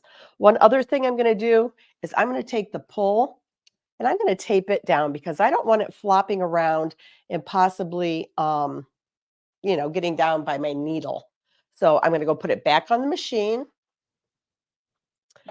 The next step is just stitching it down. And let me get my camera changed so you can see that. So after it gets stitched down, I don't have to worry about it anymore. It's not going to move on me or anything. So that's the reason why I like to have the machine stitch it down. When I design something, I always add this step in so that the zipper doesn't move around on me. Darlene says she likes how I tape the pole down. Yeah, because I really don't want that flopping around and getting in my way. All right, the zipper is in place. And we're going to start adding some fabrics. I'm going to go ahead and pull this tape off because I don't need it any longer. My zipper is completely stitched down, but I am going to leave it up there on that pole to keep it out of the way. So the first step in this design is to go to the back side of the hoop. Anytime I'm going to work on the back side, I'm going to use one of my hoop and press pads. So it's a nice thick wool mat with a non-slip surface on the back. I can just place it on my table, and then I'm going to take my hoop and turn it upside down over it. So now I have support, the support that I need so that when I need to tape my fabrics, I can press down. So let me get this lined up. This piece of lining is going even with the placement line on the zipper there. And I'm going to take my tape, and now you can see with the hoop and press pad under here, I can press that tape down to make it really adhere well. Have you ever taken your hoop to the machine after you've taped something on and you get over there and you find out that it's fallen off? The hoop and press pad again gives you that support so you can just really press it down in place. The next step is going to go to the front side of the hoop. And this is where we're going to put the fabric that's going to make the front of the bag. And this time, one of the long edges of this piece is going to go along the edge of the zipper here. Just line it up. And I am going to tape this in place also. Sometimes I don't tape the pieces on the front side of the hoop down, but whenever you're doing something live, it seems like something always happens. So now this next step is going to come along, and it's going to stitch here, and it's going to stitch these 2 fabrics to that zipper. Let me get it over here on the machine. And I'm going to switch the camera so you can see it stitch.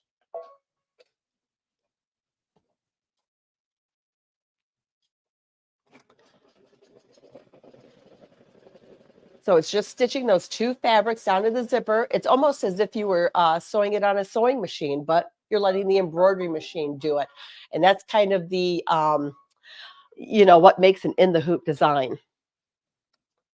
So let's see, it looks like my thread got a little caught. Let me just get my scissors and cut that. And go back over to the table. Now that those 2 pieces have been stitched down, I'm going to take the tape off. I always save my tape too because I can kind of reuse that. I'm going to take my piece of batting next, and I'm going to just check that seam to make sure my machine wasn't messed up. Now I'm going to take the edge of the batting and I'm going to place it right along that seam that just stitched. It's a little hard for you to see it because it is red thread. But I'm going to line that up, take the top piece and fold it down. And what I like to do at this point, my hoop and press pad is underneath here, remember? So I'm not pressing directly onto my table. That's another use for the hoop and press pads. It's just like having a little pressing mat right beside you at your machine, whether it's your embroidery or sewing machine. And to get really nice in the hoop designs, it's important to press. You'd press if you were, doing this on your sewing machine. So why not do it when you're doing your embroidery machine? So the next step is going to put some quilting in here. So let me get that over to the machine again. And while that is stitching, I'll talk a little bit about the hoop and press pads. And my machine, the thread, it came unthreaded. So let me just rethread my machine real quick. Talk amongst yourselves, and I'll be right back. Never fails. And while I'm at it, I'm just going to check my bobbin too, just to make sure.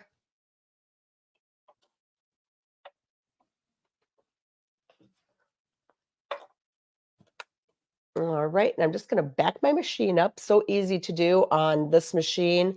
I am using the Brother Luminaire 3, the XP3. And let me just make sure everything's going good over here. Perfect, perfect. All right, so hoop and press pads. Again, this is the 5x7 size. So they are sold in little bundles. This is the bundle for Baby Lock and Brother machines. It includes a 5x7, a 6x10, an 8x8, and an 8x12 pad. So they can be purchased as a bundle. The pads can also be purchased separately. So that, again, is the 5x7, the 6x10, the 8x8, and the 8x12. So these are the Brother Baby Lock ones. We also have a bundle of 3 that is for the Brother and Baby Lock multi-needle machines. So you get the 5x7, the 8x8, and an 8x12 for the multi-needle machines. And if you have a Bernina, we have a 3-pack for the Bernina because, as you know, they have the oval hoops. And this one has the 145 by 255, the 210 by 400, and the 265 by 165. So again, the hoop and press pads are perfect for doing your in the hoop designs. And let me grab my one that I'm put down over here. They're also great when you do appliques. Appliques should always be pressed from the back side. So if you're working on your applique, turn the hoop over, and your fusible that would be on your fabric is now facing upward. So when you put the heat of the iron down, it draws that fusible up and you get a really nice bond. And I saw someone ask if they were going to if we're making them for the 9.5 by 14 and 4 by 4. Stay tuned. All that I can tell you right now is just stay tuned because there's going to be a big announcement coming. So They can also be used just to have next to your machine. It's a handy little surface. They are great for trimming. You're going to see me do some trimming, and I'm going to use the hoop and press pad. Anytime that you need support underneath the hoop. And the reason that I came out with hoop and press pads is all those years that I taught and traveled, I would see people kind of struggle when they had to work on the back side of the hoop. A lot of people would push on their hoop and they would dislodge their stabilizer, etc. So I thought there was a need for it, and we put them out. So I'm going to change my camera again. And hopefully you can see that little bit of quilting in there. It just kind of gives the front of the Santa suit a little bit of extra something there. So now I'm going to take my, what I'm calling my Sherpa fabric, but remember it's not real Sherpa. You could use a fur, or you could use a cuddle fabric, one of those minky type fabrics. And you'd get the same look. And the reason, again, I used this was just for the look, because putting it above the zipper down here at the bottom, it looks like Santa to me. All right, so this goes right side down, even with the edge of the suit, the fabric part. I'm not going to tape this. It gets kind of hard to tape this type of, material down, fur and stuff. But the next step is going to stitch it right there to attach the fur on. And let me go back to the machine.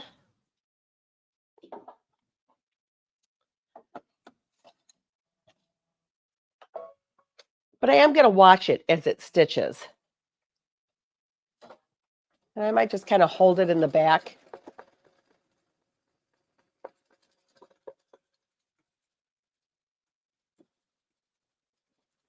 And again, I didn't stitch it. I'm sorry, didn't tape it, just because it is a little hard to tape this kind of stuff down. And then it's a little hard to get the tape off of it. The design is available at my website, embroiderygarden.com. I just put it out just a few days ago, actually. All right, so we have this piece on. Head back over to the table. Now, if this were just fabric, cotton fabric, when I fold it over, I would press it, with an iron, but I can't really press this fur. So to make sure that it stays over nice and snug here, it's hard to tape again. So what I'm going to do is I'm just going to take a pin and I'm going to pin it down here just to make sure that it stays where it's supposed to stay and doesn't move on me.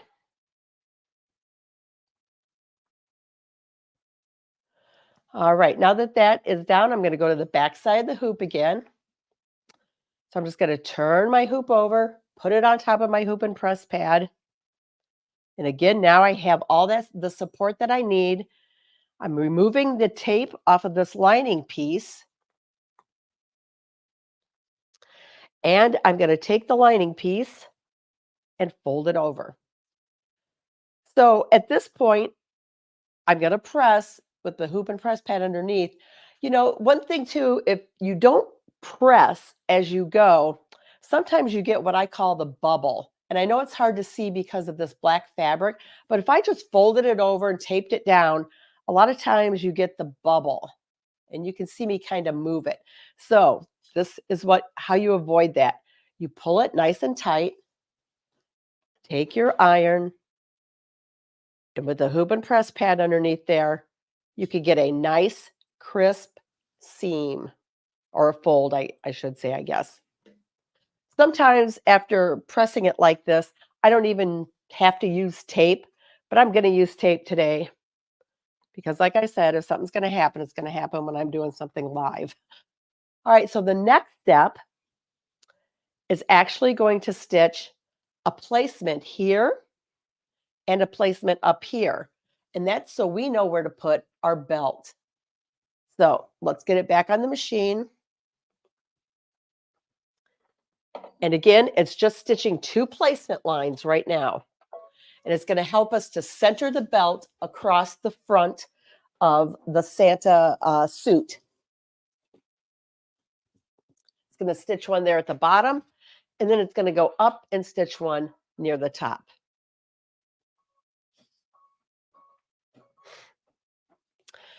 And again, what I'm going to use for the belt, it's just really a piece of like vinyl, marine vinyl, and it's just cut. It's like about an inch wide because I'm using an inch wide buckle. You know, if you can't find an inch wide, if you can find a different size of buckle, all you have to do is alter the size, the width that you cut your belt piece. Sometimes these are in 3/4 inch. If you can't find a gold buckle, sometimes you can find tri-glides, and tri-glides are basically the same thing. It's a tri-glide because it has 3 bars so that you can take this and kind of weave it through. We're not going to do that quite yet, but you can get buckles at the big box store, or, you know, tri-glides. A lot of bag makers sell them. So let me just move this over here. Now, you don't want to put our buckle on yet. And the reason is we're going to have to watch as the needle travels to stitch different areas of this. So it's important. This buckle is metal, so we're going to have to be careful. But I designed it in a way that we're not going to hit the buckle. But just so you know, if you can't find a buckle, yesterday I was thinking you could take, if you had a scan and cut or a cutting machine, and you could make your own. Make it out of a kind of a gold glitter canvas or something like that. You know, just draw a 1 inch or whatever, you know, size of hardware that you wanted to use. But, you know, just draw a 1 inch square, and then come back and draw a couple of rectangles inside, cut it out, and you would have a tri-glide or a buckle. So if you can't find them, there's always, you know, an alternate way to do something.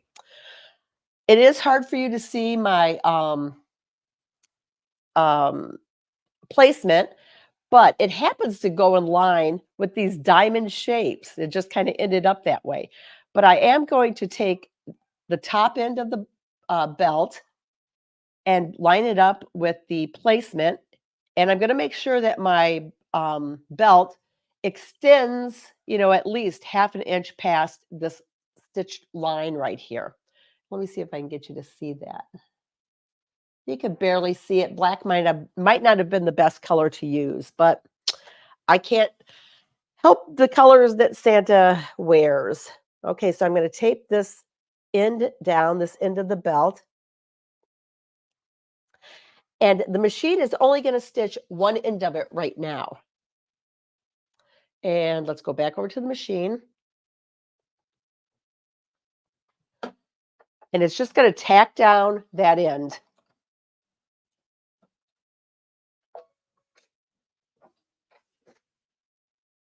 And who knows why we're only stitching one end down right now. Someone's asking, Linda wants to know what size pads are in the multi-pack.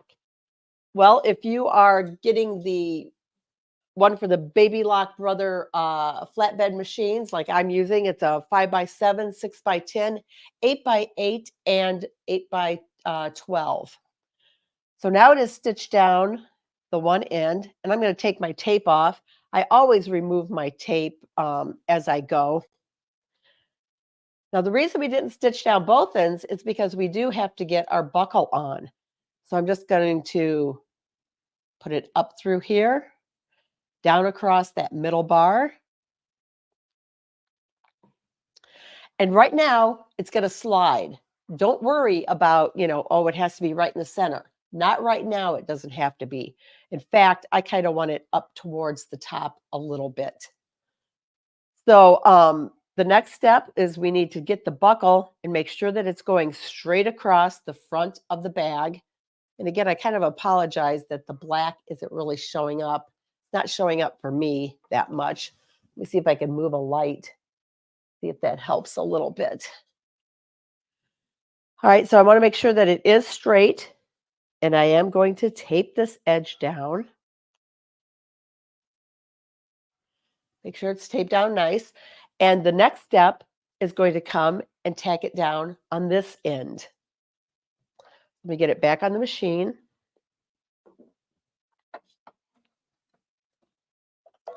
And again, it's just tacking it down on that opposite end. So see how easy it is?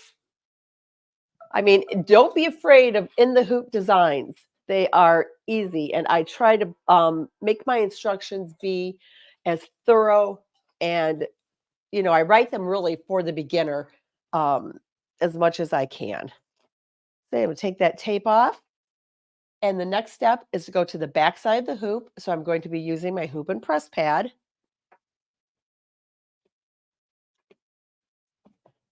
And the next piece is another lining piece. This is the inside of the bag. So all lining pieces, basically on most of my designs, go on the back side of the hoop. So now this lining piece is going to go right side down, and one of the long edges is going to go even with the zipper placement over here. So we're just going to line it up, tape it down. Hoop and press pad is underneath there, so I can make sure that I am getting that tape secured. Go to the front side of the hoop, take my next piece of furry stuff and place it right along this edge of the zipper. Again, I'm not going to tape this down because it kind of makes a mess when I try to tape down this type of fabric. So back over to the machine.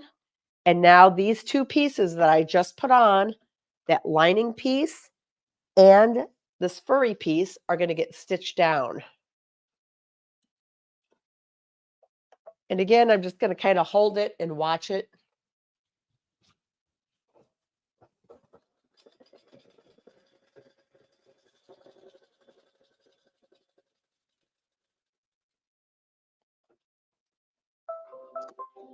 All right, and we are going to put a little piece of batting underneath this part, just like we did under here. Go back over to the table. And so let's see, well, you know what? First, let's go to the back side of the hoop because, again, I can't really tape that well. You can always use cotton fabric. You don't have to use, you know, this fur like I did. So I'm going to take the tape off of this piece on the back. Fold this lining over. Great time, again, to use the iron to press this piece up. Give it a nice, good fold there. And I will tape it. And that hoop and press pad is allowing me to iron on the back side. Now, while I'm on the back side, I'm going to take the small pair of scissors. These are these little Kai 4-inch curved scissors. I know SMP carries those. And what I'm going to do is this piece of stabilizer here behind the zipper, I'm going to trim it away. And this is so that we can have access into the little bag when it's done. The main thing is do not cut into your zipper. And with the hoop and press pad underneath here, I can kind of feel, you know, the pad. So it doesn't really allow me to take my scissors and kind of jab them down and get into that zipper. So that's another reason that I love the hoop and press pad. And let me just get this done. These scissors just kind of almost glide across that stabilizer. If we don't take this piece of stabilizer out, we won't be able to get into our little bag when it's finished. So here's my stabilizer. I'm just going to be tossing that. We're going to go to the front side now. And it's time to put the batting in. Now, again, you know, this is kind of slippery. So my tip that I like to do so that this piece of batting stays in place and doesn't move is I like to take a kid's glue stick. This is the kind they use in school. It dries clear. It's water soluble. It's not going to hurt your fabric. It's not going to hurt your machine. But what I like to do is, since I'm going to be lining this piece of batting, the edge of it, up with that seam that I stitched, I'm going to just put a little bit of glue right here in that seam allowance so that my batting stays in place. because it has a tendency to want to move. So I'm going to take the edge, line it up with that seam that just stitched, kind of push it down into that glue a little bit. And there's not going to be any stitching that's going to come in this area anyway. Fold this over. I need to turn my hoop this way because it's easier for me to handle. Looks like the sun has come out. It's sunny in Indiana, which is really rare for this time of year. But I do want to pull this, especially if I'm using this fur fabric. I want to make sure that I pull it up nice and tight. And again, I can't really tape it, so I prefer to use a couple of pins. And let me grab another pin.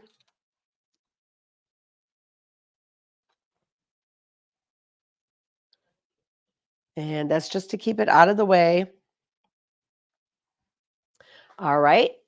Now that we have that, look how cute it's starting to be the front of his suit. And I apologize for that sun coming in. But at this point now, it's time to unzip the zipper halfway. How many of you have ever forgotten to unzip your zipper halfway? So let me go ahead. I have to take that tape off of the pull. And let me unzip it halfway. Trying to get it out of the light here for you. And I've unzipped it halfway, and I'm going to leave the buckle over here. I'm not putting it in the middle yet. Just leave it sort of out of the way a little bit. Now, if you want to add a little tab, and by tab, I mean, you know, this area right here, something to attach hardware onto, you would do that now. So usually what I do is I cut a 2-inch piece of, you know, the marine vinyl. Since I'm using it here, I might as well match and use it here too for the tab. You can make it a 1/2 inch. Probably on something like this size, I would make it a 1/2 inch. You don't want to go too big, but fold it in half. And a lot of times I like to tape it, just a small piece of tape going right over there, because I've had it, you know, move on me, and if it gets stitched down like that, I'm not happy. I want those ends to stay together. So I just need a small little piece that will just hold those short ends together. When you add it, make sure that you place the loop towards the inside of the hoop, and the cut ends go towards the outside. Now the placement is real easy on this because, let me try to hold it up if you could see it a little bit better. You can see probably the stitching on the black belt right up there. Now when it stitches it together, it's going to come just to the inside. So when I place my tab, I'm going to place it so that there's probably about a good 1/2 inch of the cut ends are going to be towards the outside. I'm centering it over the zipper, and I'm going to use a piece of tape and tape it down. And again, over that fur, it's a little bit hard to get things to stay. The next step is actually going to come and just tack it down for us. So let me go back to the machine. Make sure everything looks good. And it looks like I got a little bit of sun coming in. It would be the day that it decides to be all sunny. And it's just going to go over it a couple little times to make sure that it doesn't move. Terry, it actually isn't a lot more work in the hoop. Right now, of course, you know, with me talking and showing you every little step and everything, it you know, it seems like it's harder, or maybe it's taking more time. But the great thing about in the hoop designs are that it's going to turn out perfectly the same time every time you make it. And that's one of the great things about in the hoop designs. And part of why I really love in the hoop designs. It's kind of a no-brainer. You don't have to think about anything. All right, so it tacked it down. Just went over there so you can see that it's secured down. I am going to take that little piece of tape off of it. All right. Now we're going to take, let's see if I can't block some of that sun. Look at that. Hoop. Another purpose for hoop and press pads. They can block out the sun when you don't want it coming in. And if I get one of the bigger packs and put up here. There we go. Look at that. That helps, certainly. All right, so the next step is to take the fabric that will be the back piece and place it centered over the top of the hoop, the front of the hoop. And the next piece is the batting, and it's going to go on top of that. We're going to put it back on the machine, and it's just going to stitch it down over here to get these pieces secured down. So let's go over to the machine.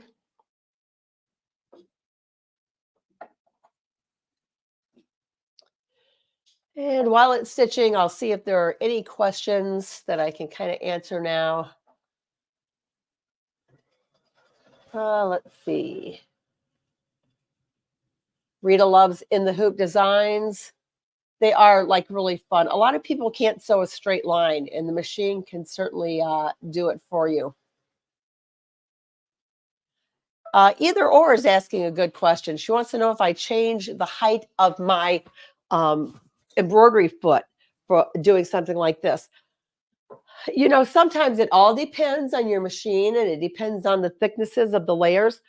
What I like to do, and let me take this off here and kind of see if I can't, well, I'll bring it back to the table. So sometimes what I like to do is I'll give it what I call the squeeze test. So if I, just kind of, I have my hand underneath, my thumb on the top, and I'm squeezing my fingers together. I'm basically trying to see how thick it is. And I've done this so much that I kind of know. And right now, it's not thick enough that I feel that I need to raise my embroidery foot. However, if I felt the needle dragging any, as it's stitching along, you can see, and sometimes it might, kind of bunch your fabric up, then yes, by all means, go ahead and raise your embroidery foot up a click or so. Usually just one time, one little click will raise it up enough. Time to go to the back side, so I'm going to use my hoop and press pad. And the last step of the design is I'm going to take my lining fabric, turn it right side down, center it over the back side of the hoop. And of course, I do want to tape this piece on. I'll go ahead and probably, I might as well tape all four corners if I have enough tape here.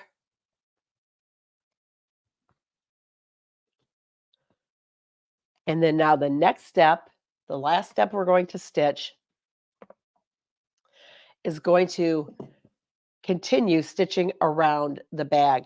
Now, sometimes what I like to do, because, batting wants to kind of sometimes creep on you and pucker. So what I like to do is take a pin and just sort of pin it in place. And I am making sure my pins are well out of the way of what's going to be stitching, of the stitch line. And of course, I will be watching to make sure that I don't go over a pin. And let's see, I'm just trying to make sure I got everything on the back side good before I pin it.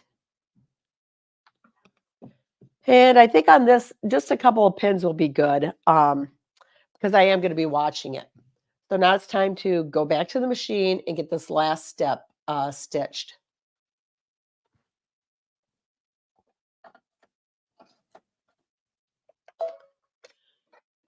And again, I am going to keep my eye on it because if something happens, it's always when you turn your head, isn't it?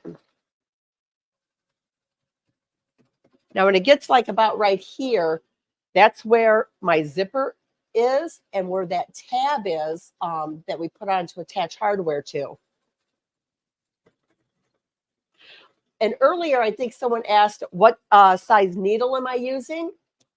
And I'm just using a 7511. I I didn't slow my machine down, but I also don't run my machine at top speed.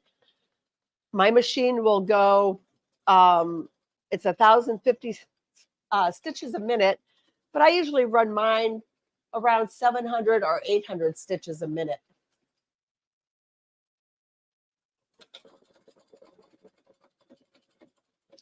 And it's almost done.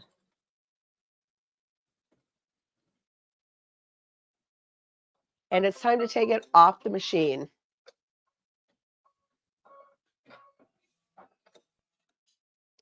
Now, you see that the needle stopped here.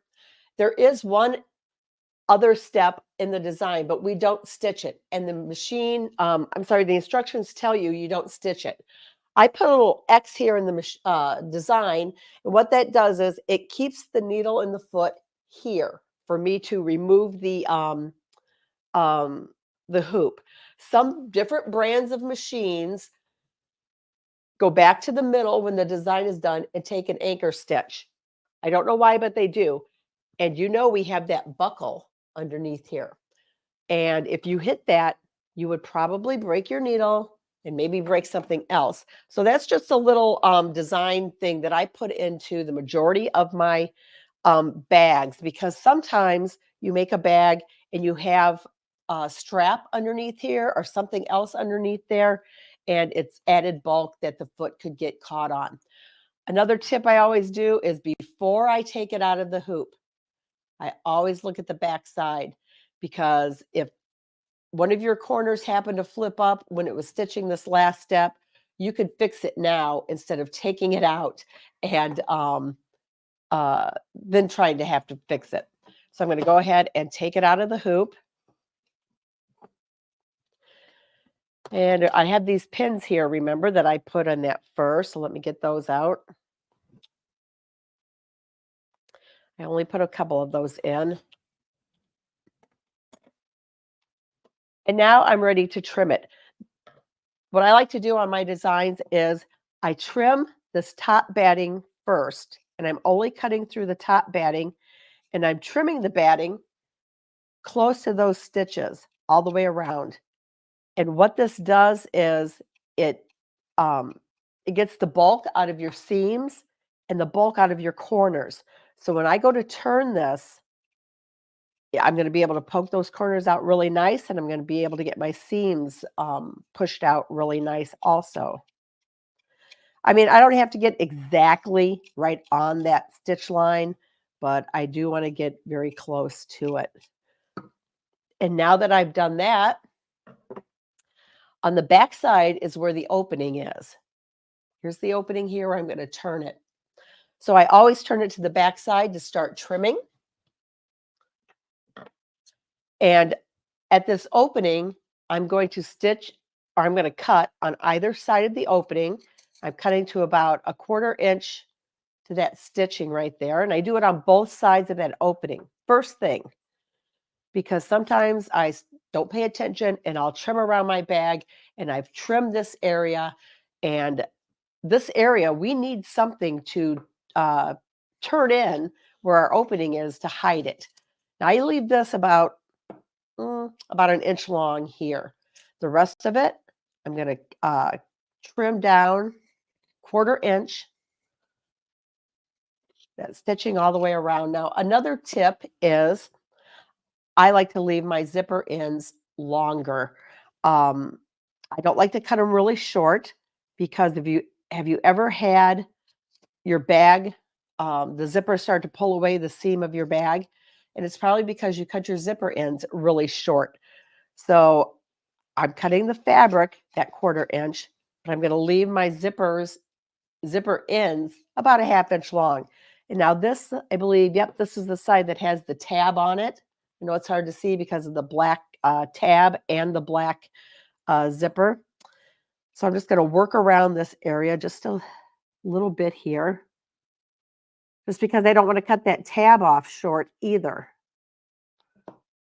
because that's I'm going to attach some hardware, and there's going to be some, pulling on there on my bag when it's all done, and I don't want that little tab to pull out. So if you leave it longer also, see, there's the tab right there.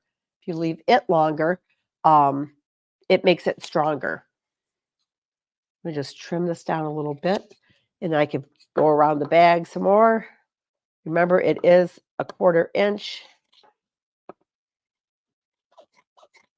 Come around this corner, and again, my zipper is the other end of it is over here. This one's easier to get around just because I don't got to worry about the tab. Again, about a 1/2 inch. Leave it.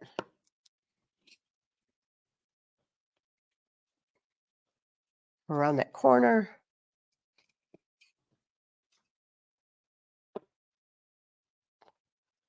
All right, let me kind of get some of this out of my way. So another thing I like to do is these corners, they're rounded corners, and I like to just snip into them. Maybe put about 3 little snips in there. Don't cut those stitches. But what this does too is it helps to relax the fabric so that when I go to push those corners out, they're going to push out really nice. All right, and here at the opening, we have a bunch of fabric that we don't need.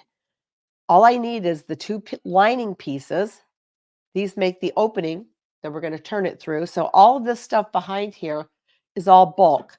So I'm just going to cut that down to a 1/4 inch. And I'm ready to turn the bag. I'm going to do is stick my hand in. And another tip is to, when you go to turn something like this, go to one of the far corners. It doesn't matter which one, but a far one. Don't try to like dig into one of these corners that's near the opening. So much easier to go to one of the far ones. And then see, you just push it right out. And I'm going to turn the bag this first time. And I am going to use my fingers to get the corners out nicely first. There's the bottom corners. I'm going to push those top corners out. And I do have a little tool that I like to use. You can use a chopstick or something, but I know SMP sells these R&K precision turning tools. I love this tool. It's got this little round ball at the top, so I'm not going to poke out my corners, but I love this thing. So you do want to work on your corners and make sure that you push them out well. And then I like to take the tool, if you can see it running across here at the top, just kind of run it along there, and it's pushing that seam out to make it really nice. So make sure you get the corners out well. See how nice that one came out? I'm going to work and get the other 2 corners out. Now at this point, I press the bag. And usually I'm using my big iron. The only reason I'm using the smaller iron here is due to my space that I have here. So I don't feel that it really presses, you know, like the big bag as it should, but you get the idea. I usually take it over to my ironing board. After you've pressed the bag, now we need to take the raw edges and turn them in. And you can close up your bag a couple of different ways. You can hand stitch it. Very easy to do. Remember, this is the inside bottom of the bag. It's not really going to show. I mean, don't worry if you're not a good hand stitcher. It's not really going to show. Or you could use a piece of fusible tape, put it in there, and use the iron and press it closed. After you take care of the opening, I'm not going to do that today, but after you take care of the opening, get the zipper all the way opened up, and then we turn it again. And I just like to reach into the bottom, turn it, turn the top corners.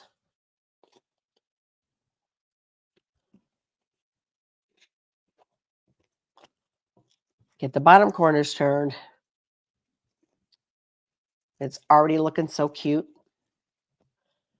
going to take my tool again, get those corners pushed out really well. It's important to take your time to push your corners out because, you know, people notice that. I notice it on bags. But you get your corners poked out nice. Close it up. Now your buckle, now is when you center it. And to keep it there in the center, you could do two things. You could just glue it, use some hot glue back here on this metal piece here, glue it down, or you could, open it up and just sort of take a needle and thread and go across that bar and across the bottom of the bar to keep it centered. But that's how easy it is. I mean, and it turns out just adorable looking. What do you guys think of this? Marsha wants to know, is the red and black cotton? Yes, it's just, a cotton type fabric. The whole thing could be made out of cotton fabric, but for the holidays, I just thought, something that's just a little bit different just makes it, that much more special. One other little thing I want to show you, another little tip. Whenever you work with something like this furry type of fabric, it's like, doing it in the hoop is just like using, sewing it on a sewing machine. And sometimes the little fibers get, kind of caught in the seam. So I just take a stiletto, just sort of go along the seam and fluff them up a bit. More noticeable, like on the edge. And I know the cameras, the lights are kind of making this white fabric hard to see, but just sort of go along and fluff it up, and it gets the fibers out of the seam, go all the way around those little corners, on the top and this edge too. And you can see, my zipper does not have any kind of an issue because I use the furry stuff. It still opens and closes perfectly. I do have a little bit more time, so I'm going to go over quickly how to make this little fob, I call it. It's, if you wanted to make a little wristlet, it's very easy to do. It's really easy to do to sew. I mean, doing something like this in the hoop, these things really need to be about 13 inches long so that you're, able to comfortably get your hand in and out of it. So, it could be done in the hoop, but it's very easy just to sew it too. So what I like to do is I cut 2 pieces of the marine vinyl, and, cork could be used, whatever, but of course I like it to match my project. So I'm going to go ahead and use the marine vinyl. Again, I like to take a glue stick, one of the kids' glue sticks, and run it down the middle. Line up my 2 pieces. And, take your time to get them lined up right. Line up those short ends, line them up, coming down the edges. Mine didn't, I need to trim this end here. But it's just important to get it to line up along the edges. And then all I do is go to my sewing machine. I make I like to use a foot that has a guide that will keep me about 1/8 of an inch from the edge. I lengthen my stitch to like 3.0, and I like to start at the short end and then stitch all the way around. And on this one, after I did that, then it's basically take your swivel hook, put on it. So basically this would have gone around there. So let's say my swivel hook is in here. Then I brought the other end, and of course this is stitched together. I brought the other end up and put it underneath there so that I had an overlap of, at least a 1/2 inch. And I put holes in it with a punch, and I used a rivet to hold it together. You don't have to use a rivet. You could easily just stitch across here. Maybe a couple of times I would stitch across. Some people like to stitch a square with an X in it. But either way, whether you stitch it or use a rivet or something, it just makes a quick, easy little fob. So I'm going to go and see if there are any questions. And let's just see. Very nice, very pretty. Yeah, it really turns out, just really cute and really sweet. And, you know, I might have spent an hour here showing you how to do it, but it really wouldn't take you that long after you had all your materials cut out and everything. And doing it in a 5x7 hoop, so just about any machine can do it. And let's see, only one size. Yeah, I only did it in this one size. Sometimes if I change a set, upgrade a set, I just add it in, and whoever purchased something can come back in and, you know, just re-download it and have another file. I had to get ready for this demo. When Blaine called me and, you know, asked me about it, I kind of had to get my project done and stuff. So, and I didn't have much time to create another size. Let's see. Thank you, Diana. I really appreciate that. So again, to go over the hoop and press pads, they come in bundles or they come in individual pieces. Hi, Jane. Reen, that was so cool. It's so easy and so much fun, and it's so cute. Yeah, it's got everything wrapped into one. It's all of the all, and you made it look so easy, and you like didn't even move. You swiveled your chair and you made this beautiful little clutch. It's so cute. I have a couple of questions that I was taking notes along the way. So you might have answered these in a couple of times you did questions, but we'll reiterate if you already did. A couple of times people are asking the tape. What kind of tape are you using? I use it's a medical tape. Oh. It's Transport medical tape. And I actually learned about this through some of the events that I did years ago with Blaine.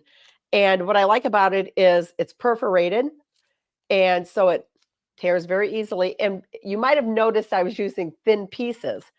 This is 1-inch tape, and I usually tear it into 3 or 4 pieces. So I get a lot of use out of this. I mean, it goes a long way, and it holds things securely. And, you know, that's the tape that I've used ever since those events, and I still use it. What a great idea to use the medical tape, because it's easy to find. It's very lightweight. I know we all have our little secrets. I sometimes use painter's tape, but your medical tape is actually thinner than mine. So that's good. Yeah, it tears very easily. Yeah. And if I happen to stitch over it, you know, I try not Yeah. to stitch over any tape if I don't have to. But if I do, I don't have any problems with it, like gumming up my needle or anything. Well, that's exactly right. If you're just using it to secure something on a temporary hold. So it's easy to do if you're not sewing through it. Somebody suggested using pinking shears for the corners as you're clipping the corners. Yes, you could do that, definitely. A lot of times too, instead of just clipping into those corners, I'll notch them out.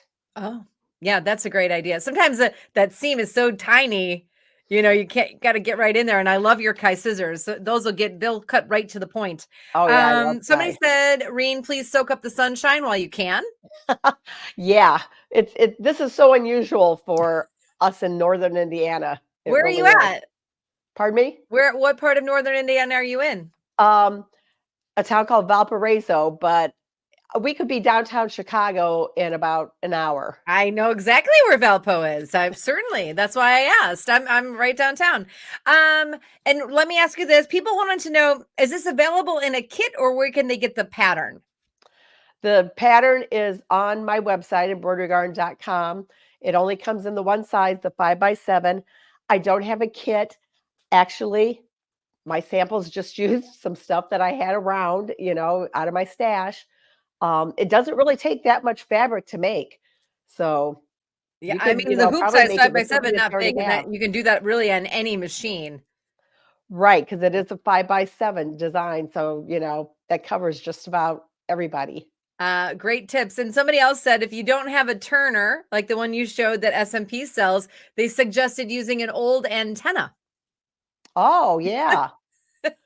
That's way old school. I remember those, that they have that like knob or something on Yeah. the end of them. Yeah. Yeah, the little that would go like this. You just use that little part with the knob because it's not gonna bust through anything. My favorite thing is that if people are under a certain age and we're saying use an old antenna, they're like, what is an antenna? I used to have to like keep turning them to like make the TV come in better to get better reception. Yes, and thankfully we did not have to do that today. We got you perfectly clear with a perfectly perfect education session and a great project. These are so easy to make, and certainly we can do these today. We can do them in an hour. Right. Less than an hour. And what I love too about this idea, it's cute that you did the Santa, but we can do these for all different, you can do it every month, different fabrics. Just let your imagination run wild. And this pattern to make this purse is really such a great base. I was thinking, you could leave the belt off. Yeah. Do just like a plaid and, another kind of little furry, something at the top and bottom. And it would be a great winter theme. It would be like a sweater, kind of look, something like that. Yeah. Cozying up in the new year, Right. something fun for skiing, but there's so many different things. You could just use different, you can swap out your Sherpa, your faux Sherpa, maybe with some, fuzzy pink fur and do something for Valentine's Day, just like something as you move into all the different seasons and holidays. I love it. Reen, you're great. It's great to see you. Thank you for coming on to Countdown to Christmas, and everyone, big applause for Reen Wilcoxon. Thank you so much, Reen. Thanks for inviting me again. Okay, we'll see you soon. We're all going to make the project. Oh, wait, one more time. People can find you where? Embroiderygarden.com. Embroiderygarden.com, everybody. Thank you, Reen. Thanks. Bye. Wow. Amazing. Like, so cool. Reen's project was so great. Go to embroiderygarden.com. Make sure you get that pattern. Start making one right now while you're hanging out with us today. I like it. Blaine, what do you think?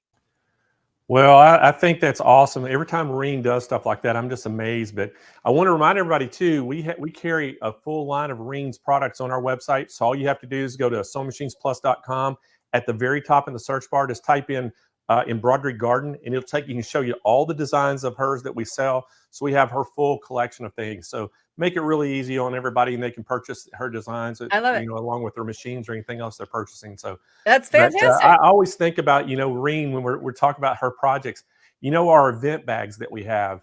Everybody loves our event bags. Well, Reen one year took my event bag and actually did an in the hoop design with it and made actually, I don't know what you call it, Kennedy, a purse, little zipper pouch bag. Like, it's actually pretty big. Good. And she managed to keep the logos.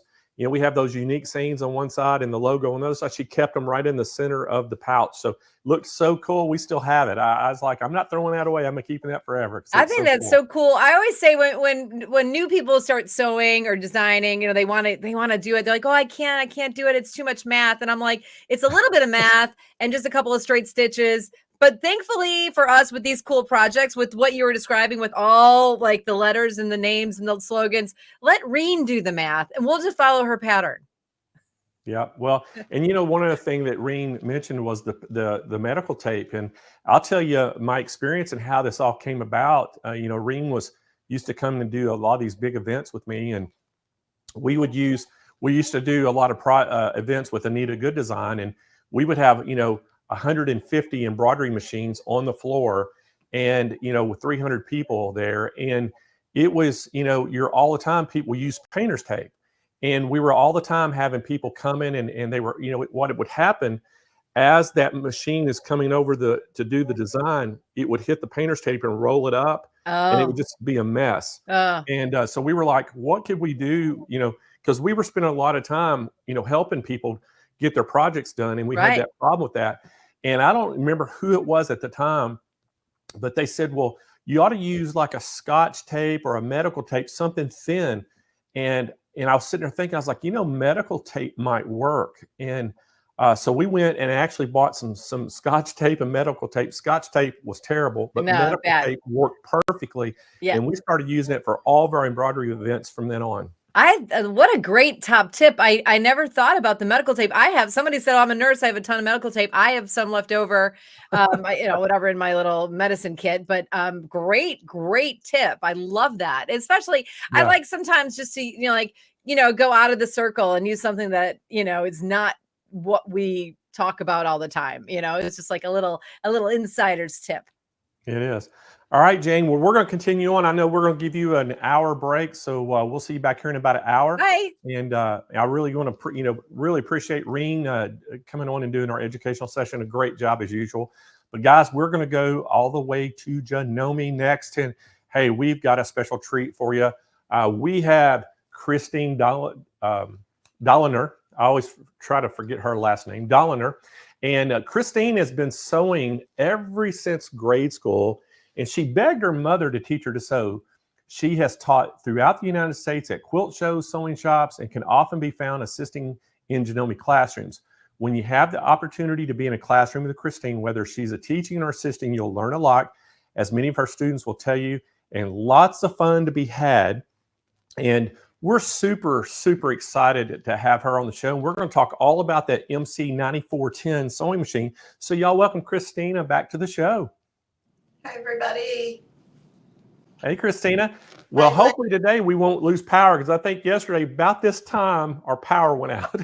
Yes, it did. Oh, I know. So we're going to let you take it away. I'll be back here in about 25 minutes, and we're going to tell everybody how they can get this 9410. Perfect. Thank you very much. Hi, everyone.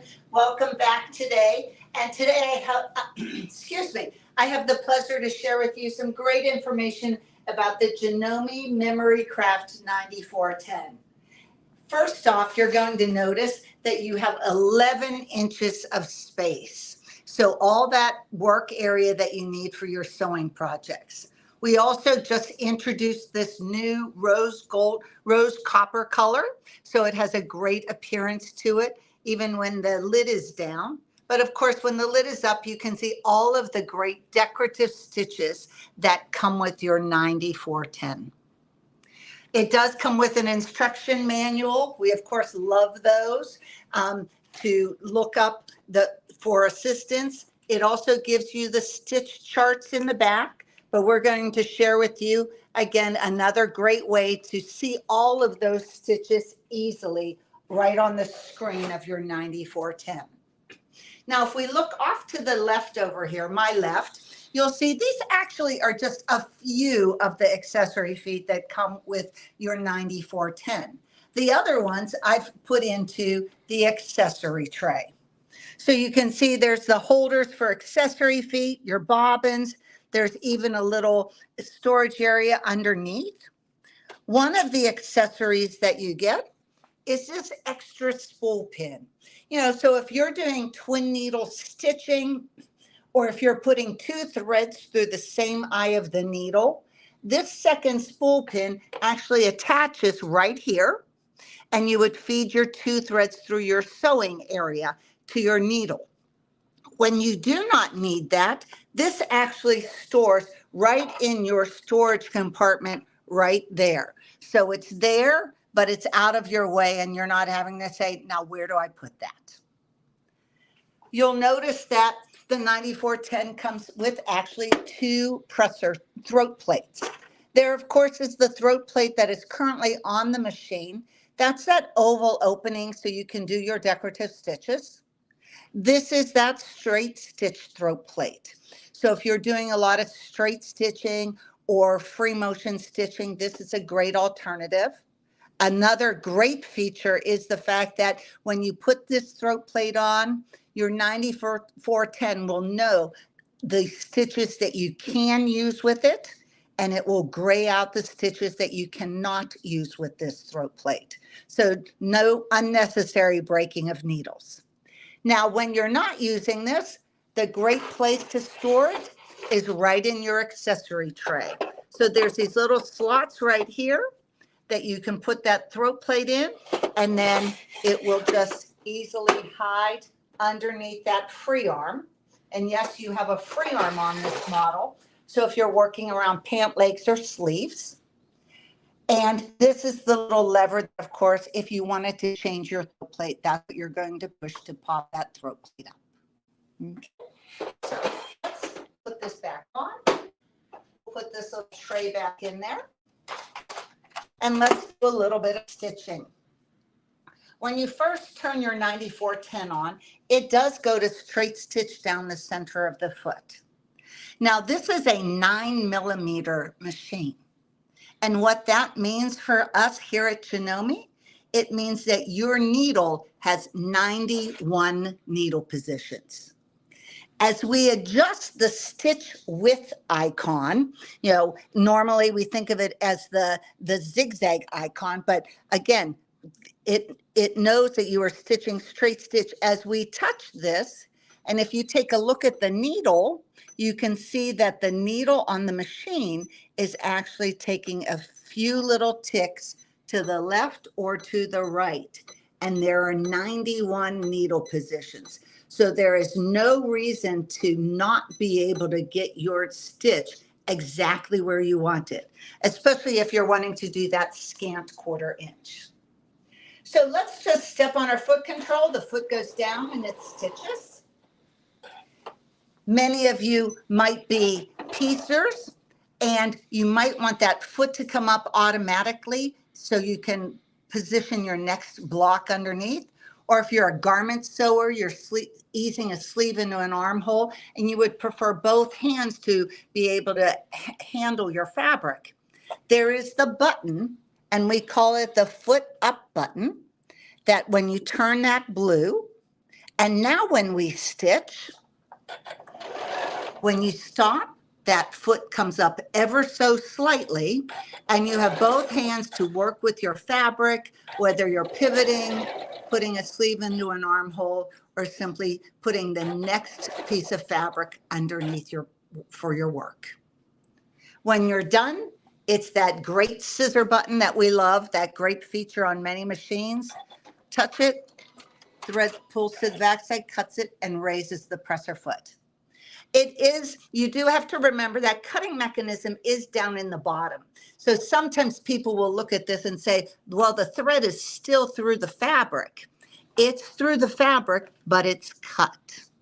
So don't be afraid to just give your fabric that little tug, and there's that beautiful, beautiful straight stitching.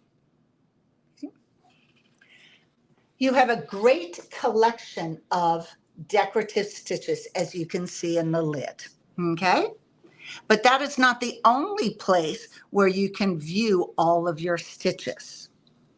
As we look at our screen over here, right now, again, when we turned it on, it went to straight stitch, which is in our utility stitches. And there you can see it says 1/2. So there are 2 pages of utility stitches. You could use the big arrows at the bottom to turn the page. But this little icon looks like a piece of paper with a whole bunch of little ticks on it. When you touch that, you are seeing all of your utility stitches. And when you find that stitch that you're interested in, you can select it right from there. You'll notice that this says 1/14 because all of those other 14 pages that you can flip through are all of the decorative stitches that you see in the lid. So you can just arrow over, great collection of buttonholes, some mending stitches, even a little bar tack that you can use at the top of a belt loop. And then as you continue over, you see applique stitches, decorative stitches, and as many, many stitches that you'd like to use. Okay, we can X this out. And let's go to our alphabets. Okay, the alphabet. Haven't really talked about this before. You can see all of your options with respect to the fonts that are on your 9140. There's even some Japanese and some little symbols. In the olden days, we used to call them wingdings, right? But you can easily spell your names or make labels for your projects or for the back of the quilt, or even stitch on a piece of ribbon to label garments, whether the kids are going to school so that they don't lose them. The font that you see that says block 9mm, that is uppercase only. But if we just go to the traditional block, this is where you can do upper or lower case. Okay. You also have your numbers and fonts, your numbers and those punctuation marks. And then these little dotted boxes refer to the spacing that you can put between words. So let's just say we'll type in hello, upper lowercase ELLO. Let's put a space. And if we go back to the uppercase, and we're just going to type in SMP for SewingMachinesPlus.com. Plus. Okay. If you had accidentally typed in a wrong letter, the trash can will allow you to delete that. And if you left a letter out, you can always move your cursor up so that you can insert that letter that you might have forgotten. It is recommending the F foot. So once again, we're going to put the F foot on.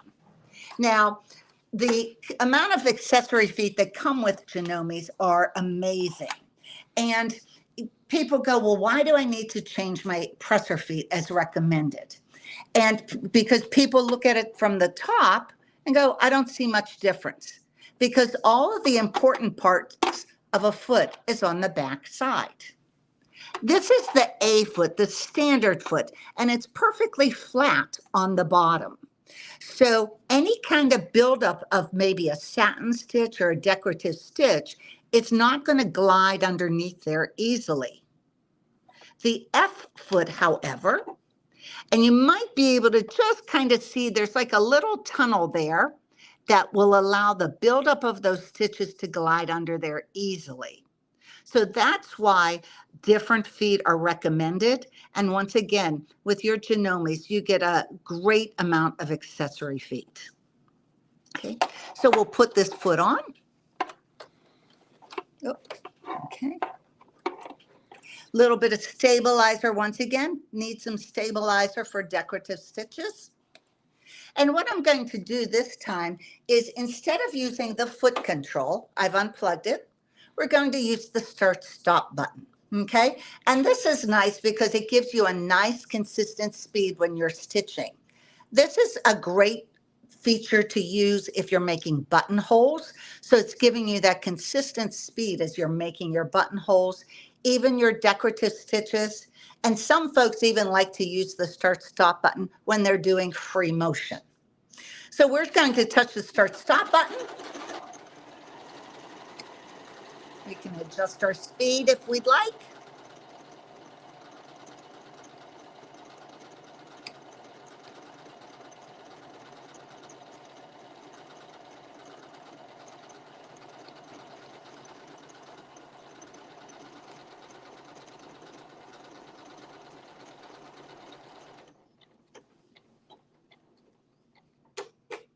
Another reason I like to use the start-stop button when I'm working with maybe the lettering or if we string together decorative stitches.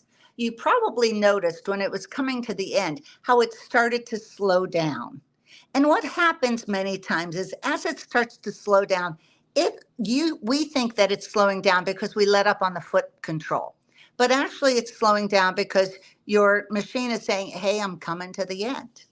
So instead of missing the very end of that stitch, the start-stop button is a great alternative. Let's touch the scissor button. And there's our Hello SMP. Now, some folks will ask, can you cut that little thread out in between there? That's a personal preference. You're welcome to cut that out. I don't know if I would take a lot of time trimming out all those little jump stitches in between each of those letters, but there are, I'll use that term, those tie-offs in between everything. Okay. So again, we just went to the alphabet, the A font, the A icon to take our to go to our alphabets. If we go to the decorative stitches, and once again, we can use these this icon here. Oh, I need to select a collection. We can use this to take a look at all of our decorative stitches, okay? You actually can string together decorative stitches and letters at the same time. And this icon right here, where you see there's a heart, a spade, and a diamond, that is what's letting you string together different stitches. Oh. Traditionally, it's the three little hearts, so it's the same stitch, same stitch, same stitch. But when we touch that icon, that's what lets you bring your decorative stitches together and combine them along with letters. Okay? And let's just do a quick little stitch there. Let's go with a little asterisk. And I know what we'll do. We'll put in Blaine's name, okay? We'll use use that block 9mm. BLAINE.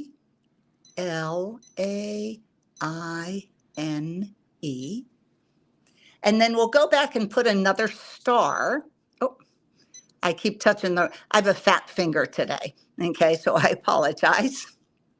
And we'll put another little star. Okay. Now you see me that I'm touching the screen with my fingers, and that is okay.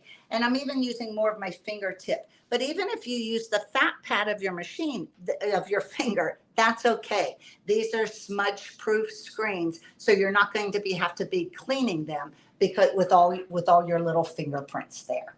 Okay. So now, once again, we'll use that start-stop button.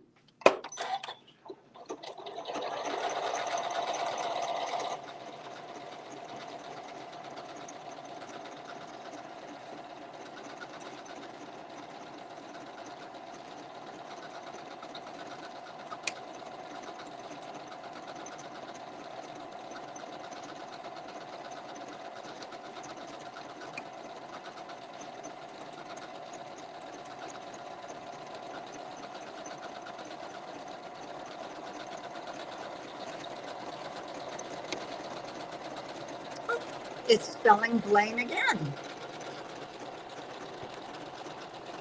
So we have many, many Blaines, okay? And I apologize, I forgot to put a stop sign in there. That would have just given us one Blaine, right? But isn't that beautiful? And we'll just simply plug our foot control back in. So yesterday we talked about our sewing applications. That icon that looks like the t-shirt where Janome has selected the perfect stitch length, presser foot pressure, thread tension. Oh, let me read this for a minute. Pattern combination currently will be created, will be deleted. We'll say okay. Okay, so now we're in our t-shirt. So this again is our sewing applications where Janome has selected the perfect stitch length, presser foot pressure, thread tension for a wide variety of common sewing and quilting techniques. These are our sewing techniques. Again, there are 4 pages, as you can see. If we touch these feathers, that takes us into our quilting techniques. There are 2 pages. And if we arrow over one, you're going to see this one that says hand look quilting. And let's select that for a second. Now I'm not going to stitch this, but I'm going to show you a great sample of this, what you can do. So this is where, when folks hand quilt, you see that little 1/4 inch stitch up and down, up and down. Isn't this beautiful? Okay. So how you do the hand look quilting stitch, there is invisible thread in the needle. And if the light is just shining just right, you might be able to see the invisible thread in there. And then this was just blue rayon embroidery thread, nothing thick or anything extra special, just traditional blue embroidery thread. And because when you select that stitch, it's changing the tension so that that blue thread comes and gets pulled up from the bobbin area, and the stitching makes it look like you hand quilted this. Isn't that beautiful? You can just draw lines on a piece of fabric and create your own stitching. You can even use this stitch to quilt your quilts together.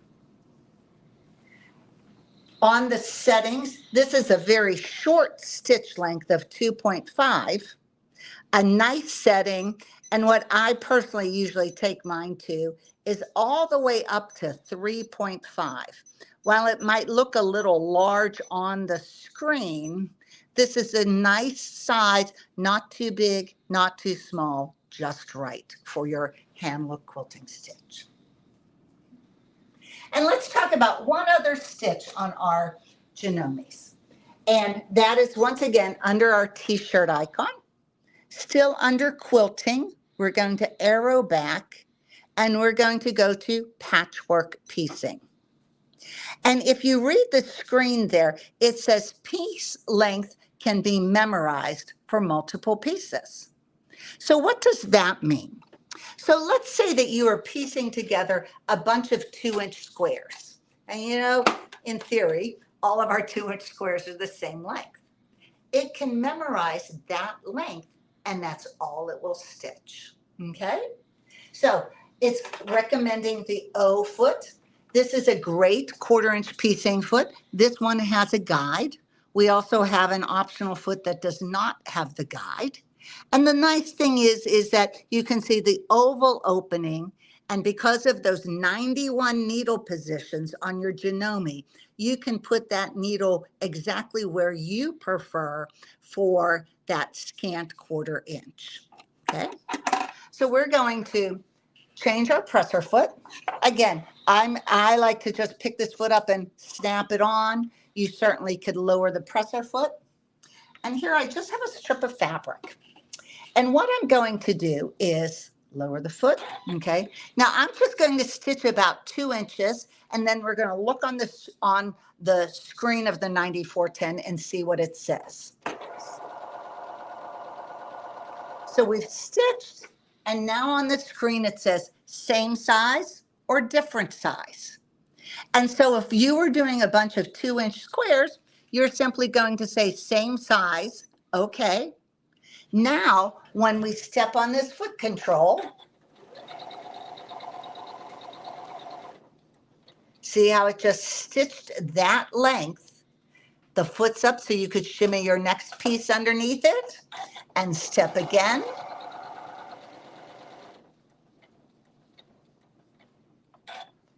Slide your next piece under there. So it is memorizing that length of that seam that up for the project that you're working on. So it's great instead of you having to, dare I say, you don't have to pay that much attention to it, just position your fabric underneath where you want it. So the Janome Memory Crafts 9410, great machine, great space, great lighting, great collection of decorative stitches and presser feet. Anybody have any questions for me? Well, great job, Christina. Only a question we got is how can they get one of them? Fantastic. Perfect. Fantastic demonstration. Great job. Love this machine. So we're going to tell them how they can get it. Thank you so much, and we'll see you soon. Yes, thank you. My pleasure. All righty. All right, guys, this was the Janome 9410. Now, all you Janome fans, we've been showing y'all some great machines, and this is no exception. Again, the price on this is $39.99. We have a call-in special on this. We have special financing, free shipping nationwide. This is such a good-looking machine. Look how sleek that is. Guys, if you have been interested in one of these, this is the MC 9410 QC. And guys, again, it's a sewing and quilting machine. It's got that nice throat space on this. All those designs built in.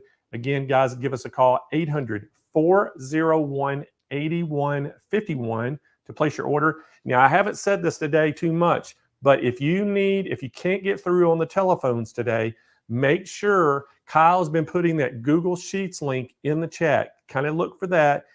He'll basically you can copy and paste it and keep it somewhere on a Word document or something, wherever you want to keep it. But you can hit that, put that in your browser. It'll open up Google Sheets for you. You can put your name, your phone number, and the product you're interested in, and that'll update it real time in our call center. And that way, as soon as they get off the phone call they're on, they'll make an outbound phone call to you and help you take your order because I know the phone lines are busy this week. So make sure you do that. Or you can just ask one of the live chat agents on our SewingMachinesPlus.com website. They can take your order and help you out as well. All right, guys, we're going to continue on. And we're going to go right back. We got Elna in the house now, and we got Sam Fung back in. Now, Sam, we had him on here yesterday. Sam, he's an education coordinator. He has been sewing for 45 years. And prior to Janome 15 years ago, he owned a custom sewing business where he made everything from wedding gowns to home decor, and even taught students of all ages how to sew. And we've always had, it's a pleasure having Sam on. We're happy to have him back. So welcome back to the show, Sam Fung. Thanks, Blaine. Hello, Hey, Sam. everybody. How are you today? I'm doing great. Well, good. Glad to have you back. And I know we got a great machine. You know, this Elna 780 Plus is a great machine. So we're going to let you get going. I'll see you back in 25 minutes. We're going to tell everybody how they can get themselves one. Okay, great. Okay, like Blaine said, I'm doing the Elna 780. This is a wonderful machine, just like the other machine we talked about yesterday. This one has 350 stitches built in. You can see all the built-in stitches up here on the stitch chart. And you can see some of these stitches have little gray boxes around them. That means these stitches can be mirror image upside down. They all can be mirror image left to right. And you can see this machine's very user-friendly. All the information is right here on the lid for you to look at. Now this machine right here, if you pan out, we do have a 11-inch throat space on this machine. Another cool thing I love about this machine is the side cover does open. So if your thread breaks in here, at least you can go in here and get to your thread, because sometimes we just need that. Another wonderful thing about it is we have what we call a stadium lighting on this machine. So back here, I can pull it out. We have a lot of studio lighting, so you guys probably can't tell, but this light actually will tilt a little bit, and I can get the light exactly where I want it. So this light slides out. You can have a little bit or way out. So you do have extra lighting on this machine. We also have the automatic pressure foot lifter on here. So I can, if I step on my foot control, the foot will go down, or I can press on the button to bring my foot down. Another cool thing about it, this is a 9mm machine, meaning we have 91 needle position on it. This machine also have a free arm. So if I remove this extension table, as they call it, on the machine here, it exposes my free arm. And if you notice on the free arm in the very front, I have a lever right here. This lever allows me to change out the plate with just one touch of the button. So what I'm going to do is I'm going to manually lift the foot up with extra high lift. As you can see, this machine has a very extra high lift. I got my whole finger underneath here. So just giving you an idea how high this lift goes up. So what I can do is to change my plate. I simply press the button, the plate pops up, I take that off, and I can put the second plate on here. The second plate that it comes with this machine is the single hole plate. You have a single hole in the left, the right, and also in the center needle position. And all our plates have sensors on the back of them. These newer machine. So all I have to do is press down, and I'm ready to sew. I get a message on the machine that the straight stitching needle plate is set. So I just hit X, and you can see the machine shows me just my straight stitching stitches. So I don't have to worry about breaking a needle or, being able to choose the wrong stitch. So let me take this one out again. I'm going to press down the button, remove this one. And you also get the third plate that comes with this machine. This is the HP plate. It's the high performance plate. As you can see, the hole is in the left needle position. So what I would do is just put this plate on here, lift it up again to the highest position, snap it in place, and you notice my needle automatically just jumped to the left needle position. Before it was in the center, and it's just jumped over. Okay, so you do get 3 different plates with this machine. Put this back out. And what's so lovely about this machine is on this extension table that's built into the machine, there is actually places for it where the throat plate can go in. So that way, if you want to take this machine to class, you can. The machine's not too heavy. It's about 29 pounds. So that's not too, it's doable. So if you need to take it to a retreat or class and you need a full-size machine, it's quite doable. Now, once I have this off, another thing this machine comes with is the nice, large acrylic extension table. It just simply just slides onto the bed of the machine like so. So now I've got a nice big bed to work with. Another accessory that I love about this machine that comes with it, let me clear this message, is the cloth guide. This is a cloth guide. It goes with the machine. If I can get this styrofoam, this machine, I just unpacked it. We have so much static electricity up here from the heater. And what this does is I simply put this on here, pull it forward, push it down. I can slide. This is what's called a cloth guide. It comes with the machine. And what happens is from the needle, from the center needle position to the edge here, I can move it to wherever I want to. So no more putting a seamed painter's tape on my machine. So let's say if I want something like a 5/8 allowance. I do have a 5/8 marking on the plate. I can just scoot this over to the 5/8 allowance, which is right here. And that means from the center needle over to the edge guide, I have a 5/8 seam allowance. So what that means is, I'll just show you right here. That means if I'm sewing from the needle over, this guide will actually let me go and start sewing like so. Now, let me thread up the machine. I'll show you. This machine has a built-in needle threader. There's another wonderful feature I can't do without. I'm getting so much older now, it's so hard to see the needle to thread it. So this is a nice needle threader. You just simply thread the machine, and you can see that the threading path is all written on the machine itself. Okay, I put it through here. You can see on the top, it says number 3 to put it through the thing. Number 5 is through this guide, and then you put it through here, pull it up, cut it on the side of the machine. There's a thread cutter on the side. Lower the pressure foot and pull down, and just like that, my machine is threaded. It's just that simple. And now I have to just pull this little loop out, and I'm ready to sew. Okay, I have a straight stitch on the machine, so let's just show you. Let's slow the machine down a little bit, how we would use the cloth guide. So I'm using the start-stop button. You notice it comes down automatically, and I can just guide the piece of fabric and just to sew. And what's so nice about using the start-stop button, when I get to the end, or close to the end, I can hold down on my start-stop button. The machine will sew slowly, so when I let go, it just stops. It defaults in the down needle position. No problem, I'm done sewing.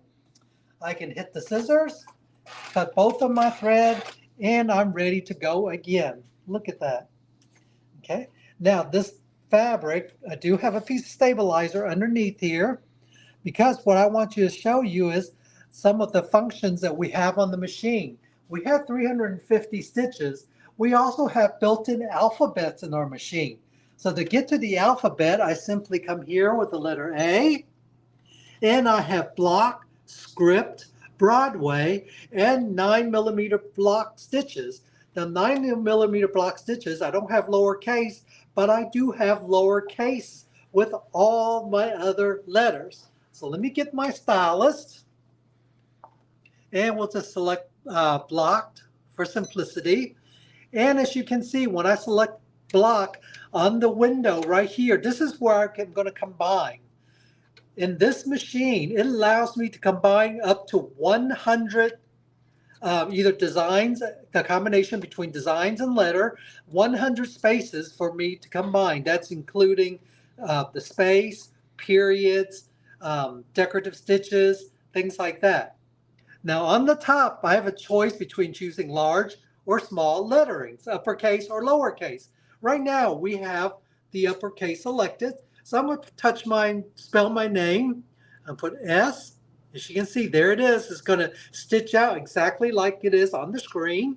I'm going to change it to lowercase, A and M. It's just that simple. Now that I have my name in there, I'm ready to sew it out. So what I did was, I just moved this over a little bit. And what I'm going to do is, I need to change my foot. if you notice, right here on the machine, it tells me I need to use my F foot. Okay, I'm going to simply touch the button on the back of the ankle. And if you notice, the foot I had on the machine was the A foot, is your standard foot. Okay, I'm going to put the F foot on. Actually, I'm using the F2. Okay, this is the F2. It's the open toe. The only difference is the F2 has an open toe. The regular F doesn't. The reason I'm using this foot is on the back. You can see there's a channel for the raised letterings or anything you're doing, your decorative stitch or anything, to travel underneath. So that's why you would want to use one of these foot when you're doing decorative stitches. So all I'm doing is taking this, push it up, and I'm ready to go. So I'm just going to hit the start button. Now when you're doing decorative letters or stitching or anything like that, you do need some type of stabilizer underneath it to support your stitches, just like if you were doing machine embroidery. Okay, the letters are done. So cut it. And look, that's the letter stitched out. Isn't that nice? Okay, now in here, I'm not just, let's say I want to add some of my decorative stitches up here.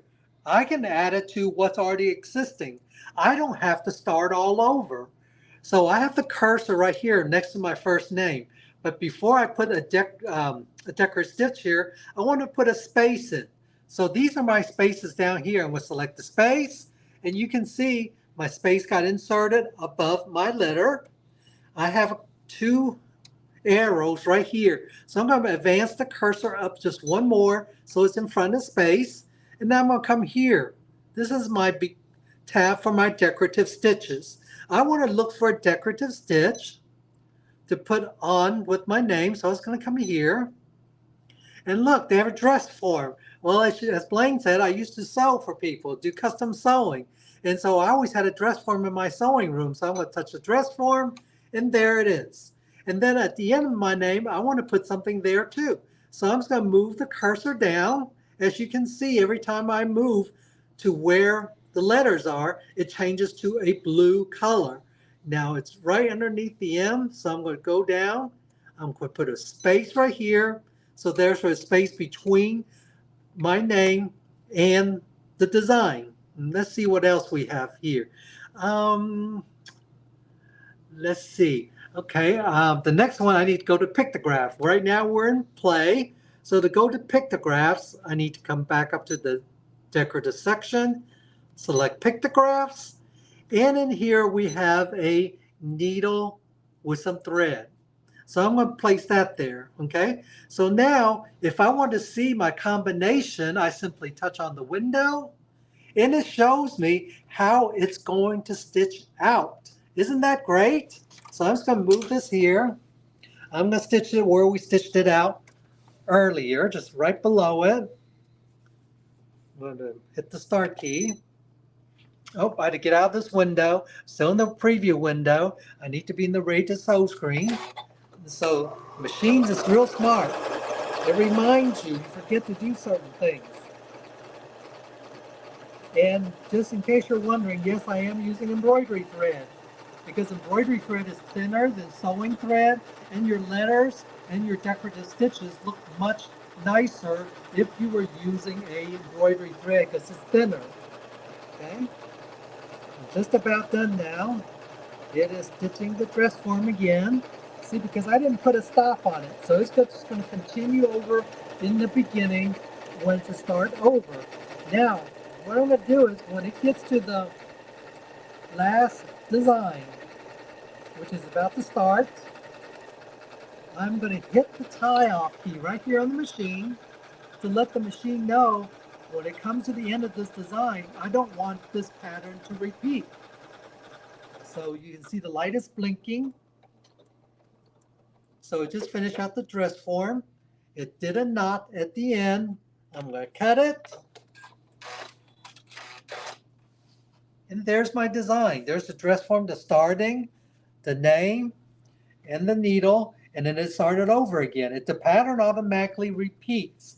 because I have a design here. If I just have letter, it only stitch it out once. Now the machine is very smart. The other thing I could have done is come in here, scoot down to here, at the end of the needle. I want to show you this. There's a LS, stands for locking stitch. I could put this on there. When I put that on there, after the needle, it will automatically tie off. It won't continue stitching, okay? And so I'm just going to do this real quick, just to let you guys see this. So the machine, what I'm trying to say is, the machine is very smart. It's very user-friendly. Just by looking at these icons and symbols and things on the machine, it makes your sewing experience so much easier. I've been sewing on Janomes for the last 16 years, and I just love it. And technology, see, is coming to the end. It just stopped. So it knows the tie off key. It just tied it off. So all I'm doing now is just cut it. And there's my design. Isn't that nice? Okay. Another thing I want to talk about is with the Elna machines, you have what we call an Elna exclusive to Elna's, and they are in with all the Elna machine. I'm going to open up the tray, and this tray comes with the machine. Acts as a storage box also. As you notice, I got feet stored here. On the bottom, there's more spaces. There's my dual feet foot. You do get that with it also. And also in the little tray, you have this little disc that kind of looks like a push pin, okay? This is for doing circular sewing, okay? And I'm going to show you how to do that. Put this away. And I have a piece of fabric here. And again, I have stabilizer in the back, because when we're doing decorative stitching, especially something like that, we do need stabilizer. And if you notice on the arm of the machine itself, there's two holes right here. This is where the tack would go into to do circular sewing. So what I'm going to do, I'm going to put the, I've predetermined where the center of my fabric is. I'm going to slide it over to the machine with a tack in place, right over the hole that's right here. Okay. Now if I can just get it in the hole. There you go. Now it's inside the hole. It's nice and flush. I'm going to come over here and clear out the screen just by touching this delete key, and you guys can see it just deletes it just like that. So I'm going to find something that will look nice with it. So I'm going to click out of here, go back to the main menu. I have page turning arrows here. I'm going to change the arrow. And let's go to heirloom. Oh, how about quilting? I know there's got to be quilters watching. There's some little simple little designs here. Let's see. I don't want to stitch anything that's going to take forever. I'm on the combine mode, so I'm going to uncombine it. And how I can tell is when I touch that, you see only one design appear, just like this. If I touch number 22, only one star appear because I'm in the combine mode right here. To uncombine that, simply touch this. Now you can see when I touch these design, it's the same design going down. So I'm just going to do this to show you. We have this stitch right here. I'm going to hit start. And you can see by this tack, just kind of hold down on the tack. And you see how the fabric is kind of turning. And it's good, it's stitching in a circle. What the feed dog is doing is pulling the fabric underneath, and it causes you to stitch a circle. And this machine, the Elna machine, comes with a tack to do that, but we also sell an optional accessory called the circular sewing attachment, which goes onto your throat plates. You take the bobbin cover off, and then you put the circular sewing attachment to it. And that one is more minute. You can adjust the width of your circle, any different diameters up to you can stitch, I believe, up to a 10-inch diameter circle with it. So there's some really fun stuff you can do with it. This one stitched a pretty good pretty good sized circle. You can see it's going to come back by itself. It doesn't take long to do that.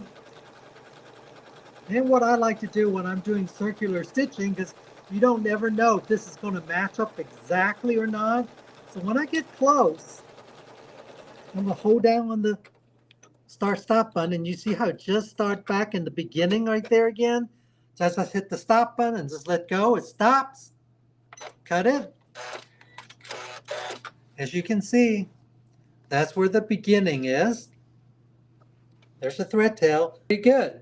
So this is the circular sewing attachment with this machine, with all the Elna that has a decorative stitch comes with this. So when you buy your Elna, you do have that little tack for doing that. Now, with this machine also, we have sewing applications. What's so wonderful about sewing application is this. What I want to show you is this. We're in the quilting section, okay? In the quilting section, we have quilting, variable zigzag, and RW. RW stands for ruler work. Ruler work is the latest trend right now. We'll go to the next page. The last page, I have a button for ruler work. When I touch this button, it tells me to lower my feed dogs, okay? Right here on the side of my machine, I have a lever. I don't know if they can see this, but you have a lever right here. I simply pull this towards me. I just lowered my my feed dogs. Now I'm ready to do ruler work. And all I have to do is put the ruler foot on. And yes, our machine does come with a ruler work foot. So I'm going to put this on, and I'll show you how simple it is. Okay, you will have to remove the ankle.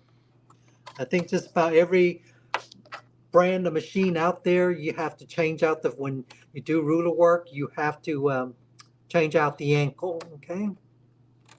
Now our ruler work foot for the Elna machine is this. Ours is a standard 1/4 inch, which means it is a 1/4 inch from the center needle position over to the edge of the foot. It's a 1/4 inch. Okay. Let me see if I have this foot on straight. Kind of looks kind of off. It kind of throws me off every time because I'm kind of standing sideways. But we're on the straight stitch, and you can tell right here I'm ready to do ruler work. Now the machine defaults you have a medium and a light setting. What the difference between medium and light is the height of your foot. Okay, I find that most time I would put it on the light setting. That's because if my foot is too high up off the machine and I'm doing ruler work, what will happen is I will get skip stitches, broken thread, the stitching won't look as nice. And I still have the ability to adjust my foot height. I'm using a black fabric so you guys can see. When I lower my foot, I have plenty of room to move around. This is on light. And I still have the ability, and I'll show you guys this right here. Right here in front of my screen is telling me my foot height is on 1.5. I can lower my foot even more. Every time I lower the foot, I would move the fabric. This is still easily movable. I would move it down even some more. Now this is about 1.2 is about good weight. The reason I'm showing you this is because this, okay? As you know, rulers, or quilting templates they call it, comes with different heights. You have your low shank, which is this. This is your low shank ruler, okay? This is a high shank machine. Normally, when you have a high shank machine, they tell you you need to use high shank rulers.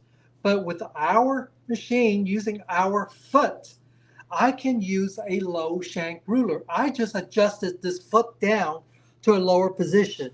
You can see my ruler can go all the way around the foot with no problem. when I'm doing free motion, this is not going to slide underneath the foot. You hear it? This is hitting the foot. This is a low shank ruler. Now, this next one is your standard high shank ruler. I'll show you see how the difference is? This is your low, this is your high shank ruler. And again, I can go all the way around my foot, no problem. And the third one that you see a lot, this is your high shank, this is your long arm rulers. I can use a long arm ruler because my foot, the back of my foot is tall enough that I can use it all the way around the foot. And the reason I'm pointing this out is because if you have a low shank machine that uses low shank rulers, you don't have to go and buy all new rulers. So it doesn't matter what shank, what rulers you have on your machine. On the Elnas, I'm able to use any of the three types. And I'll show you right here. I'm going to slow down the machine because I usually do this with a foot control, but I'm standing here high up on this table and I can't. So I'm lowering the foot. You might be able to see the kind of like a little blurry or little bubbles. I'm using a grip tape back here to hold my ruler down so I can move the fabric like so. Okay. So I hit the start button. The machine takes one stitch and stop to allow for me to pull up my thread. But for what I'm doing today, I'm not going to worry about that. I'm going to hit start again. See, it starts moving. I can do ruler work like this, no problem. You just saw this is your low shank ruler. It didn't slide underneath the foot. Okay. Now the next one is my high shank ruler. I'm putting it in the front. This is what you would normally buy, or they would tell you, oh, you have a high shank machine. You need to buy a high shank ruler. And we'll stitch this in the front, going across. No problem. I can do it on the side, just like I did with the other ruler, or the back. As long as you can get the ruler behind it, you can do ruler work. Now, this one is a long arm ruler because look how thick it is. When you look at that one and this one, you see the difference? I'm pressing them down. You see the difference in height? It's not that much of a difference between the three rulers. This is the low shank. As you can see, it's just a very few millimeters difference on the rulers. So I just want to point that out, that you can do it with our machines. I don't know about other brands, but I can only speak for Elna. And see, I'm able to do this using high shank long arm rulers. I can also go to the back and stitch. See, no problem. So that's why I'm telling you, I love this machine because I, for one, these are all my personal rulers. I have high shank, low shank, long arm. My preference, people ask me, what do you prefer? I personally prefer using long arm rulers just because they're thicker. To me, they feel sturdier, maybe because I'm a guy and I like thicker rulers versus the thinner rulers. The only thing you have to watch out for if you're using thick rulers is that, especially long arm rulers, you don't get them so long that you run into the side of the machine when you're doing it or run into the back. That's the main difference. But other than that, this is a great little machine. It comes with 14 different feet that comes with the machine. You have free motion quilting foot, everything you need to start your quilting with. Okay, I think time's about up. Is Blaine there yet? Sure am, Sam. Hey, great job, Sam. Again, y'all make those machines look so easy. But we're going to tell everybody how they can get one. Thank you so much for coming on the show. Thank you for having me. We'll see you again real soon. All right, guys. That was the Elna, and that is the 780 Plus. Now, this is the computerized sewing machine. Again, look how deep that throat space is. Guys, this is a great machine. It's Christmas pricing at $39.99. But we do have a call-in special. So if you are a Janome or Elna fan out there, all the same technology, great machines. And I would highly recommend you give us a call and talk to us about this one, 800-401-8151. We do have financing available, and we're going to ship this nationwide absolutely free to you.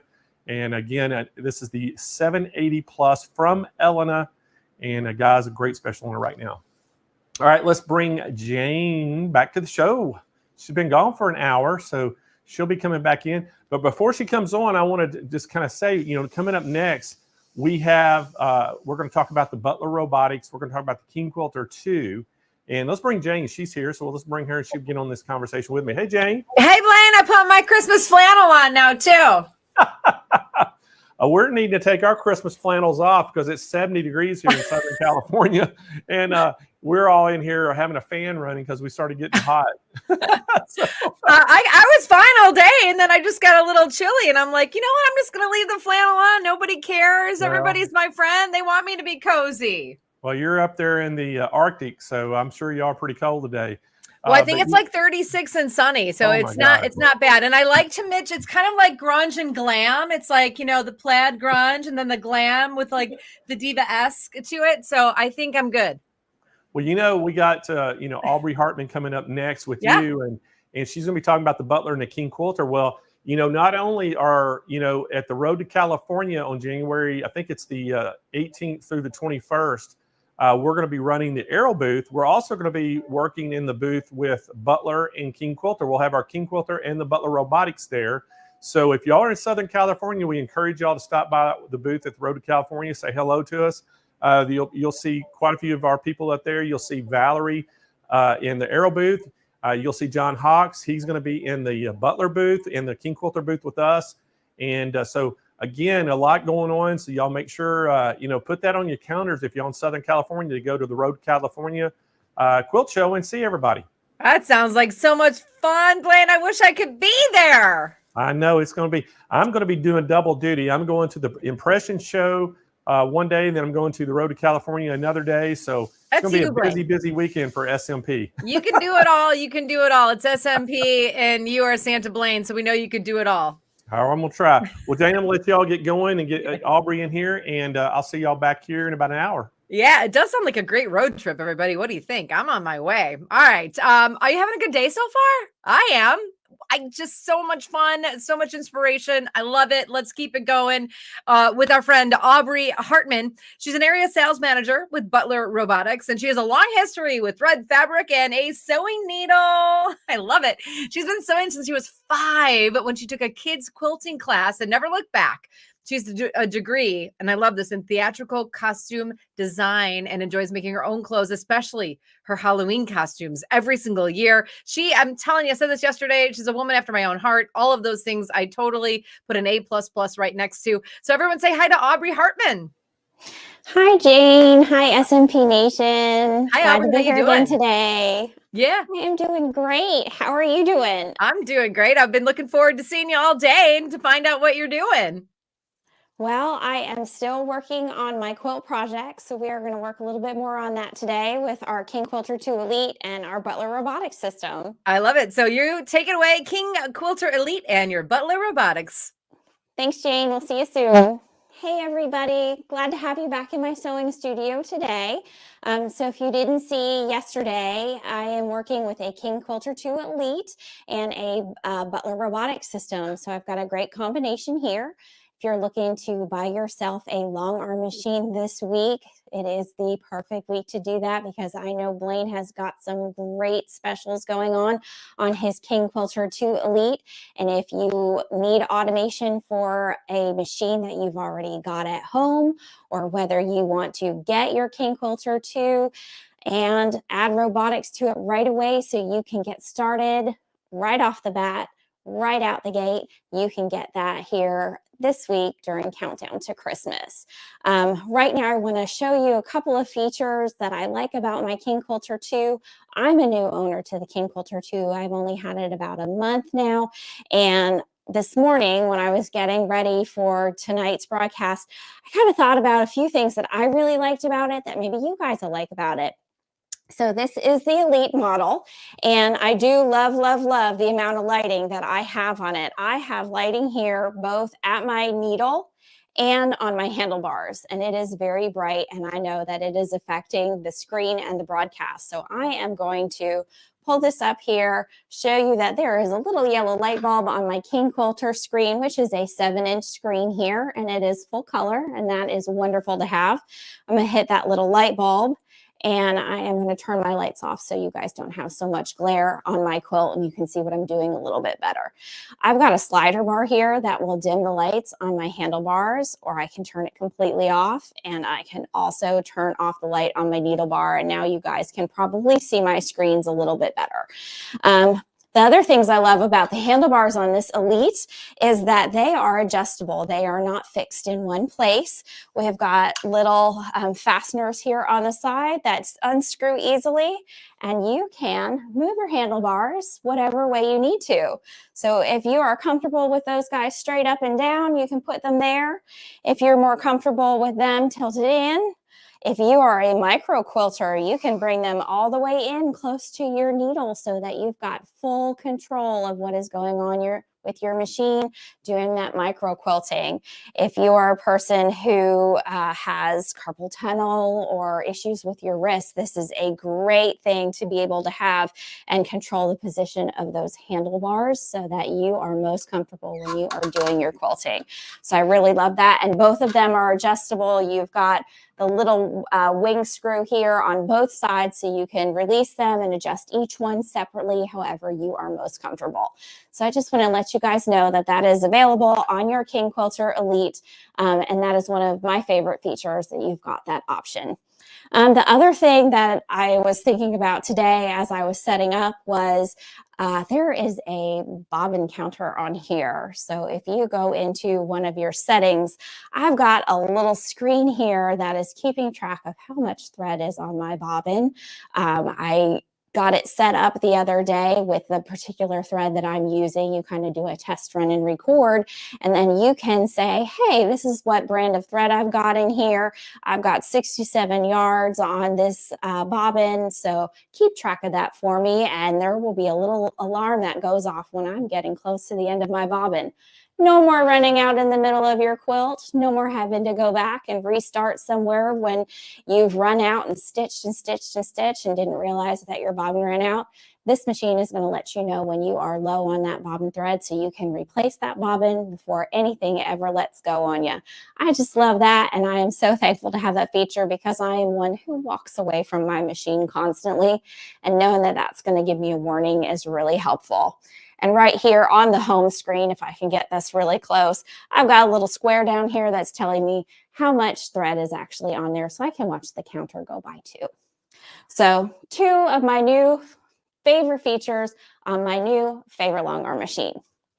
What I'm really loving though is that this Butler system, this robotic system, this automation system, whatever you choose to call it, is just so compatible with not only the King Quilter 2 Elite, but any long arm quilting machine that you have out there. It doesn't matter what brand of machine you've got.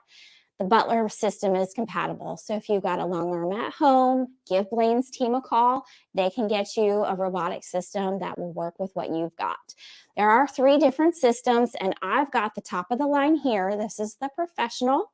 It has got a 12-inch screen and is loaded with 500 designs already set in there, so you don't have to go out and buy any. You can if you want to. They very easily import on here with a USB stick, but that's a great value and it can get you started right away. It also has every single feature that Butler has designed for you to be able to use and work with.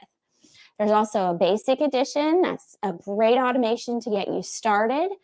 That comes with an 8-inch display screen and 160 designs and all of the basic features to do edge-to-edge work, some basic block quilting. And then there's the deluxe one, and that it comes with a 10-inch screen, 260 designs, and a whole slew of great features to get you doing some custom work. So let's go ahead and look at the Professional here. And one of the things that I'm getting better at is free motion quilting. I'm not great I work for an automation company, so that's where my focus has been. But I'm learning and I'm getting okay at it. So don't judge me when I show you what my free motion quilting looks like. But there is a feature on this one. It's called free motion. And I can actually record my free motion work and turn it into a design here on the Butler, where I can just stitch that out anytime I want to because I can save it. So I'm going to do that for you. We'll see how well it goes. It might not be the prettiest thing, but nobody's perfect, and I definitely am not. So I'm going to show you here. I've got a free motion button here. It actually looks like an old-fashioned camcorder. Some of you know what that is and some of you don't. I'm going to go ahead and hit that button, and it's taken me to a new screen, and I've got a little start stop button up here and a little save button here. So we're going to be using those today. What I like this for, not only can you create designs yourself, but I like signing quilts, adding your signature to something. A lot of people put their initials on a quilt or add their name to the quilting to let people know, hey, this was mine and I'm giving this to you as a gift. I'm going to write out the word winter because this is a winter themed quilt with snowflakes and things, and we're going to see if we can turn that into a design really quick. So I'm just going to give myself a little space. And I'm going to hit the start stop button so that I can record what I am going to be moving my machine with. It is not going to be running. It's just going to record my motion. So I'm going to come down here and just try to write the word winter. And on my screen, my little blue crosshairs are tracing out the word that I am writing. I'm doing okay, I think. It's a little bit nerve-wracking trying to do something you're not great at on camera, but we're doing okay. And let me cross the T and come over and put a little snowball on the top for the I. That's not too bad. I'm going to turn record off, and I've got the word winter. I don't know if you guys can see that real well or not. I'm going to hit my save button, and it is going to come up with a keyboard for me so that I can name this. So we're going to name this Winter SMP since we are on Sewing Machine Plus's Countdown to Christmas. And I'm going to hit my check mark, and it is now telling me that it has saved winter for me. I'm going to go to layout, and I'm going to use my gray fabric with the snowflakes on this quilt, and I'm going to create a layout area by setting my top left corner and coming to my bottom right corner and hitting my check mark and creating a little box in here. And I'm going to go now to my patterns. So when I hit patterns, it's going to come up with all the preloaded designs that are on your robotics system. And I'm actually going to come down to the guide here that gives a list of all the designers and general styles. And I am going to hit saved because it told me it saved my free motion design under that category. And right here is my winter SMP. So I'm going to highlight that and hit my check mark. And right here, it has put winter SMP into the box I created. I'm going to go ahead and open my feature to repeat this, and maybe we'll repeat that a couple of times across that box. 3 times is close. I'm going to stretch that out a little bit to fill the entire box. So I'm going to go to my scale feature and just hit my smart scale button, and it stretched it out a little bit. And now I can stitch the word winter 3 times across my little quilt area in my own personal handwriting without having to free motion the whole thing. I don't know about you, but I think that's pretty cool. I'm going to save this for later and do this afterwards because there's something else I want to show you guys today, and I don't want to run out of time.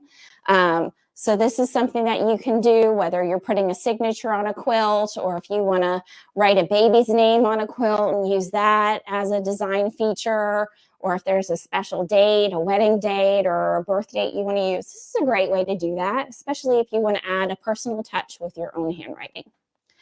Okay, so the next thing I want to do is go into our little fabric here with the trees and the cute little squirrels who are wearing mittens and gloves, and I think some of them are actually wearing sweaters. I like quirky fabric. I am going to make a new layout box here in the center of my quilt because I want to add some reindeer to it. Reindeer hang out in the woods with squirrels, so we're going to go ahead and add some reindeer on it. I am going to come over here and add another layout box. So I'm going to go to my layout tab that is here, and I'm going to hit my plus sign to add another layout box. It's going to ask me to set my first point. Again, I'm going to start in my top left corner and hit my plus sign. And then I am going to come down to my bottom right corner and hit my check mark. And it is now created. If I can get you to see that, there is a large orange box on my screen. I'm going to go to my patterns, and I'm going to go to recents because I always picked out the reindeer ahead of time. I wanted to make sure I had the thing that I like the most on here. So I'm going to go to recents, and here is my cute little reindeer, but he's a little small for this box. So I am going to tap on him and highlight him a little bit. And there are little dots that have shown up around my reindeer, and that is going to give me some functions to make him a little bit bigger. And because the Butler here has a fully functional color touchscreen, I can just touch on the little dot here in the corner and make him bigger. Well, I can make him a little bit bigger if he'll let me. If not, I can do him another way. Here we go. So I made him a little bit wider, and I'm going to pull him down to make him the full width of this box. So now my reindeer is larger. He looks pretty good, but he's kind of lonely hanging out in this box by himself. So I'm going to come over to this side of the screen and hit my plus sign and give him a friend. They look fun hanging out together, but I'd rather they be a little bit different. So I'm going to take this second reindeer and I'm going to mirror image him. I have a mirror image button over here. We can both flip left to right and top to bottom. So let's flip this other guy left to right. And now their little antlers are touching, and that's kind of adorable. I think that looks great. So I like how they're positioned. So I'm going to go ahead and use my merge button and kind of put them together as one design now. So I'm going to hit my merge button, and they're hanging out together. There's a little bit of space here over on the right side of my box. So I'm going to move them to the center. I have a move feature on my screen, so I'm going to hit that. And I'm just going to hit my centering button down here. And now those little guys are centered from left to right. So we're ready to stitch out because I'm kind of happy with these guys. I think they're adorable. Let's go ahead and move the machine to the general area of where they're going to start. We've got a green little dot that's going to give us our start point. I'm going to hit my home button. That's where we know we're going to get our stitch out. I'm going to engage my needle, and I'm going to hit my green button to start. The machine's always going to ask me, are you sure your needle's up? We don't want that needle in that fabric and things to tear. I'm going to hit my check mark to tell it, yes, it's up. And my King Quilter 2 is going to communicate with my robotic system, or it should communicate with my robotic system. I might be off a little bit because I haven't done this all day and the machine's been on. So I might have to restart this for a second. But I can restart that real quick while I tell you about some other things that are going on, and we can just reset it real quick. Once again, live TV, these are the things that happen. I turned this thing on early this morning, and sometimes you have to just restart and start over again. Let's give it a minute for our King Quilter 2 to come up, and then we'll get our robot to come up as well. They are two separate screens. So when you have your King Quilter 2 Elite, you're going to get the 7-inch screen. This screen controls the functions of the machine. And then when you order your Butler Robotics, you're going to get your display screen, depending on what size or what edition you order, the basic, the deluxe, or the professional. You'll get your different size screen.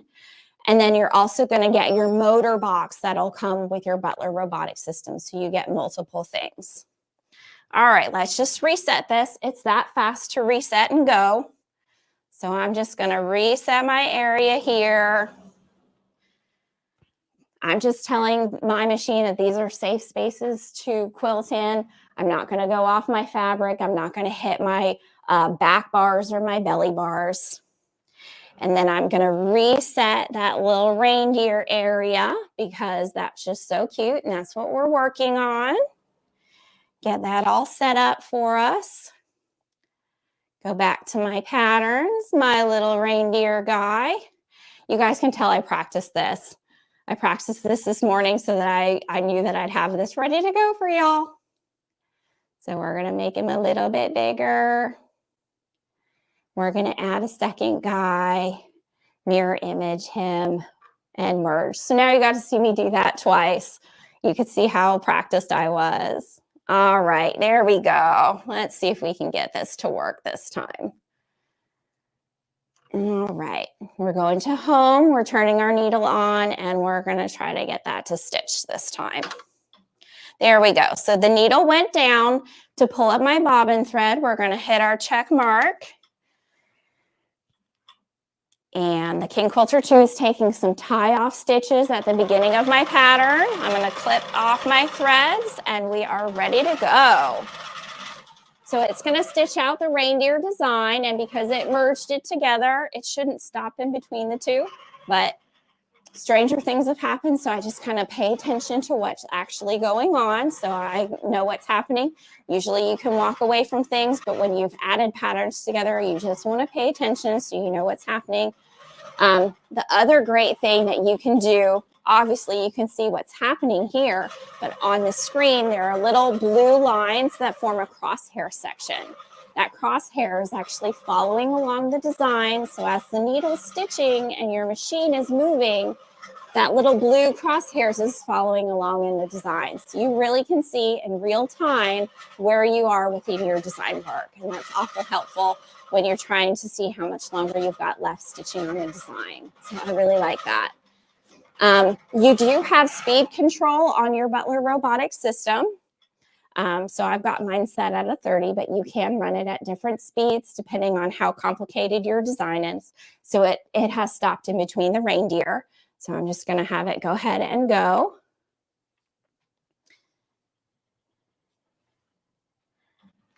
So it's starting at the other end of the reindeer. So I'm going to pull my little bobbin thread up. Ooh. And go ahead. It's taking its tie off stitches. And there we go. Making a thread pile here so it doesn't all end up on my carpet and sucked up in my vacuum cleaner. I know y'all know what that's like. If anybody's had to take their vacuum cleaner apart and pull all that thread tails out of it, you know you don't want to do that. So I do try to collect them all and throw them in the garbage. The other great thing about your Butler Robotics system is this is a lot of information to take in, and it takes a lot of practice and time to learn your system. It's easy, but you can't always remember everything. There is an information button here on your screen. You can connect your robotics system to your Wi-Fi when you get it and download videos on all of the different features that are on your robotics system. That way, when you get stumped on something or you need a refresher about how one of your features works, you can just press your information button and the feature that's on your screen and a video will come up and play through, and that will give you instructions on how that feature works. Give you that refresher. You're not having to run through a manual or look things up online. You have it right here on your screen, and I just love that. All right, so our two little reindeer friends are hanging out together. They look adorable. So I'm going to go ahead and pull up my bobbin thread again. So I love that. They're looking fun hanging out together, but there needs to be something out here on the quilt too. So I'm going to go ahead and set a new layout area. I'm going to set the whole area of this space, put a design in here, and then we're going to crop out the space that those little reindeer are in. So I'm going to once again start a layout area at my top left corner and come to my bottom right corner of this quilt space. I'm going to add a pattern in here, and I don't know if I can get this close enough. I have one that looks like fluffy clouds or like what I think snow fluff would look like, so we're going to use that. I'm going to come in here and I'm going to multiply that a couple times. See if that looks okay. I'm going to scale that in there. So I've got lots of fluffy clouds. And then I have a crop feature. So when I use that with the area that I just laid out with a reindeer, ooh, I did that backwards. I have now taken out the little box that the reindeer were in, and I can quilt my little fluffy clouds around my reindeer. So on one side of the reindeer, I'll have fluffy clouds. I'll have the reindeer in the middle, and then I'll have fluffy clouds on the other side. So you can do multiple things in one space, but not actually quilt over your first design. So we're gonna go ahead and get that started. I'm gonna hit my home button, make sure my needle's engaged. I'm gonna come down to my green dot where my design's gonna go. And that's really just easier for me to move my machine to that space. That way it doesn't have to move itself. It's a little bit faster that way. I'm gonna hit my start button and my check mark button.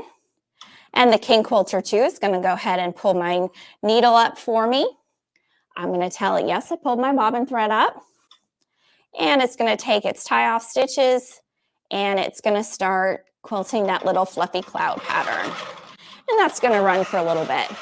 So it's that easy. It's just the touching of a button and choosing the things that you like the most.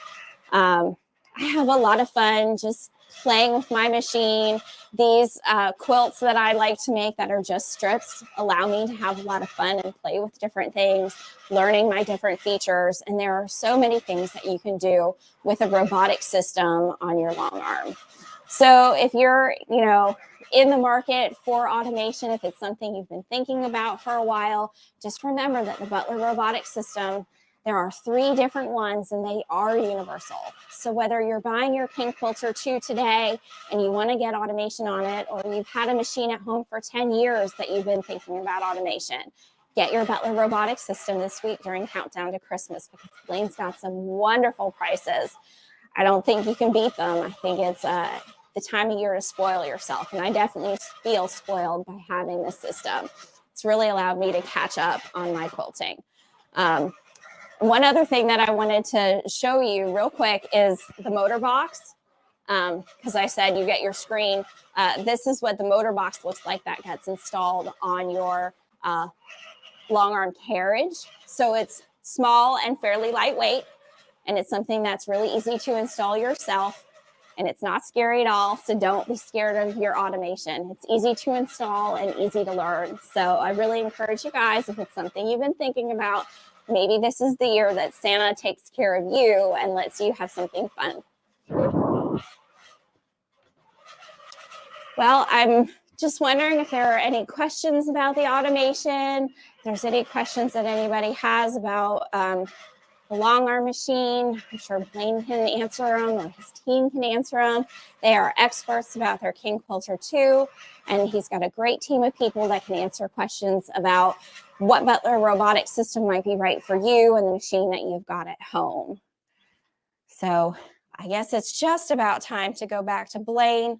Thank you guys so much for being on this quilting journey for me. I'm going to finish this out so that hopefully you guys can see it tomorrow.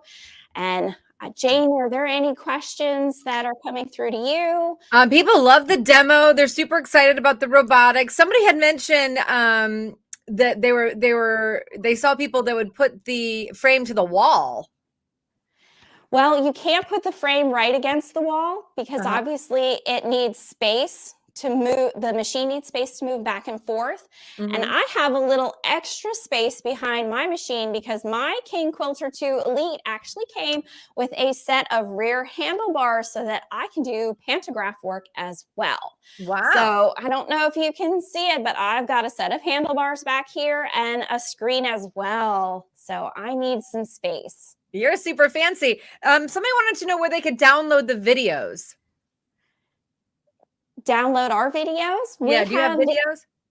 We do videos every Friday on our Facebook page. You can go to quilteasy.com and watch our videos. Cool. Yeah. And So anyway, keep it going. Is there any chance? I don't know where your camera is mounted. Somebody wanted to get a close up. Yes. Let me Oh, take even my better. camera. Let me take my camera off the mount. I'll try not to make anybody sick.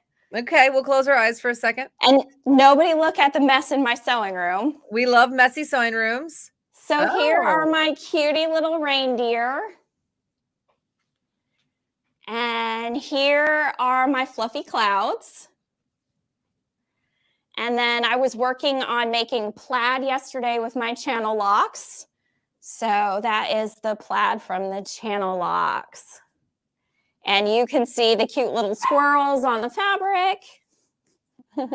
So That's so cute. Where are you right now? Where is it dark out? I am in North Carolina, so I am in my home studio, and I am in the Charlotte area of North Carolina. So it is dark here. Yeah, you said earlier, like, oh, it's getting dark, and I'm like, where is she at? Like, you must be East Coast. By the way, Yes, East Coast. congratulations on getting through the gremlins that took over your machine. You had to restart. Good for you. Like, gremlins happen. You go with the flow. It's just a machine. You're a champ. You're a champ. And my vacuum cleaner also loves to suck up all the thread tails on my floor. Yes, you have to keep them in a little pile so you can throw them out, or they're going to just eat up your vacuum cleaner, and then you're going to be stuck there cleaning it out. It takes hours. It was so funny when you said that. I mean, I'm sure everyone busted out laughing, including me, because we all relate. Everyone has to do it. Everyone has to do it. If you're a quilter, you're also really good at cleaning out a vacuum cleaner. You're awesome. Oh my gosh. Thank you so much, Aubrey. Great demo. I want to let everybody know how they can get their hands on the King Quilter and the robotics system. Aubrey, thank you. Have a great night. Don't make a mess. Too. I'll see you tomorrow. I'll see you tomorrow. Okay, awesome. She's great. I know, it was an amazing demo. Okay, let me tell you a little bit more and how you can get the King Quilter 2 Elite long arm quilting machine. You're seeing the Christmas pricing right there on the screen, but guess what? It is Santa Blaine, so there's a call-in special, 800-401-8151. I know you guys are saying that phone number in your sleep. Let me tell you some things about the King Quilter. You've got that 18-inch throat space. Oh, I might be reading the wrong one. My bad.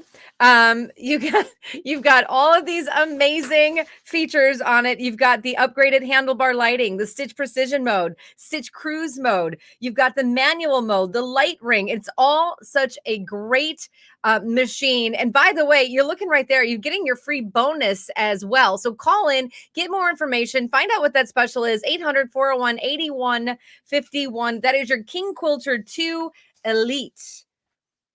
And we also have, there you go, your robotics, your long arm quilting robotics basic edition. So let me tell you about the Butler basic edition features. It connects to any long arm quilting machine. It's got the manual mode only. It doesn't have cable bars or ports to connect to the long arm.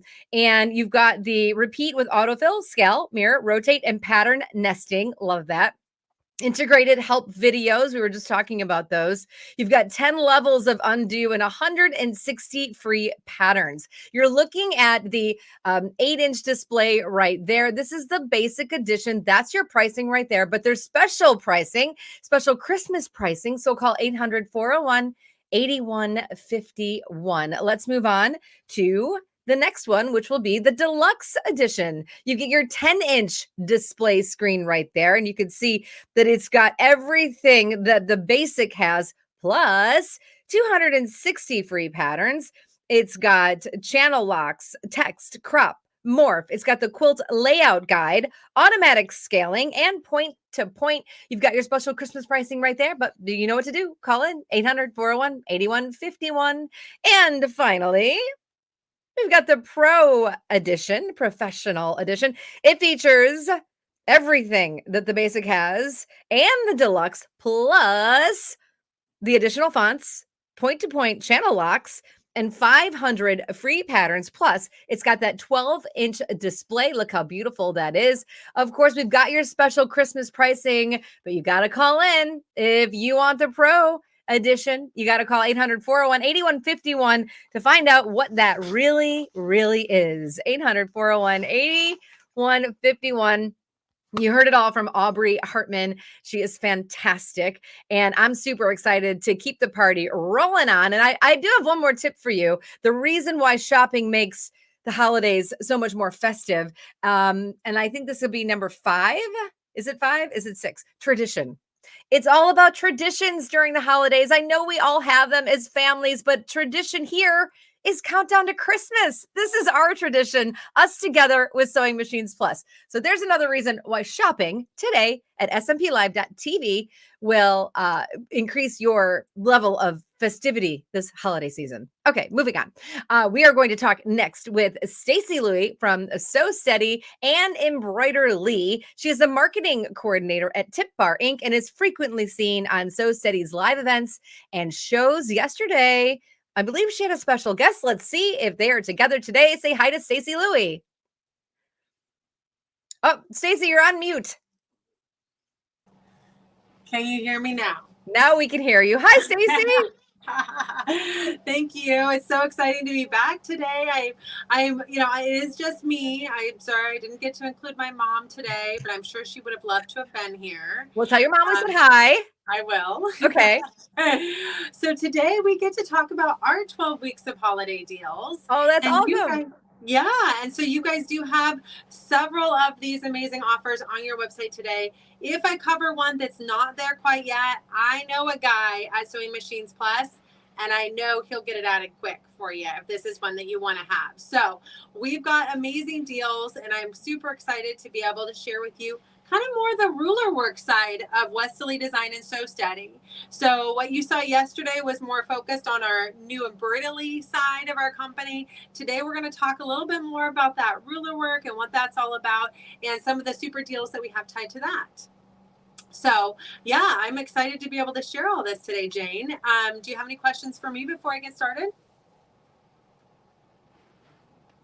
I think you're just going to let me take it away. All right, well then I will do it. Thank you so much. So we're going to start off with just 12 weeks of our holiday deals, and it's really tied into our Westerly Design tools. So we started off our 12 weeks of holiday deals with our gorgeous snowflake templates. Now these templates allow you to create beautiful designs like this, and I don't know if you want to show them a little bit closer. I've got an amazing camera person with me today, so I thought I would have her bring this in, but it allows you to create these gorgeous designs that you see on our trunk show piece here. And this is just a snowflake table runner. And so what this is this comes in an 8-piece set, which you can get on the Sewing Machines Plus page today. And that is available at 20% off. So this is 8 different templates that allow you to make pretty much every snowflake that you've ever imagined with your rulers. So today I'm going to show you a little bit about how those snowflake templates work, and then we're going to show off some more of our amazing deals as well. So our snowflake templates, again, come with these in different sizes, and so it allows you to make designs that are anywhere from 5.5 inches all the way up to 11.5 inches, and every single style. This is our snowflake 7 and 8, which is more kind of a, I don't know, I would consider kind of more of a flower petal style. Comes with the opportunity to be able to make it in 2 different sizes. So you can make it in kind of a small point and then a large point. And you can really see that represented here on the project itself. I'm going to bring you guys a little bit closer and show you how we would create this with rulers next. And then we're just going to dive in, and I'm going to show you a bunch of other templates as well, because it's always fun to kind of see a demo and see all the deals that are going on. So, we'll go ahead and bring you on over here, and we're going to show you how the snowflake designs work, and then we'll show you the next thing. So here's our snowflake right there. And this is the template that we are showing off right now. This is our snowflake number 8. And you can see that actually this was designed kind of in a fun way. They took that shape and they actually went ahead and spun it the other direction and kind of created a fun inner design, which is, I just love the creativity of some of our different educators and trunk show makers, because is they do things that the templates maybe don't really show you that they can do, and they just make it such a wow. So as you can see, the size of this snowflake appears to be quite a bit bigger, but when you get it on a ruler foot, what you have to take into consideration is that that ruler foot is actually a 1/4 inch, the needle is a 1/4 inch away from any given point on that template. So this snowflake actually comes with what we call key gates. And there's 3 different key gates that will come with this set. And that key gate allows you to make different sizes of snowflakes. So the key gate that is in there right now is actually giving me a little bit bigger or a smaller snowflake than I would be looking for. And so I'm going to put the what they call the 6.5 key gate in, and it's going to give me a little bit bigger snowflake. And so I'm just going to drop that in like so. And now I'm going to get the size of snowflake that I desire for this design. So then I would just drop the foot, and I'm actually not going to do the true sewing, but I will go ahead and drop the foot so you can see the experience. And then we're going to go ahead and just follow along the template. We're going to go along this edge of it, come up, and then we'll stitch down this edge of it, come down, and then pivot.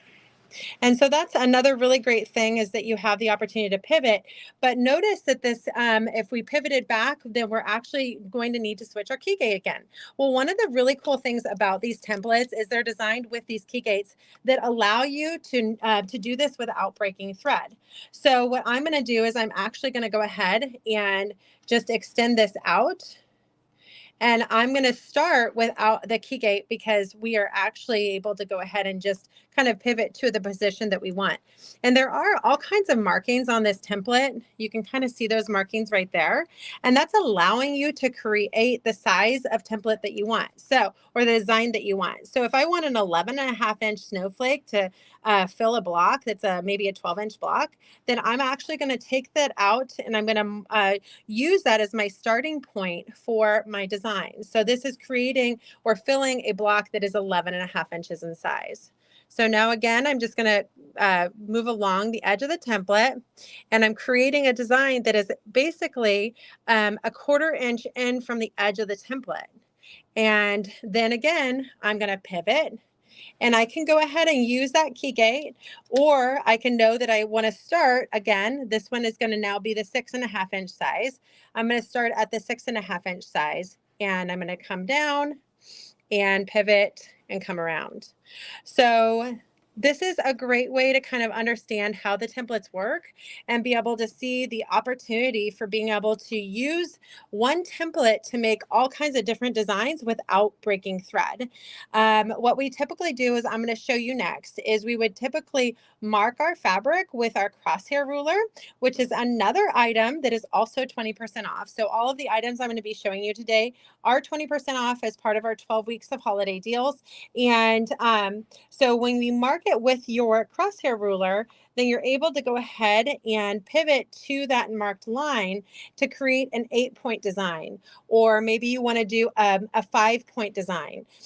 We have different types of crosshair rulers to create the ideal pointed design that you'd like with your rulers. So this is just one of the templates that I want to show off today, but this is again our snowflake template. And again, it comes with 3 key gates for every 2-piece set. So you can get the 8-piece set currently on the Sewing Machines Plus website, and that is on sale for 20% off. So if you want to get that super deal, you can give them a call and get that going. Otherwise, you can go ahead and ask about options for the 2-piece sets, and we can work with them to get that going for you as well. So this is our snowflakes, and that is just 2 of those options. Now I'm going to take you over, and I talked a little bit about the opportunity to mark the fabric. And so I want to go ahead and show you why that's really helpful, and then I will show you how we would use that to create a design as well. So when you're marking the fabric, you're going to go ahead and basically use the crosshair ruler that we have right here. And I'm going to get out of the screen a little bit. So you're going to use the crosshair ruler to find kind of the center point that you want to create your markings from. And this crosshair ruler is got markings that are going to help you mark your block.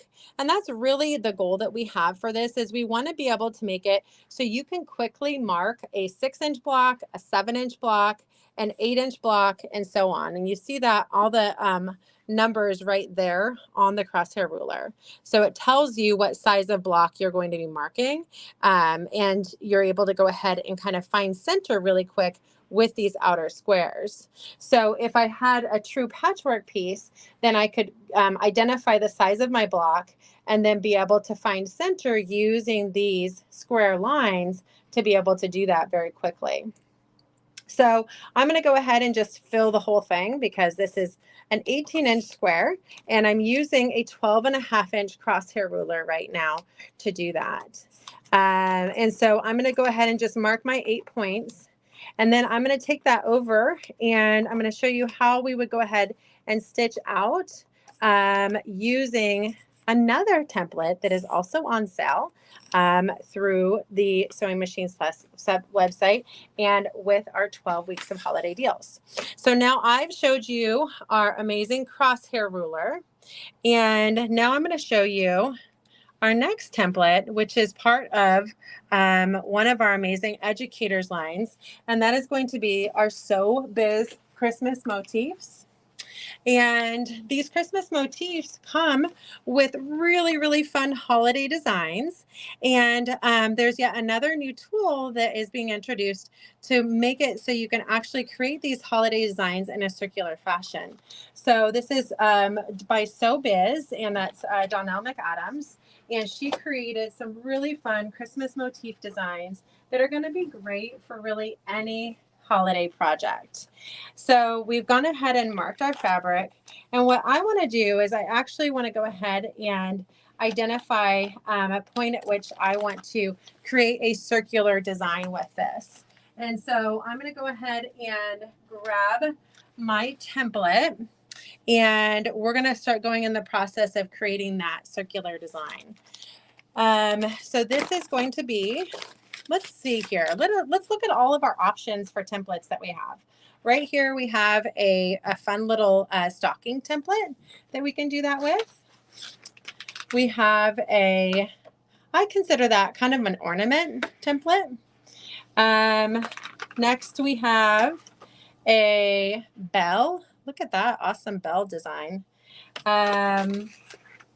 This comes with a teddy bear or a little man design, which would be fun to work with. And then we have two more, guys. We have a Christmas tree and a star. So all of these are part of the Christmas motif collection. And so what we want to do is we want to use the markings on the templates to pivot and kind of create a design that will work for us. So I'm going to go ahead, because I know I went out to the 12-inch pivot point. I'm going to go ahead and start my design. On this one, I'm going to go ahead and start my design on the inside, and then we'll go ahead and show you how these templates are going to work. So these templates have what they call a needle channel. So what we're going to do is we've stopped with the needle down, but we can go ahead and switch out the template just by pulling up the foot and then using the needle slot to bring the template through. So I'm going to go ahead and just align the template right there on the actual fabric, and then we're going to go ahead and just start sewing along the edge of the template to create our design. So right now my goal is to create what I would consider a 8-point design, but depending on how it's coming out, I might end up deciding to go ahead and just do, maybe it's a 4-point design. I'm going to start on the center and see how this fills in and what we're going to look like. So I'm going to go ahead and start my sewing. And it's a little faster than I would normally sew. So when I stop, I'm going to go ahead and slow down the speed here. But look how easy this is going to be for us. So I'm going to slow down the speed just a little, because you don't want to go too fast when you're doing ruler work. And then I'm just going to pivot the template. And it's that easy. And there's some amazing markings that Donnell's created on these SewBiz rulers, the Christmas motif set, that allow you to kind of easily line up the template with your next location that you want to get to. So I'm going to go ahead and just I've gone ahead and just pivoted the template there. And now I'm going to do my next design. And again, we did that without breaking thread. We're going a lot slower this time, maybe too slow. I think I'm going to speed it up a little bit, guys. Because what happens when you go really slow is you actually have to mirror that speed with your hands to be able to get an accurate stitch length. And it kind of becomes, you become the stitch regulator on this.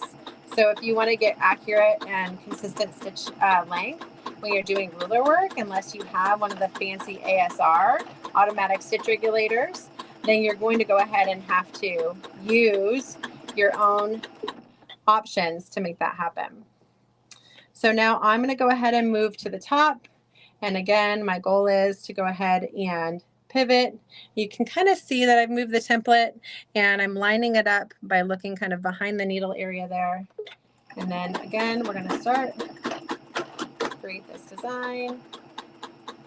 And there is different things you can put on these templates to make them so they don't slip. We use something we call staple tape, which we really swear by because it's actually kind of more of a shelf liner, and it grips the templates and the fabric, but it does not stick to them. And that's important because you do not want to stick to the project that you're trying to move along. You want to be able to grip it. So right now I'm just doing kind of a 4-pointed ornament here, but we could do something that is a lot more just by using some of the additional options that we have built into this. So here's my 4-pointed star. And again, I mentioned that what you can do to remove this foot is you can go ahead and just lift that foot up, and then you stop needle down, and you're able to create some really cool things. So this is a bell template that we have created a fun little kind of flower design with, just right in the middle of the project here. So if we wanted to, we could actually add some more fun things to the outside of this design. Maybe we could start with adding a bell, you know, on the other 4 sides. So let's go ahead and do that, and then we'll move on because we have so many fun things we want to share with you in our 12 weeks of holiday deals. So again, we showed you that we have this amazing Christmas motif set. Comes with a star, it comes with a bell, a stocking, a gingerbread man, an ornament, and a Christmas tree. And so that's just one of the amazing template sets. So I think, you know, as much as I want to show you one more template in this, we've got so many more to share with you. So I'm going to move on to another amazing designer that we have here at Sew Steady in Westerly, and that is Donna McCauley. And so we actually have her Christmas sampler, her holiday sampler set that we get to share with you.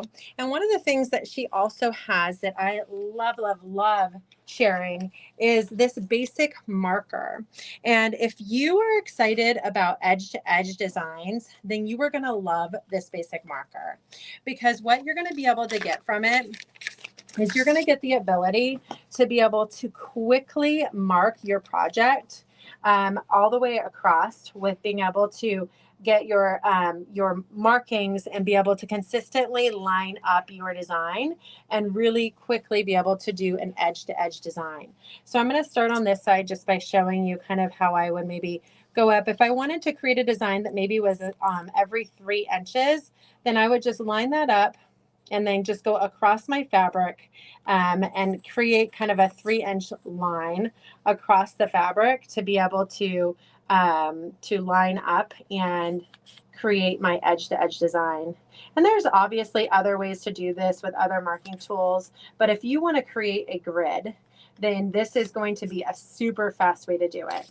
So you can mark your 6s at the same time as doing your 3-inch and really be able to be efficient. And I do love efficiency. I have to admit it. We've got so much that we want to get done in a day, and I think we can all agree that efficiency helps us do it all. So having a tool that allows me to be efficient is definitely a win for me. I'm sure a lot of you feel the same way. So this is the basic marker tool, another tool that is 20% off and highly recommended for being able to create grid or edge-to-edge types of markings on the fabric and be able to kind of create that design. So I'm going to break the thread now because I'm going to come down and I'm going to show you what we can do with our next design. And so I'm going to go ahead and take one of these new amazing templates that we have here, and I'm going to share that with you. But first, let me share with you a great way to keep your project organized, and that is our ruler rack. Look at that. That's a great way to be able to, if you're doing a project and you've picked out the tools that you want to finish your quilt with, having a ruler rack to be able to hold on to those tools is essential. And so that is another item that we have at 20% off as our 12 weeks of holiday deals continues. And again, everybody needs a ruler rack in their room. And all of these items we ship right away. So if you get that order in to Sewing Machines Plus, there is a big chance that you will have it before the holidays or before the big holiday day that's coming up in less than a week and a half, guys. Oh my goodness. I guess it is, yeah, just a week and a half at this point, but it feels like it's a lot closer because we have things to get done. So if I wanted to go ahead and maybe we'll do a gingerbread man.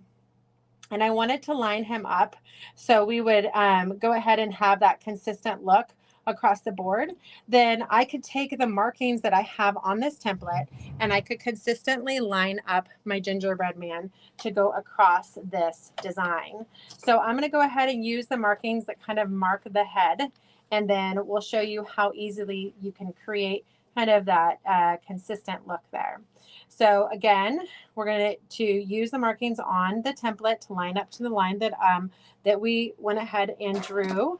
And now I'm going to go ahead and start with the head, and then I'm going to use the needle slot, do the body, and we'll come back and we'll move the template to our next location.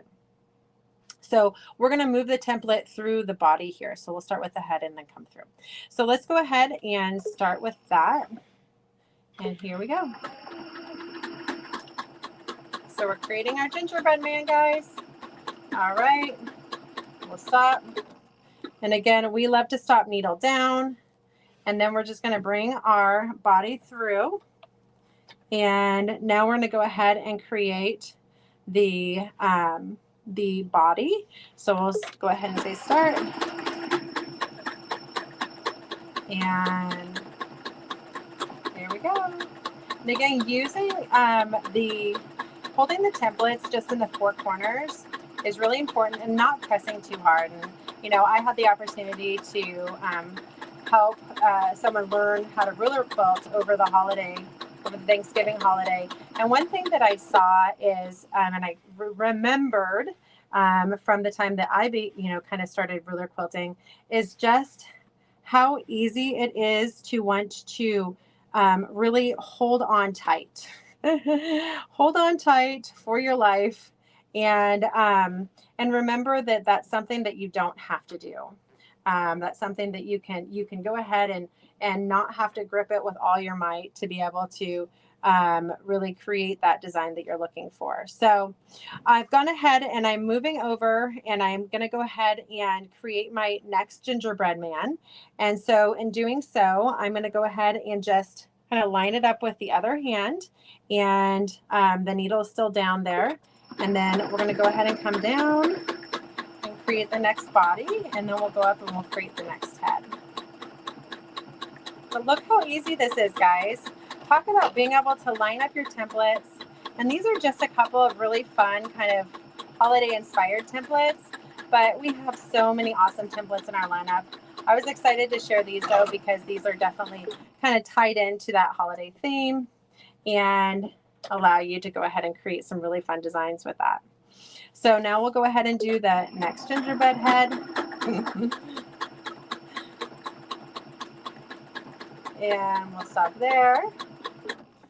And then what do we do now? Well, we're going to go ahead and move the template through that channel. And then I'm going to go ahead and just kind of end where we ended last time. So we kind of stop at a consistent spot. And that's kind of important, is like to figure out how do I continue on this design? Like I'm making kind of a repeat gingerbread man. So you can see what we're doing here. I won't do any more, but we've got our 2 gingerbread men that we're starting, and we're just taking it across, and how easy that can be with ruler work is really, really fun. And yesterday we talked a little bit about the opportunity to take maybe an embroidered project and be able to fill it in around the ruler work. And so it is really, really fun to be able to share with you all of those opportunities of being able to kind of combine ruler work and embroidery. And so here's one of the designs that we've done recently where you're able to go ahead and take an embroidered design and then do ruler work around it to finish it. And so, you know, if you think about the possibilities of all the gorgeous embroidery designs that you might have inside of your machines today, or that you already have, that you own, and the opportunity to easily finish around those with rulers and be able to place the template wherever you want and create kind of just a little motif design that goes around it is really endless, and a great way to be able to finish your project. So I'm going to kind of quickly go through the rest of our items because I know we're near our end of our time here, and I want to be able to share with you all of our amazing deals. So far I've shared with you our holiday sampler, which is also a 20% off deal, our ruler rack, which is 20% off, and you have the opportunity to just kind of hold the projects you're currently working on, which is what I highly recommend. We shared with you our crosshair square earlier. What I didn't share with you is the opportunity to take this creative crosshair book, which is also 20% off, and get the ideas of what you can do with a single ruler. So this is kind of a perfect example.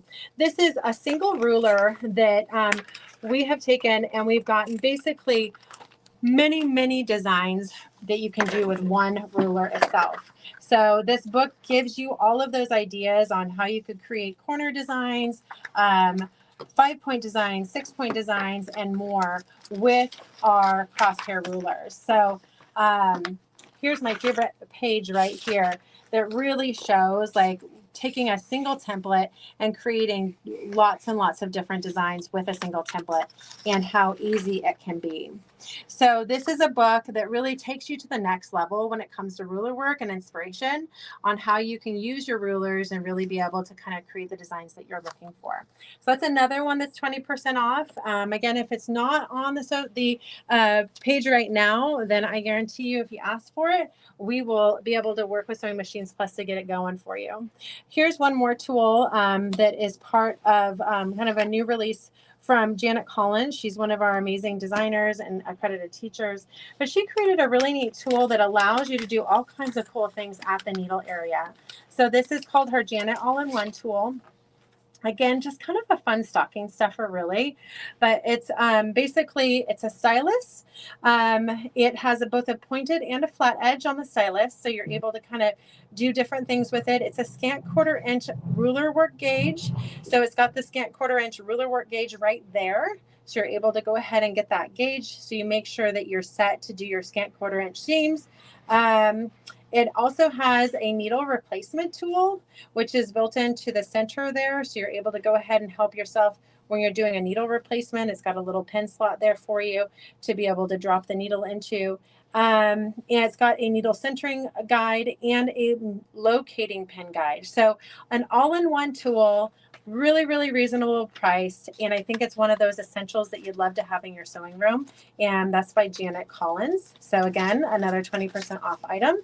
And then we have our new ruler work accessory set, and this is an accessory set that was created that basically has what we consider all of the essential accessories when you get started with ruler work. And again, this is just a fun little stocking stuffer item that I think that you would definitely appreciate having. So these are for all of the ruler workers in your life that you think, oh, I don't know what to get them. What would be fun? these are just little essentials for them. So this is a seam gauge, but it's one of our gorgeous blue ones. And then it comes with a necklace. Notice I have another necklace on here. This is our new bling necklace that you can get as well, that we definitely think would be fun for anyone that likes a little fancy. And of course, same on this one, it allows you to hold your tools right where you need them, and then be able to clip them on and clip them off with a little claw clip here. And then it comes with a way to attach another tool. So you really can attach a few tools with that. This ruler work accessory set here comes with the Echo guide. So if you ever wanted to create maybe a bigger or a smaller design with your templates, these Echo guides allow you to do that by simply placing the Echo guide on the foot itself. And so it comes with 3 different sizes, a 1 inch, a 3/4 inch, and a 1/2 inch Echo option. And then it comes with these stitching line discs. And what this does is this acts like a foot. So when you're creating your design on paper, because a lot of people love to draw out their designs first, you're able to go ahead and have a true representation of what that template can make. So this comes in that as well and allows you to go ahead and kind of be a designer that way with your templates on paper to get an idea of what you can do with them. And a lot of our educators love to draw out the designs ahead of time. In fact, our design pad is a great way to do that, and is another item that is 20% off. Hey, Stacey. A whole list of them. You got a whole bunch, and I'm going to show them all. I'm going to show everything on the SMP website. You are so amazing. I love your presentations. You always have so much to say, Stacey. It's great to see you. Thank you. Hey, tell your mom, Mindy, we said hi. I will. Thank you. All right, everybody. Put your hands together for Stacey Louie. Great presentation from Sew Steady and Embroidery. Let's hit it. Let's go straight to the SMPLive.tv so we can see the website, exactly all of the things that Stacey was talking about. You'll see there when you go into the website, you could type into the search results, type in Sew Steady. Okay. And you're going to get all of these great, fantastic items right here in the search results.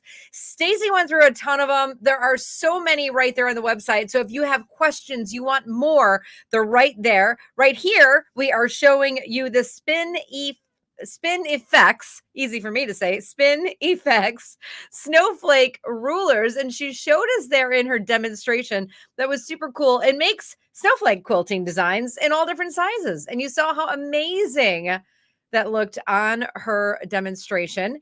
That has a great price, just so you know. And next we are going to the crosshair ruler. It would be there, except that I can't see it, but it's there. There it is. Oh, we just saw it. Great price on that. Like, that is such a good price. Just get 2 because you'll lose one. They're small. Well, they're not that small, but you'll lose one anyway. And you need one by every machine that you own. So go ahead, throw that in your cart. And then next, we are talking about the spacing gauge, and we'll find that. There it is. There's your spacing gauge. This is so great. And you saw Stacey talking about it, using it. This is going to help with placement and keeping everything spaced and all of the sizing proper. That's a great price.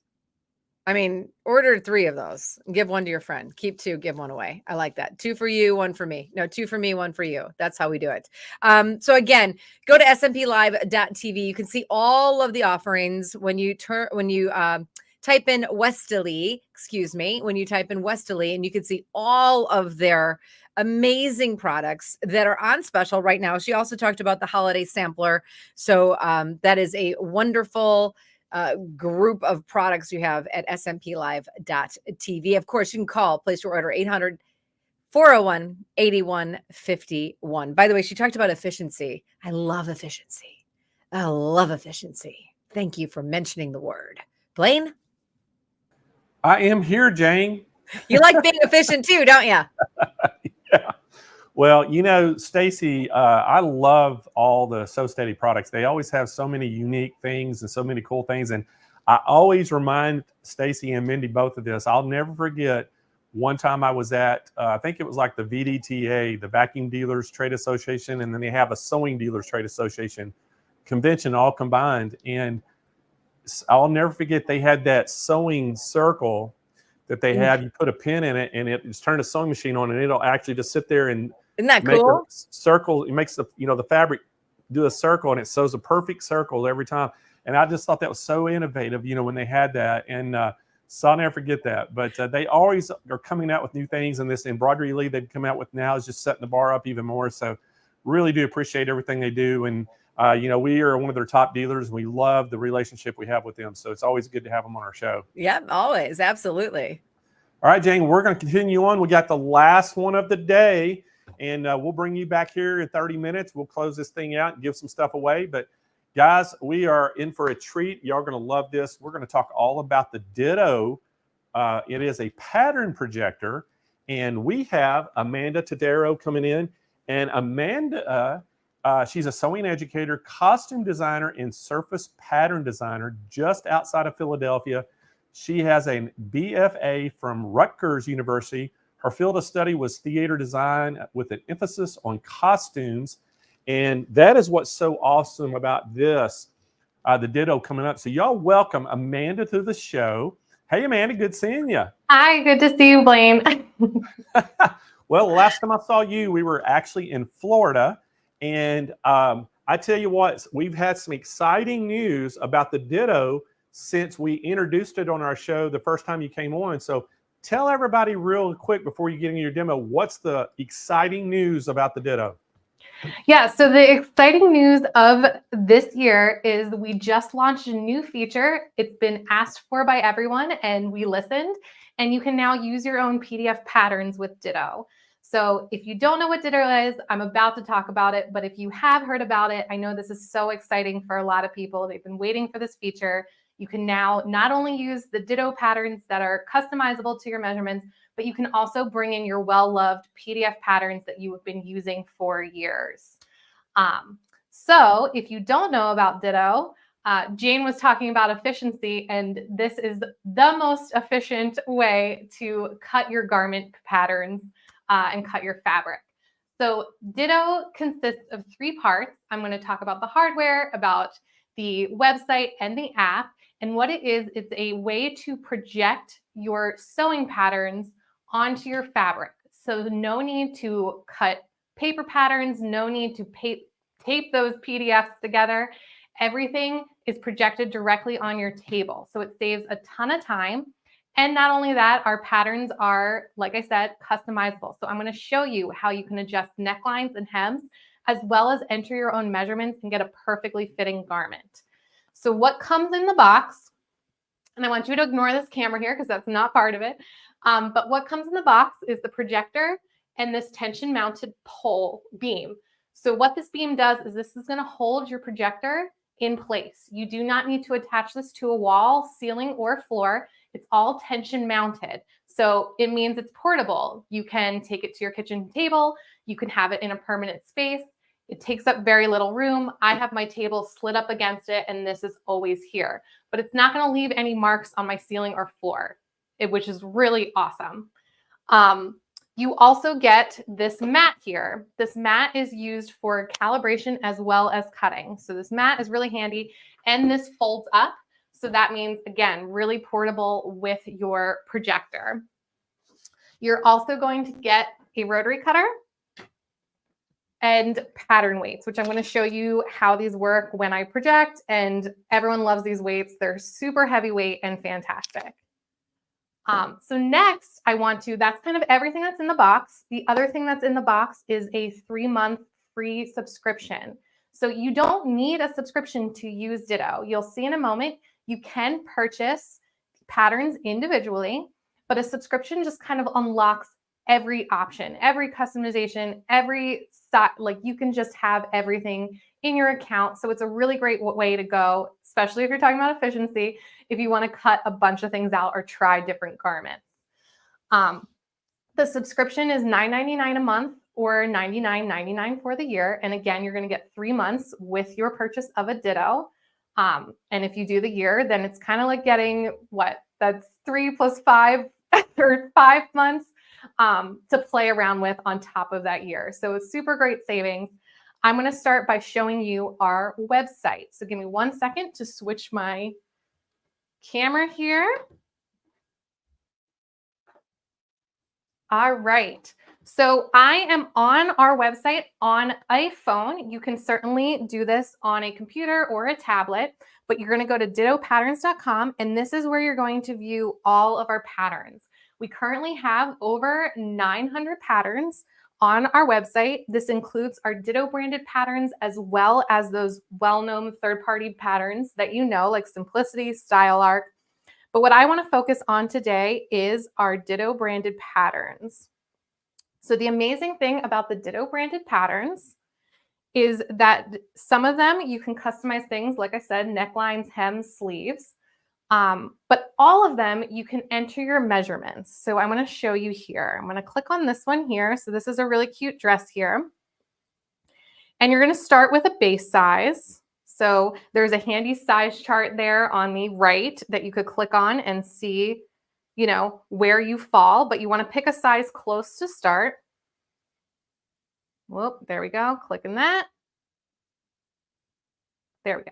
Whoop. All right. And then you have this option to customize things. Like you can change on this pattern, you can change hem, you can change your sleeves. So when you click on one and change something, the little drawing shows up. So you're able to see exactly what your pattern looks like in real time as you're adjusting it. So when you're happy with a pattern and you've chosen a base size, you're going to give it a name. And you're going to add it to your library. Again, you can also purchase it. We're going to go to our pattern library here. Now, here's what's really cool. So when I click on this dress, I get the option to customize the size. I'm going to click on that. And Ditto asks for 17 points of measurements to enter. And if you're unsure about what a measurement is, you can click on this little question mark and it's going to tell you exactly how to take the measurement. And that means you're going to get really accurate results because we're walking you through the step as you go. So you can also have saved measurements. You could have a ton of measurement profiles, say for your husband, your daughter, whoever, your friends. You can have this all saved in here. And it automatically populates it in there for you. If you're someone who makes bridesmaids dresses, you could have a different measurement profile for every bridesmaid and enter it into the different dresses, design different necklines, all that kind of stuff. So I'm going to hit apply. And it's going to take me to the Ditto app, which I'm going to give it a second. All right, so let me show you the app. All right. So this is the Ditto app. This is the next part, that third part. So first part was the hardware. Second part was our pattern on our website. And the third part is our app. So in this app, it's free to download for iOS and Android devices. If you don't have a Ditto, I highly suggest downloading the app just to watch the tutorials. You can watch them on our website too, but these tutorials will really go into depth if you want to see how you set up, how you calibrate. If you are someone who has done projector patterning before, this calibration takes seconds with this, which is really fantastic. All right, so that's where the tutorials are. You can also go right back to that website there on that Shop More Patterns, as well as Shop for Fabric and Supplies. So now I'm going to click My Patterns. And here is my pattern library. You can see I already have 57 here. I can keep adding as many as I want. So I'm going to click on this. Let's give it a second. Oh, hold on. Here we go. Okay, so here is that pattern just updated. You can see in the right-hand corner, it says size Amanda. So I know when this one was modified and when I entered my sizes and what profile it's using. It also has the option to show you yardage and notions. I love this because when you're shopping, you don't have to worry about making a list ahead of time. Everything's in your pocket all the time. You also get the instructions so you can check steps as you go. All right, so let's go to this workspace here because I know what everyone wants to see is the projection. So we're going to give this a second. I'm going to connect this. And while that's connecting, I'm going to turn off my lights to show you. Now I'm going to make it pretty dark, but I've used this with my windows open and it's still fine. But the darker, the better. I can still see my hands and everything. All right, so I already have a pattern projected here. And I'm giving my app a second to reconnect so that I can move some pieces and show you. And while this is working, I can lay out a piece of fabric.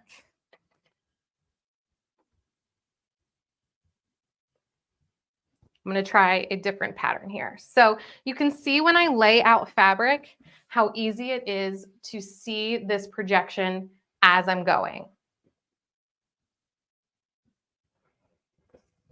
It's really bright. It works well with prints and things like that, even dark fabrics. So I'm giving this a second. I want to show you what this workspace looks like once I get one to project. So this is the workspace. This is what's going to show up in whenever you bring up a pattern. You have the option here to go through all the pieces listed. And remember, this is a Ditto pattern. So this one was customized to my measurements. So that's really exciting. I know I'm going to get a great fit from the start, and it's laid out really well. So I can just start, I hold and slide to bring in my pieces. And you can mirror them, you can rotate them. So you really have the option to be, frugal with your fabric right off the bat there. So I can like rotate this, slide this wherever I want. I could spend so much time playing around with this, but I just want to get a few in here to show you. If you don't want to cut on the fold, you could put two together. So it's really great that you get to move things in the space. I also really love, you can see on the top there, you have interfacing lining. So we break down the pieces for you to really walk you through the process. You can also, one of my favorite things to do is you can check off pieces as you cut, and it'll even confirm that you cut two pieces. So it's really handy to make sure you get everything cut. I want to send this to the projector, and you can see it change here. All right, so those are the pieces I just moved around, and now it's right on my workspace ready to cut. And now I want to show you just how easy it is to cut with this. So I have this piece of fabric, and I'm just going to lay it here just to show you this piece here. And this is where those weights come in. So these heavy duty weights are what's going to keep your fabric in as you cut. And then you're just going to take your rotary cutter and you're going to work around the piece. And we get the question, do you cut on the line, inside the line? You cut on the outside of the line there. So I'm just taking it. And I also get the question, does your hand cover the light? And you can see, nope, I'm seeing it just fine there as I cut. And if your pattern pieces are ever in the way, you can easily move these out of the way as you go. And here we go. So we have this piece here. It's perfectly cut for this piece. And what I really love, if you're like me and you constantly forget to mark your notches, you can always just put this piece right back in place. You don't have to find that pattern piece again and try to match up your notches. You just project it, find it, and work around marking whatever you need to mark. It's also really neat if you want to mark, say you're cutting two at a time and you want to mark the other side. All you need to do is mirror this piece. Whoop, I'm going to grab this one instead. Send to the projector. And now it flips. And if I have that other piece, I can turn it over and do all my markings there. So super easy to adjust as you go. And the next thing I wanted to show you is a PDF pattern, because Blaine just mentioned that this is our exciting new feature. So I just want to show you an example of one, and updating one to our, you update one or you upload one to your account. You do need a subscription to use this feature. It is in beta, so you'll have to turn it on in your account.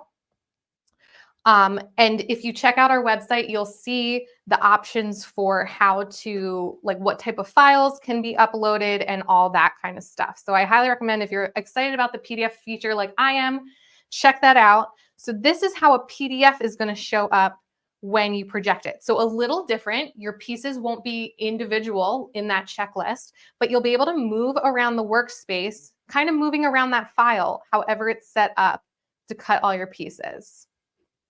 Let's see if I can get this to project here.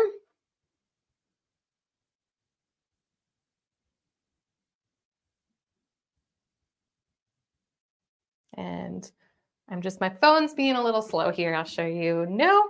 All right, send to projector here. So you can see even with that lag, how quick it is to switch between patterns. So now this bag pattern is projected, and it was so fast for me to go between all the patterns. So that's super exciting. I want to see if there are any questions. Somebody said, can you scan a pattern you already have and use the size you want? So as long as you can get it into a PDF format and load it into your account on the website, then yes, you can project it with Ditto. So you need the subscription and you need to get that file into a PDF format. If it's a tiled PDF, you'll have to use a third-party software to make it one, but there's lots of YouTube tutorials out there on how to do it. So very easy. So yes, you could potentially scan a pattern or create your own pattern as long as it's in PDF format. I know also a lot of pattern companies, I'm going to work on turning on my lights so I can answer some more questions. A lot of, you can see here, these are with my lights on, and you can still kind of see this. This is actually good to see. Bright lights, and you can still see it. Of course, it's a little better with the darker room, but that's really nice to see. Another question, how long did it take for you to learn to use it? So give me a second just to turn back to me. This is super quick to set up and learn. I have to say, I was someone who was projector patterning before Ditto, and this is just so fast. I love how streamlined it looks in my sewing space. I also love how quick it is to calibrate. To calibrate it, you just take a picture and it automatically knows the exact size that it should project your pattern. So really quick to learn, and our tutorials are really great if you're feeling overwhelmed about this technology. Check out our tutorials because you really get to see just how quick and easy it is to set up, how quick and easy it is to connect to your Wi-Fi, how quick and easy it is to calibrate and to use like the measurement profiles, entering your measurements, taking good measurements, and then getting a really well-fit garment. So I want to see how high is the projector is another question I got. So the beam fits anywhere between 7.5 and 10-foot ceilings. So lots of wiggle room there that you can slide in. I believe I have about 55 inches from the projector to my table. So if that helps you make a decision there, but very flexible to just move that up. And the projector slides on this pole there. So very easy to get it into place and where you need it to be. Looking at some other questions here. Otherwise, I will pass it back. Donna asked, what's the subscription for? I hope I answered that. So the subscription means you get to use any of the Ditto branded patterns. Like I said, we have about 900 patterns, over 900 patterns on our website currently. Over 600 of those are Ditto branded patterns. And those are the ones that you can adjust the size by entering your measurements, as well as playing around with necklines, sleeves, things like that. So the difference between a subscription and paying per is a subscription. You can just keep adding as many as you want to your account of those Ditto branded patterns. You could add several of the same garment, but in different sizes or different necklines to your account, all in that subscription. The subscription also gets you access to the PDF feature. So if you want to use your own patterns, you'll have to have that subscription as well to be able to use all those features. You can also buy patterns on their own. I believe it's $12.99 per pattern, and you'll still be able to enter your measurements. But once you purchase that pattern, you have that set neckline, hem, sleeves, things like that. And those patterns are printable. So if you do purchase a pattern or you kind of want to test Ditto right now, before even purchasing your Ditto, you could print out a pattern and play with how that fits, that perfect fit that you get with Ditto.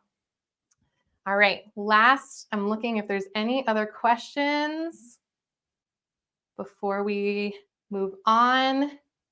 If not, I will pass it back to Jane and Blaine. Maybe they have seen some questions that I can answer. Well, hey, great job, Amanda. Hey, the only question is how can they get it? So we're going to tell them thank you so much. Oh, for coming on the good. show. I know we're going to see you again Thursday, right? Yep, absolutely. All right, we'll see you Thursday then. Thank All you. right, thanks, Blaine. Bye. All right.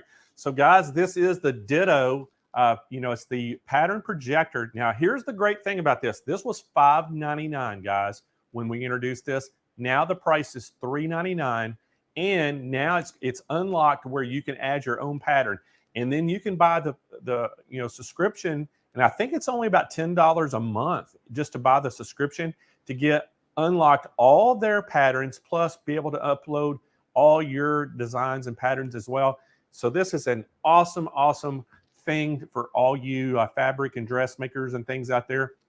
Really, really a great thing to have. Guys, $3.99. That is our Christmas special on it. $200 savings. Give us a call right now, 800-401-8151, or you can go to SMPLive.tv. We have the product on there. You can just click on it. It takes you right to the product page, and you can go check out right online and not even have to call in to get that special price. We have the $3.99 already on the product page, so you can check out. But a great presentation by Amanda. So let's bring Jane back in.